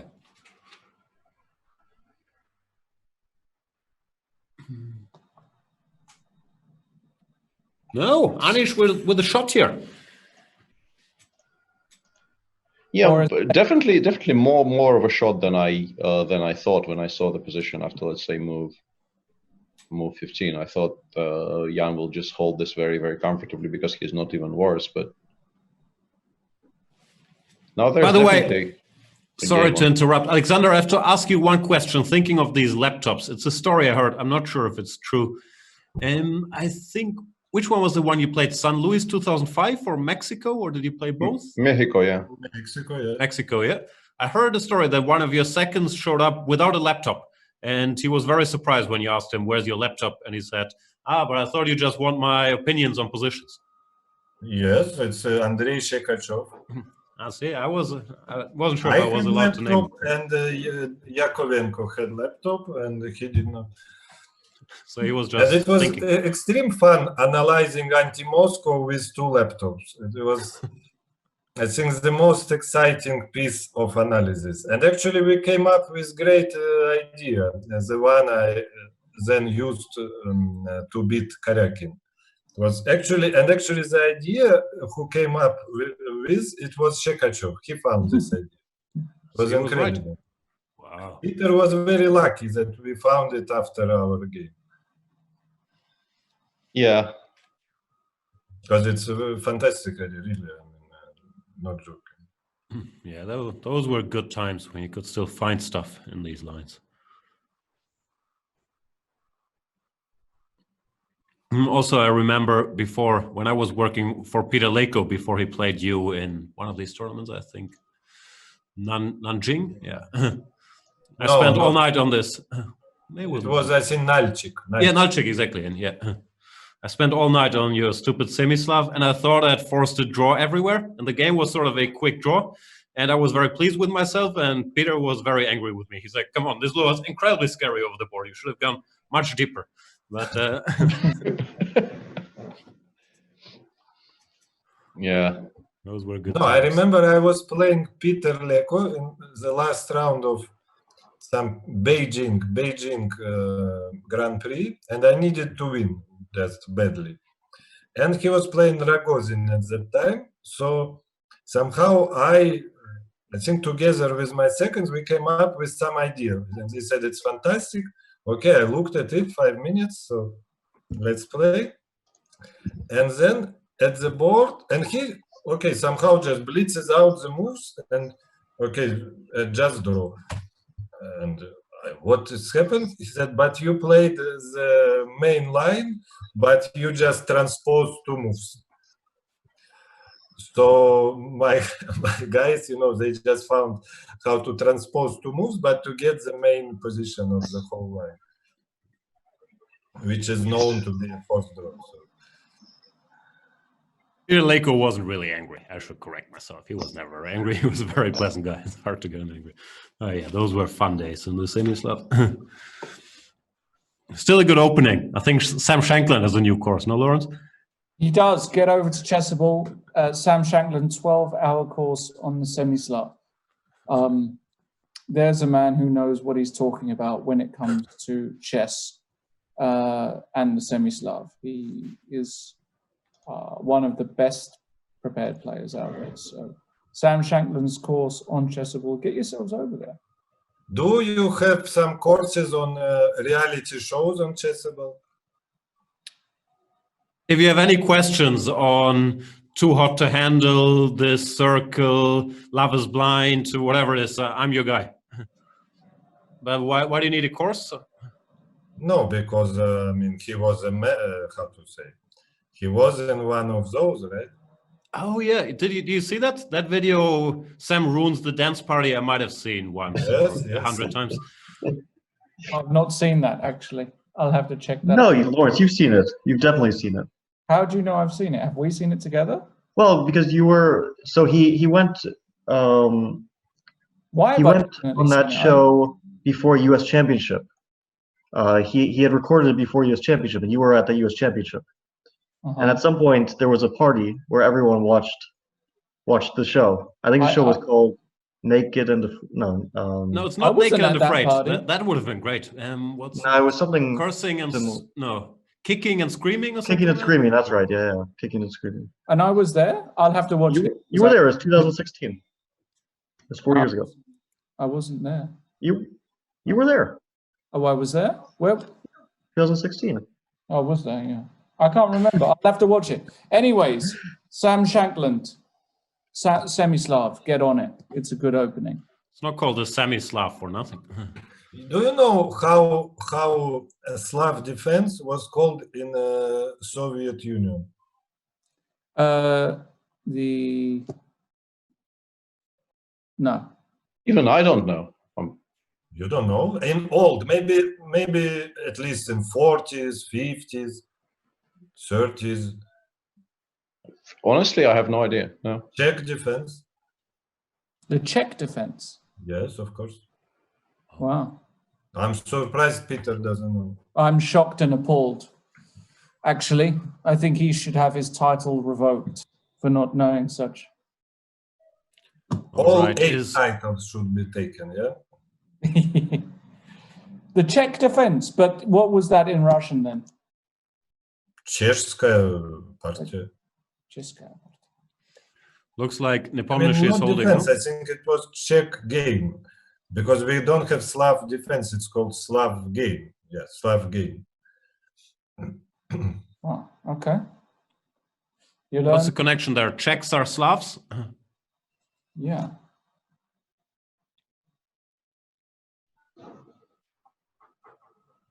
Okay. Oh, well, we're going to have a draw in Nepomniachtchi against Giri. And that's going to mean that Anish is still going to be on 0 points, ladies and gentlemen. I hate to say it, all of you Anish Giri fans out there. We're sad as well. We're rooting for him. We love Anish. He's an extremely talented player, but he just is missing that touch at the moment, and he is spoiling great positions. And yeah, at this level, you know, if you miss a good shot, you're normally not going to get another chance. And today, even in this last game, arguably was a half. No, I don't think he missed much in this game, but he definitely missed a golden opportunity in the previous one. And MVL seems to have stabilized. I think we should switch to the MVL game because this one isn't really a game I thought anymore. that White would start pushing his queenside pawns at some point, start playing b4 before bringing the king to the, like, I don't know why the king needs to be on d2 when it was on before it was on f2, or when it was on f2 he could have played b4. No. So you're saying you should have played b4 a little earlier, yeah? King f2, king d7, b4, for example. Why not? Yeah, there was also something else that was, I thought, quite attractive, but it seems like he made a number of decisions where he just made general purpose moves, which seemed a bit too slow. Because for example, here, if you play rook b8, I play knight c6, and then rook b6, b5. To me, it looks very strong. and then take on a7, a4, a5, whatever. I don't see how you disrupt my pieces. And if you can't play rook b8, then what do? I don't see a good move for black. I mean, I guess there's something to do, but it's not obvious. e5, knight c6, Yeah. E5, even knight b5 often yeah. looks very promising. Yeah. Well, this might just win a pawn. Yeah. No, it looked just really, really scary for black. And now, I mean, it still looks like it's a bit awkward, but it no longer looks like you might lose material in, any move. The bishop on g6 is still kind of out the game, and maybe you can actually play f6, bishop f7, e5 now. Maybe that's a plan he can go for. No, I think he should go for that. But shouldn't he play knight b7? I would play knight b7. Yeah, knight b7 is, if it works, Check. probably does work. Yeah. And then e5. No? Yeah. Because I think white wants rook a5, and then maybe even bishop b5 check is very nasty, no? If you play f6, for example. Before we get into details, just a brief explanation here. This 2 versus 1 pawn rook endgames at the highest level, there are pretty much no winning chances. You continue a little bit, but no one expects this game to end in anything but a draw. And yeah, it has just ended. It has finished in a draw. Yeah. Jan Nepomniachtchi wins that match 2.5, 1.5. Anish Giri missing a big chance in game number 3, and MVL goes e5 straight away, which is kind of curious because what's the reply to knight e2 now? Rook b5. Rook b5, yeah, rook b5. And if you then take knight e4, knight c7. But knight e2, rook c6 is even easier, no? Sorry. Maybe, yeah. Maybe. But I don't know, bishop f1 is a very strange move. But why not rook a5 instead? King c7, I guess. And what? Okay, now bishop goes. King b7. But yeah, I would have preferred this to what he did. I don't disagree. I think this is why he didn't play it, but I would prefer this. Now a3 before knight b3 or something. I mean, I think he wanted to get a4, a5, maybe. Maybe his idea was not to put the rook on a5, but to play a4 and king c. Try to slowly push the pawns up the board. I mean, with the rook on c5, maybe that's why he played f1.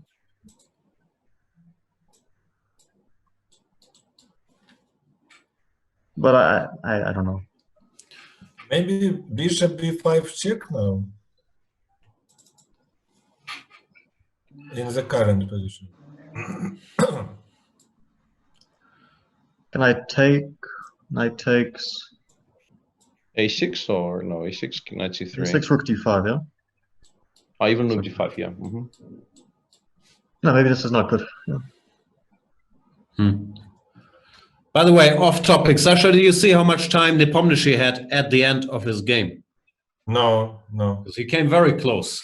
You gave him the challenge the other day that he should finish a game with 20 minutes, and he had 19 minutes and 32 seconds at the end of it. No, Anish just could make 3 more moves, and my dream comes true. But I think Jan is the one who should have continued. When Anish offers a draw, he should refuse. 3 more moves. And get to 20 minutes. I think once in a classical game, he got to like 3 hours against Shirov or something like this. It was an extremely long fourth line in bishop c5, Rui Lopez. And and he got extra queen for the rook, I think, but it was a fortress. And he just played, 80 moves game, spending like maybe 10 minutes for the whole game. So he was getting extra time after move 40, after move 60, and so on. I remember he once played this beautiful game against, I think it was Yu Yanyi. I think it might have been like a world team. It was a Scotch, and it was a really, really nice game. And I checked the times at the end, and he had like 2 minutes less than he started, I think. But it was like very, very complicated. and very well played. I mean, almost no mistakes. I don't understand this at all, because while we were talking, I was trying to figure out why bishop d5 check isn't just winning, and I came to no conclusion whatsoever. I think it was extremely strong. And instead, he just goes for this endgame, which I assume is a draw. Maybe he wants to play bishop d3 here. Maybe he thinks the pawn ending is winning somehow. But against d5, I think you never win, even if you create the passer on the b file. I think controlling the center becomes more of a factor. No? But how do you save the game after bishop d5 check? I still have no answer whatsoever. No, okay. I guess you can play king e7. Knight c6 check. King e6. Okay, I mean, you maybe don't resign immediately. It looks but knight takes a7. Like you lost. You lost. Knight a7. Rook b7. No, I was going to play bishop e6, I think. Because f6 we just go to a4 and we pick up a pawn. Yeah, you have to go to e6. Yeah, to e6, and now bishop a4. Yeah. Bishop a4, a6. Yeah, and just play, but I think it's still very nice for white, no? No, it's probably close to winning, but it's not winning on the, maybe a3 now and then knight b4 is even idea. No, once again we're back to the territory where it feels like we could actually be winning by force somehow. Maybe we aren't, but yeah, that's true. Like b3, b4 here with the I'm blundering the pawn on c4. I'm blundering the pawn on e3. Yeah, sorry. No, I mean even a3, knight a5, b4, then bishop c6, bishop b3, whatever. Yeah, I mean the immediate knight a5 with the idea of bishop c6. There are so many moves here which look incredibly scary. Yeah. And instead he goes for this. He goes for this bishop ending, which really I assume is a draw, because the position is just too closed. No, I think white doesn't even have ideas, because once you play b5, I have king c5, and then black is better. So you can't even do that. I mean b6 ab a6 is not a, like you probably lose. So yeah, I don't think that works. Yeah, it's just very confusing, because this is nothing as far as I can tell, and it's also a very simple nothing. We'll check what computer says, because no, I think this is just a draw. Bishop b5 is just +1 somehow. And if not, yeah, knight b7 instead of e5 is 0-18, so almost equal. And e5, bishop b5 is +1. And rook b6, rook a5 is also +1. So we were completely correct. Yeah, confusing, yeah, because...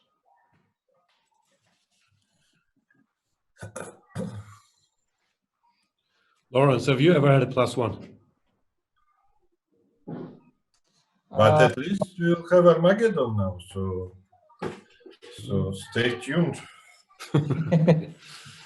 The excitement is palpable.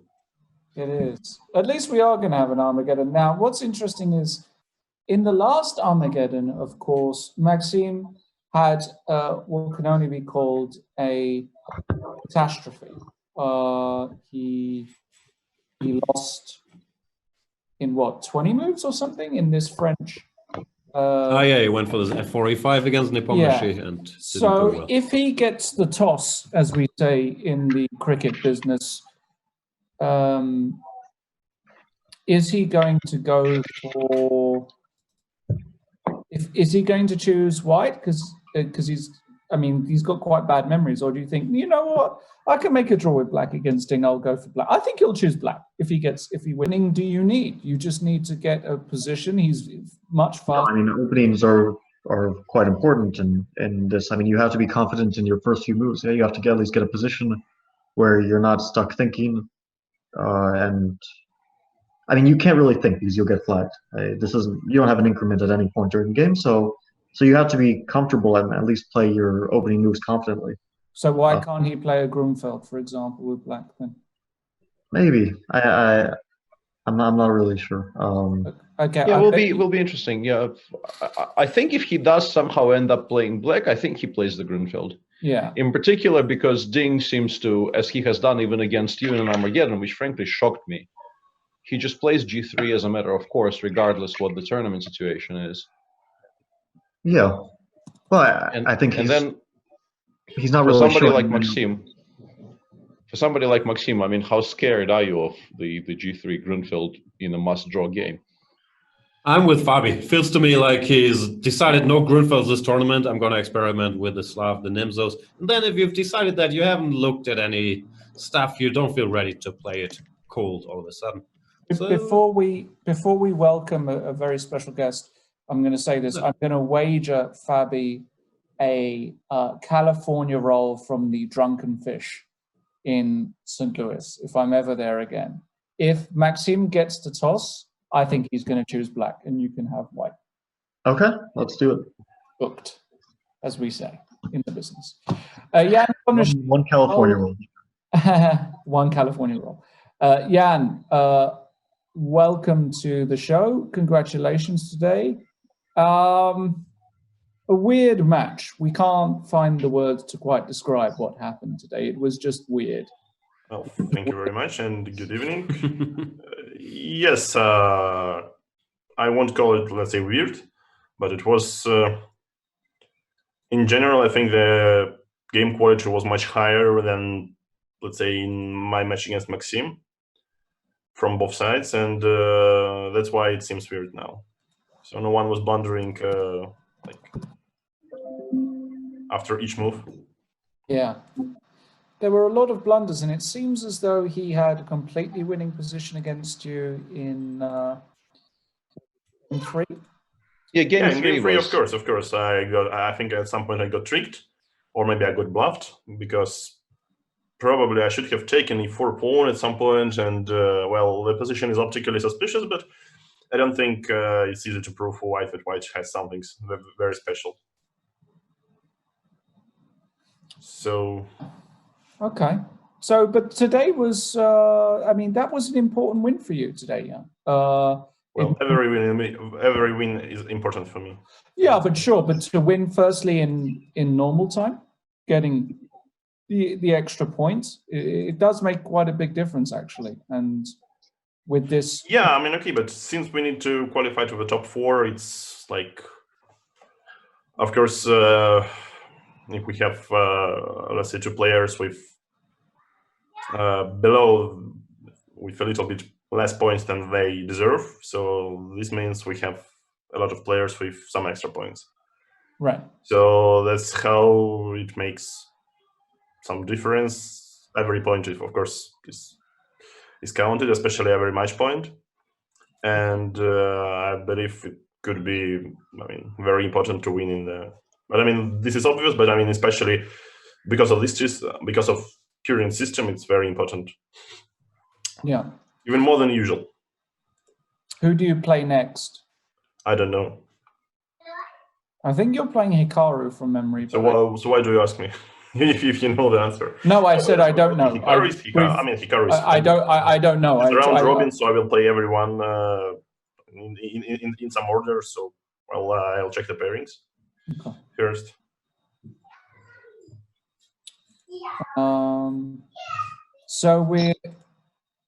So they did draw. So there is an Armageddon. Are we going to get confirmation on who gets the toss? How is that actually organized? Who chooses the color? Is that actually a coin toss, or what's the regulation? I think there is like some coin toss of 21st century. Yeah? So we go to some website, and there is some randomizer which shows us the number of the, or actually costs the virtual coin.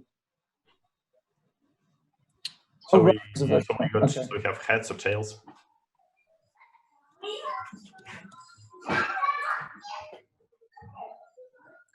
What would you take? Did you have a choice already, Jan? Which color to take in an Armageddon? I didn't have a choice, and it was Maxim who generously took white. Right. But in general, I think white is preferable because it's 5 and 4, and since there is no extra increment after move 60, like in a usual Armageddon game, I think, especially if we play Hikaru or Alireza, this extra minute counts. I think, Jan, you can take a very serious claim to overcome Peter in the King of Complainers race. You can start to complain that I got black in Armageddon against Maxim. That was so unfair. That would be very serious. Excuse me? What? Pardon me? Excuse me? Because of course you are top 2 in the race for chess king of complainer. No, I mean number 1 is Peter, but other Peter, for sure. No. Another Peter. Peter Heine, you mean? Yes. How am I anywhere near the top 10? What do a lot of Peters in the chess world. What do I ever complain about? What are you talking about? Well, it's you basically almost never complain during the stream, but we all know that in between. What? I've never heard Peter complain about anything except. Come on, Peter on the stream is just a persona he's created. He complains only about in anything Russian. except everything. Complaints. What? No. Peter can complain about himself and be self-deprecating, but that's allowed. That's no, I moan a lot about my own play and stuff. Right, exactly. But complain about. Okay, this is forgive us our poor, let's say, vocabulary. So we have only complain word in the meaning of what did you say? Just mourn. Maybe it's a bad translation. Maybe self-deprecation is the right. Difficulties of translation. No. It's complaining. I don't think there's much of a difference between moaning and complaining. I'm not sure there's. Actually, moaning sounds even worse than complaining. It sounds like a higher degree of complaint. Lawrence Trent has actually often mistaken complaining for moaning. What's the difference for the native English speakers? That's what she said. Sadly, we are not on air, right? Oh no, we are on air. Oh wait, are we on air? I don't know. What's the difference? I'm actually completely confused. Are we on break and I didn't know about it? We were definitely running ads. I want to. Are we not on air? I didn't know. I actually genuinely thought we were on air. Want to go worldwide? Come on, I wouldn't. I would save such shows. Liren has white, yes. Ding is white. I'm not sure who won the toss. Can we find that out? That's very urgent. I've got to. I'll ask. All right. Apparently, the relevant bit was on air, so you should be proud of yourself, yeah. Always am. No, not me. MVL did win the coin toss. Of course, Sasha is proud. I'm just, let's say, I got a pass from Sasha, and okay, and that's it. Ship the California. Maxime chose black. We were wrong, Fabiano. Ship the California roll. Yeah, but Lawrence, you now have to come over here to get it. Yeah, it's going to cost me a bit. It's going to be in St. Louis, so the most expensive California roll of my life for sure. See you there. But Maxime with black, I think this is a very wise decision. He's faster than Ding. He can play a Grimfeld. He can just bash out a load of moves and try and hold a slightly passive position. That's it. I agree with his logic. Good choice. Unless he loses, and then it will be a terrible choice. It's us commentators, we're all about hindsight. Right, Jan? Yeah. As I said the other day, with hindsight, 2020 has not been a great year. That's true. All right. Who'd you got, Fabi? Who have you got? Have you got Ding pulling this one out, or you think MVL holds? Yeah, I'll say that he'll win this one. Ding? I think he'll win. Yeah. All right. I'll take MVL. I'll take a rainbow roll. Another California. Yeah. Okay, I'll take Ding. No one is asking me, but I'll say Ding. So we have all right. That's two Dings, two rainbow MVLs. rolls. And Sasha. Yeah. Sasha, Ding. No, I guess Maxime is a slight favorite, but okay. You've got your poker players and your rages So and your what's your 55%. It's black or white. What do you take? What else can you give to me? Well, no, you have to take.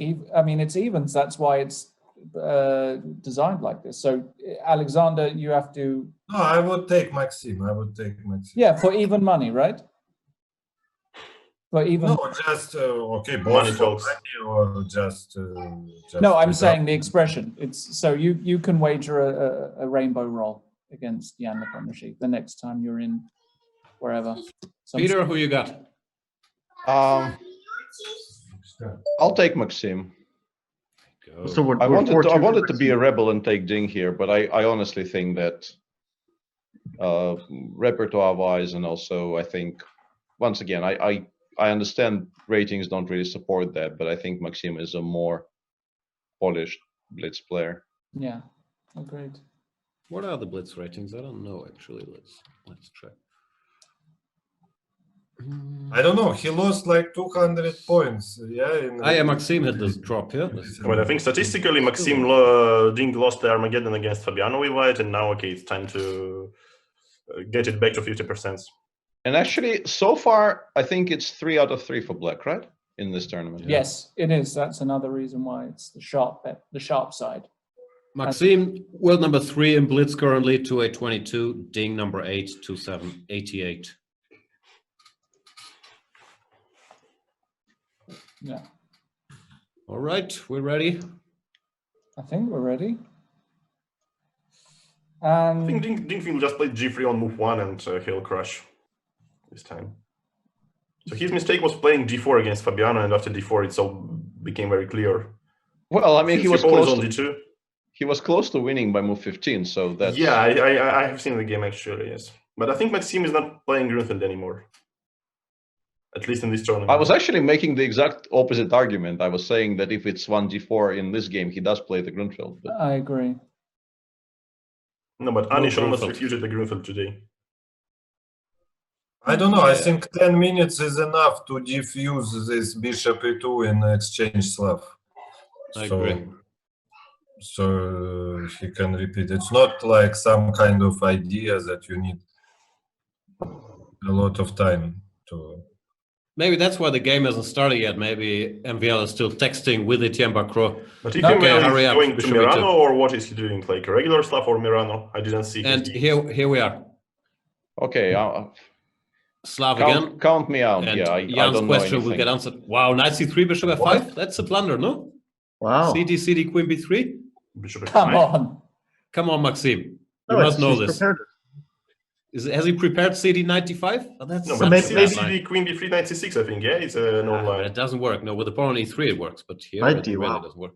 No, 96, Queen B7, Queen B7, You Bishop Grunfeld. B7, You Bishop D7. No, No, it doesn't work here. It's with pawn on e3. Because you here have to the play CD is e5 really later, bad. Jan, yeah. You have to yeah, have and e7 E5. But e5. here it's like. No, but what is this? No, some This guy is played one. this against me in when I was playing the Banter Blitz. He played like this. I played Queen B3. He played Queen B6. It's But also many lines are much better for white, you know. E3, bishop d3 is much better, knight d2 is much better, queen Yeah, b3. but you're not. like, E3 6 is not so bad. yeah, it's not fun even there. I think bishop d3. Queen B3, Queen B6 played. But this Even looks to me G3. like teasing Ding for playing some brilliant game. No, this is I don't not. like It's not so Queen easy. B3, White's fun. I think I played. What did I play here? Yeah, what? Maybe like, 95? 95, 97 looks fun, but I don't think, like, strategically, black suddenly becomes very healthy and it becomes. No, it's 95 just you go it's nearly CD, no? losing, I think, already because of E4 and knight G5. Where you don't have enough tempi to survive. I think I have seen a, let's say, more or less same position which appears from G3 and with pawn on D2, and it's like nearly losing. But this is maybe a different story. No, I think So you CD5 think- for sure. CD5. You think it's yeah. CD5 and E6? Ah, yeah, Yeah. okay. Okay. D5. Well, No, but this is the old Janovsky Capablanca and all that. Yeah, bishop f5, d7 and Well. show understanding. No, this position is also known because you can get it via CD, queen b3. but what if I play something like knight Six takes is E5, not so threatening easy. E4? Just so he I just think it's the game Gelfand against Adli from some Olympiad. so this is Adli Gambit, yeah, actually. It is very ugly. Not ugly, but Adli. Yeah. I'm trying But to it's be pretty funny. annoying, right? When your opponent is prepared and you have to make some accurate moves. But Ding It's knows. like knight b4 now, for I example. think you did Oh, the same Maxim- against Maxim Ding in did win Yekaterinburg. Queen A4? Yeah, so, but he had like Queen a4 and like king 2 d8. I hours. don't know. Should do too. Bishop d2, yeah, it becomes kind of weird. Then king But e7. Maxim at least definitely won his minute back by doing this. E3 knight before played. Wow. Queen a4, Yeah, king queen a4, king e7. d8, knight e5 is very On the dangerous. board. Right? So what if queen e4 check? Yeah, I was wondering. But no, wait, okay, I don't I understand. Knight c2, where are you going? King I don't d1? understand. D1. Take and bishop c2? Bishop I don't a5? know. Yeah, but Ah. bishop c2. c2. Ouch. This is, that's it. No? That's the end of his No, queen no. chess. So hang on, like Ding, king my boy. e2? You went to King E2 here. e2? Maybe it's some theory. No, but I swear Ding knows all the theory and stuff. He even Even knows the this. one he doesn't know, he knows, I mean, he learns it during the game. What is this? Is this real? Are we, what is this? Are these the best? Queen in the Queen takes b2? Why not? What's wrong with queen b2? Well, maybe just rook c1. No, 95. Play 95. 95, sure, for mate. I also want to play g4 at some point free wide, but might not work. Oh my god. Come on, Maxim. Even in your nonsense line, on, you're Dick. the first to be surprised. I'm concerned he's going to throw his laptop out the window. That's also the story. So it's played. So he went this on 95, b5, but now I'm 95 sure is he's end of getting game. mated somehow. 95 is the end. Queen e5, queen c7? No, Queen it's c7? it's just made. Game over? King f3 as well. Queen c7, bishop e7, queen c6. Yeah, that's it. No, but queen And c7 that's it, as Fabiano said. ends the game, yeah? I mean, what the farce? I mean, it's just farce. It's not Armageddon. It's farce. Oh my god. I can't believe what I'm watching. But I mean, Threatening checkmate. why on the earth did he choose this opening with black? And with Normally, like if you play Fabi said, black, he's out you of want finger slip. The bishop f5. He just, I mean, He pre-moved, yeah? Because E3 Sorry, is what E3 Ding bishop played F5, yeah, was a in pre-move. their regular stuff. Oh. No, but okay, play cd5, bishop c8, and I mean, that would still be... This was some Chebanenko improved, yes? Yeah, I didn't exactly. hear it. But he Chebanenko just got in with trouble in the tournaments. regular exchange stuff, yeah? Like, I'm aware, this is yeah. not the position he should- And now I'm not- A6, I'm and not- now A6, and you are completely fine. So he resigned after Queen C7. Ding wins the Yeah. match. Congrats, Ding. That's a mess. That'd be a time. Unbelievable. Wow. I'm Yeah, shocked. and I don't see, well, after 95, I think it was over already, after 95. So I don't see any idea how to protect. No, I think I've not it's seen gone this after move 95, in a long yeah. time. okay, congratulations, Ding. Congratulations, Jan, because we bet with him on Armageddon. Congratulations. See you tomorrow. See you tomorrow. Sasha. Thanks for joining. Sasha. Thanks, Jan. Shocking. I have to say, I haven't been this shocked at the end of a match. No, I'm sorry to ask, but how many moves was it in my game against Maxim? No, yours was longer. This was Longer. 16. You think it Your was game longer? was like I'm 19, not so sure. I think 20. it was like But actually, I think find out. just about this. the Ali Reza game Check this, please. Karu was shorter than this yesterday. I think that was 14. Yeah, that was 14. 20. No, your That game was was 20. 14. This was 16. Yeah. And there is 16, yeah. So they actually... Alireza still holds the title. And Jan, another record you didn't break today, because Sasha has been challenging you to get to 20 minutes in 20 one minutes. game. No, but but you it didn't was an manage to occasional manage. preferred repetition. It was not my fault. Yeah, we said you should I decline had a no draw score sheet, and so I couldn't like play some moves. get any idea what's going on. So I was only aware of 50 moves. 50 moves are ruined, which would probably help me, but instead. Yeah. All right. So thank you for. Yeah, for thanks, joining, Jan. Nepomniachtchi. Well done today. Yeah. And have a good rest. Okay. All right. Good luck. So let's best. sum up the action.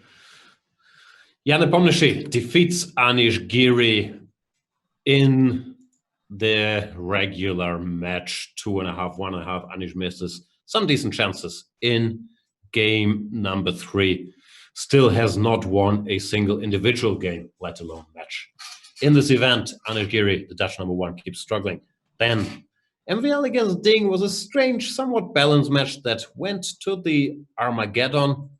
And as Mr. Grishuk said it in his way that only he can. He said, "This is not an Armageddon, it's a farce," and MVL lost with the black piece on 16 moves, playing this move bishop f5, which frankly I have not seen since my under 12 junior tournament days. It's very, very shocking choice, because every French schoolboy knows that after CD5 this is not great. I would guess it's a surprise line prepared by MVL, but it did not work out. 95. Ding went for queen b3, very critical. Queen b6, 95, CD, queen d5. MVL takes the pawn, queen b3 back, knight c6, e3, and knight to b4. Looks very threatening. Check here. Queen a4, king d8, bishop d2. Knight c2, king e2. Black's problem is bishop a5 is threatened, picking up the queen. And therefore he went queen takes b2, but after knight e5, a new problem emerges. Queen d7, threatening checkmate. And b5 did not cure that for very long. Queen a5, king e8, queen to c7. And game over. Peter, have you been checking? Was this just bad for black all the way, or did he miss a chance? No, I didn't check, but it looked bad, and yeah, I really am wondering if there's some kind of a mouse sleep, which was then compounded by trying to bluff your way out of it. I would think so. It's really known to be pretty bad, and you could assume that maybe, I'm not sure, you don't pre-move in 5 versus 4 minutes, but maybe it was so sure e3 would happen again, after which you go bishop f5. That knight c3 just choked him. Not sure. Yeah, but exactly, like in 5 against 4, there's absolutely no reason to try to save half a second there. So wait for the move, actually let your brain process what had been played, and then you never do this. Also, Ding had already played the exchange stuff, and after CD, you really don't want to go bishop f5. So it's hard to explain. Yeah, it's a strange one for sure. All right, I believe that's more or less it from us today. Somewhat strange day, but tomorrow the action continues in full force, because we have a gentleman called Magnus Carlsen who re-enters the arena, the world champion, and he is playing Monsieur Maxime Vachier-Lagrave, the man who defeated him in the London Grand Chess Tour final in a similar rapid match, and who I think many have as very high on the list of people that could fight Magnus for tournament victory in this very event. So very much looking forward to that one. We also have Alireza Firouzja against Fabiano Caruana. So big day, Lawrence. What is there to look forward to? Yeah, it is a big day. 2 big matches, and Alireza desperately needs to win tomorrow, and he needs to win in regular time as well, else he's pretty much out the tournament. I think if he wins, he still has an outside chance of being able to make it. He's going to need to win like at least 2 matches in a row, 2 out of the next 3 matches. But of course, he's odds-on favorite not to make it. Remember, it's about making the top 4. That's the aim. So despite even the disappointment for today for MVL, he still is in a relatively good position.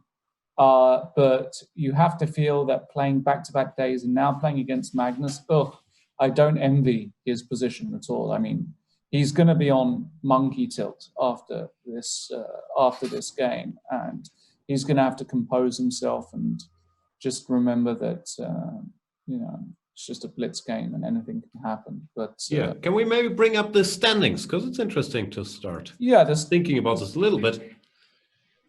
So the format is all play all. That means every player plays 7 matches, and then the first 4 advance to the semifinals.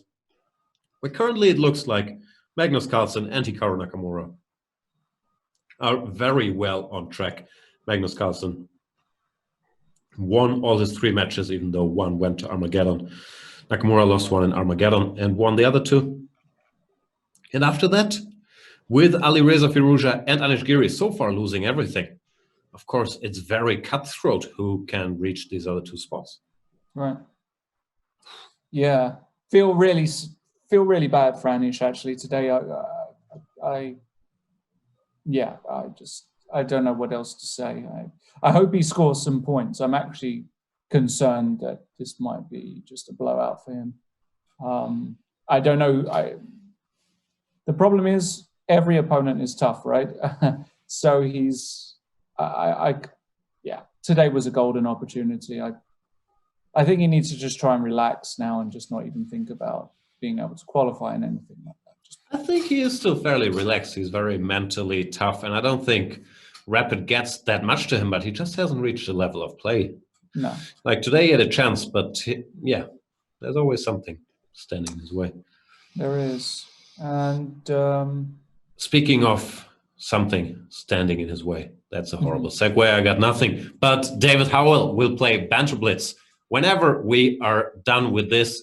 And David Howell, not only is he very English, very handsome, he's also maybe one of the few people that could out-polite Peter in like a polite-off. Yeah, if he had a polite-off with Peter, there would be a real battle there, I feel. Yeah, David is an extremely well-mannered young guy who I've known pretty much all my life, actually. Growing up in England, seeing David at 7 years old. But of course, as you and I know, well, Peter is proper polite. With David, complete act. Filthy behind the scenes. Oh, absolute animal of a guy. But no, he's one of the best. Hitting David.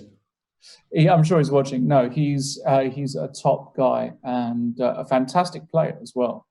So if you want to play against David Howell at Blitz, you know what you have to do by now. You have to become a premium member on Chess24. Go and become premium, 40% off. Use the code, stay at home. And in just a few minutes, you might have the chance of playing the one of the greatest, David Howell from England. And it is St. George's Day. So, you know, it's a big deal. Go and get that. And remember, also, the free raffle today, guys, $500 in prizes, free. That means what most of you do, not pay. Here, free roll, free roll? Yeah, it's a free roll. You go and you get yourself entered into the raffle. You can win a bunch of prizes. You can win free year of Tactics Frenzy, 3 months of premium on Chess24. And most excitingly, the Black Lion course by the one and only Grandmaster Simon Williams, another St. George special. Simon Williams, as you know, one of the most exciting grandmasters in English chess. And he's done a fantastic course for Chessable, the Black Lion, a solution to all of your woes with the black pieces against 1e4. So get that done. And I think that's all we got from the offers today, Jan. Which offers do you prefer, the UK or the US version? It was not great, but we'll work with it. I'm a big... no, I'm talking about your joke. It wasn't a joke, just a question. Oh, right, okay. No, gotta go. I actually don't mind the US version. I have to say I don't mind it. But no, I have to stay with the UK version. But Peter, what about you? You know my absolute like physical aversion to cringe comedy. I just can't watch. It's too awkward for you. Yeah, I probably would have preferred the UK version because UK. But yeah, I understand it's good, but I physically am incapable of watching it. Sorry. When you say physically, I think they're both great. Very different. No, I have to pause like every 5 seconds to process and leave the room. To process the cringe. Yeah, and. I'm not. This is actually serious. I'm not kidding about this. I have the same issue with Curb. It's one of the best things ever. Curb? It's difficult for me to do Curb. Yeah. Oh my goodness! Is there a treatment for that? Is there some kind of vaccine? If there is, please let me know because I'm aware I need to start watching Curb. Oh my goodness! You haven't lived. I'm sorry. All right, guys, I'm being told that we're down to negative viewers. The show has become the oil price, so might as well end it. Thank you, everybody, so much for watching. Thanks, Peter. Thanks, Ali Reza Firouzja, Jan Nepomniachtchi, Alexander Grishuk, Fabiano Caruana. So much star power on this show.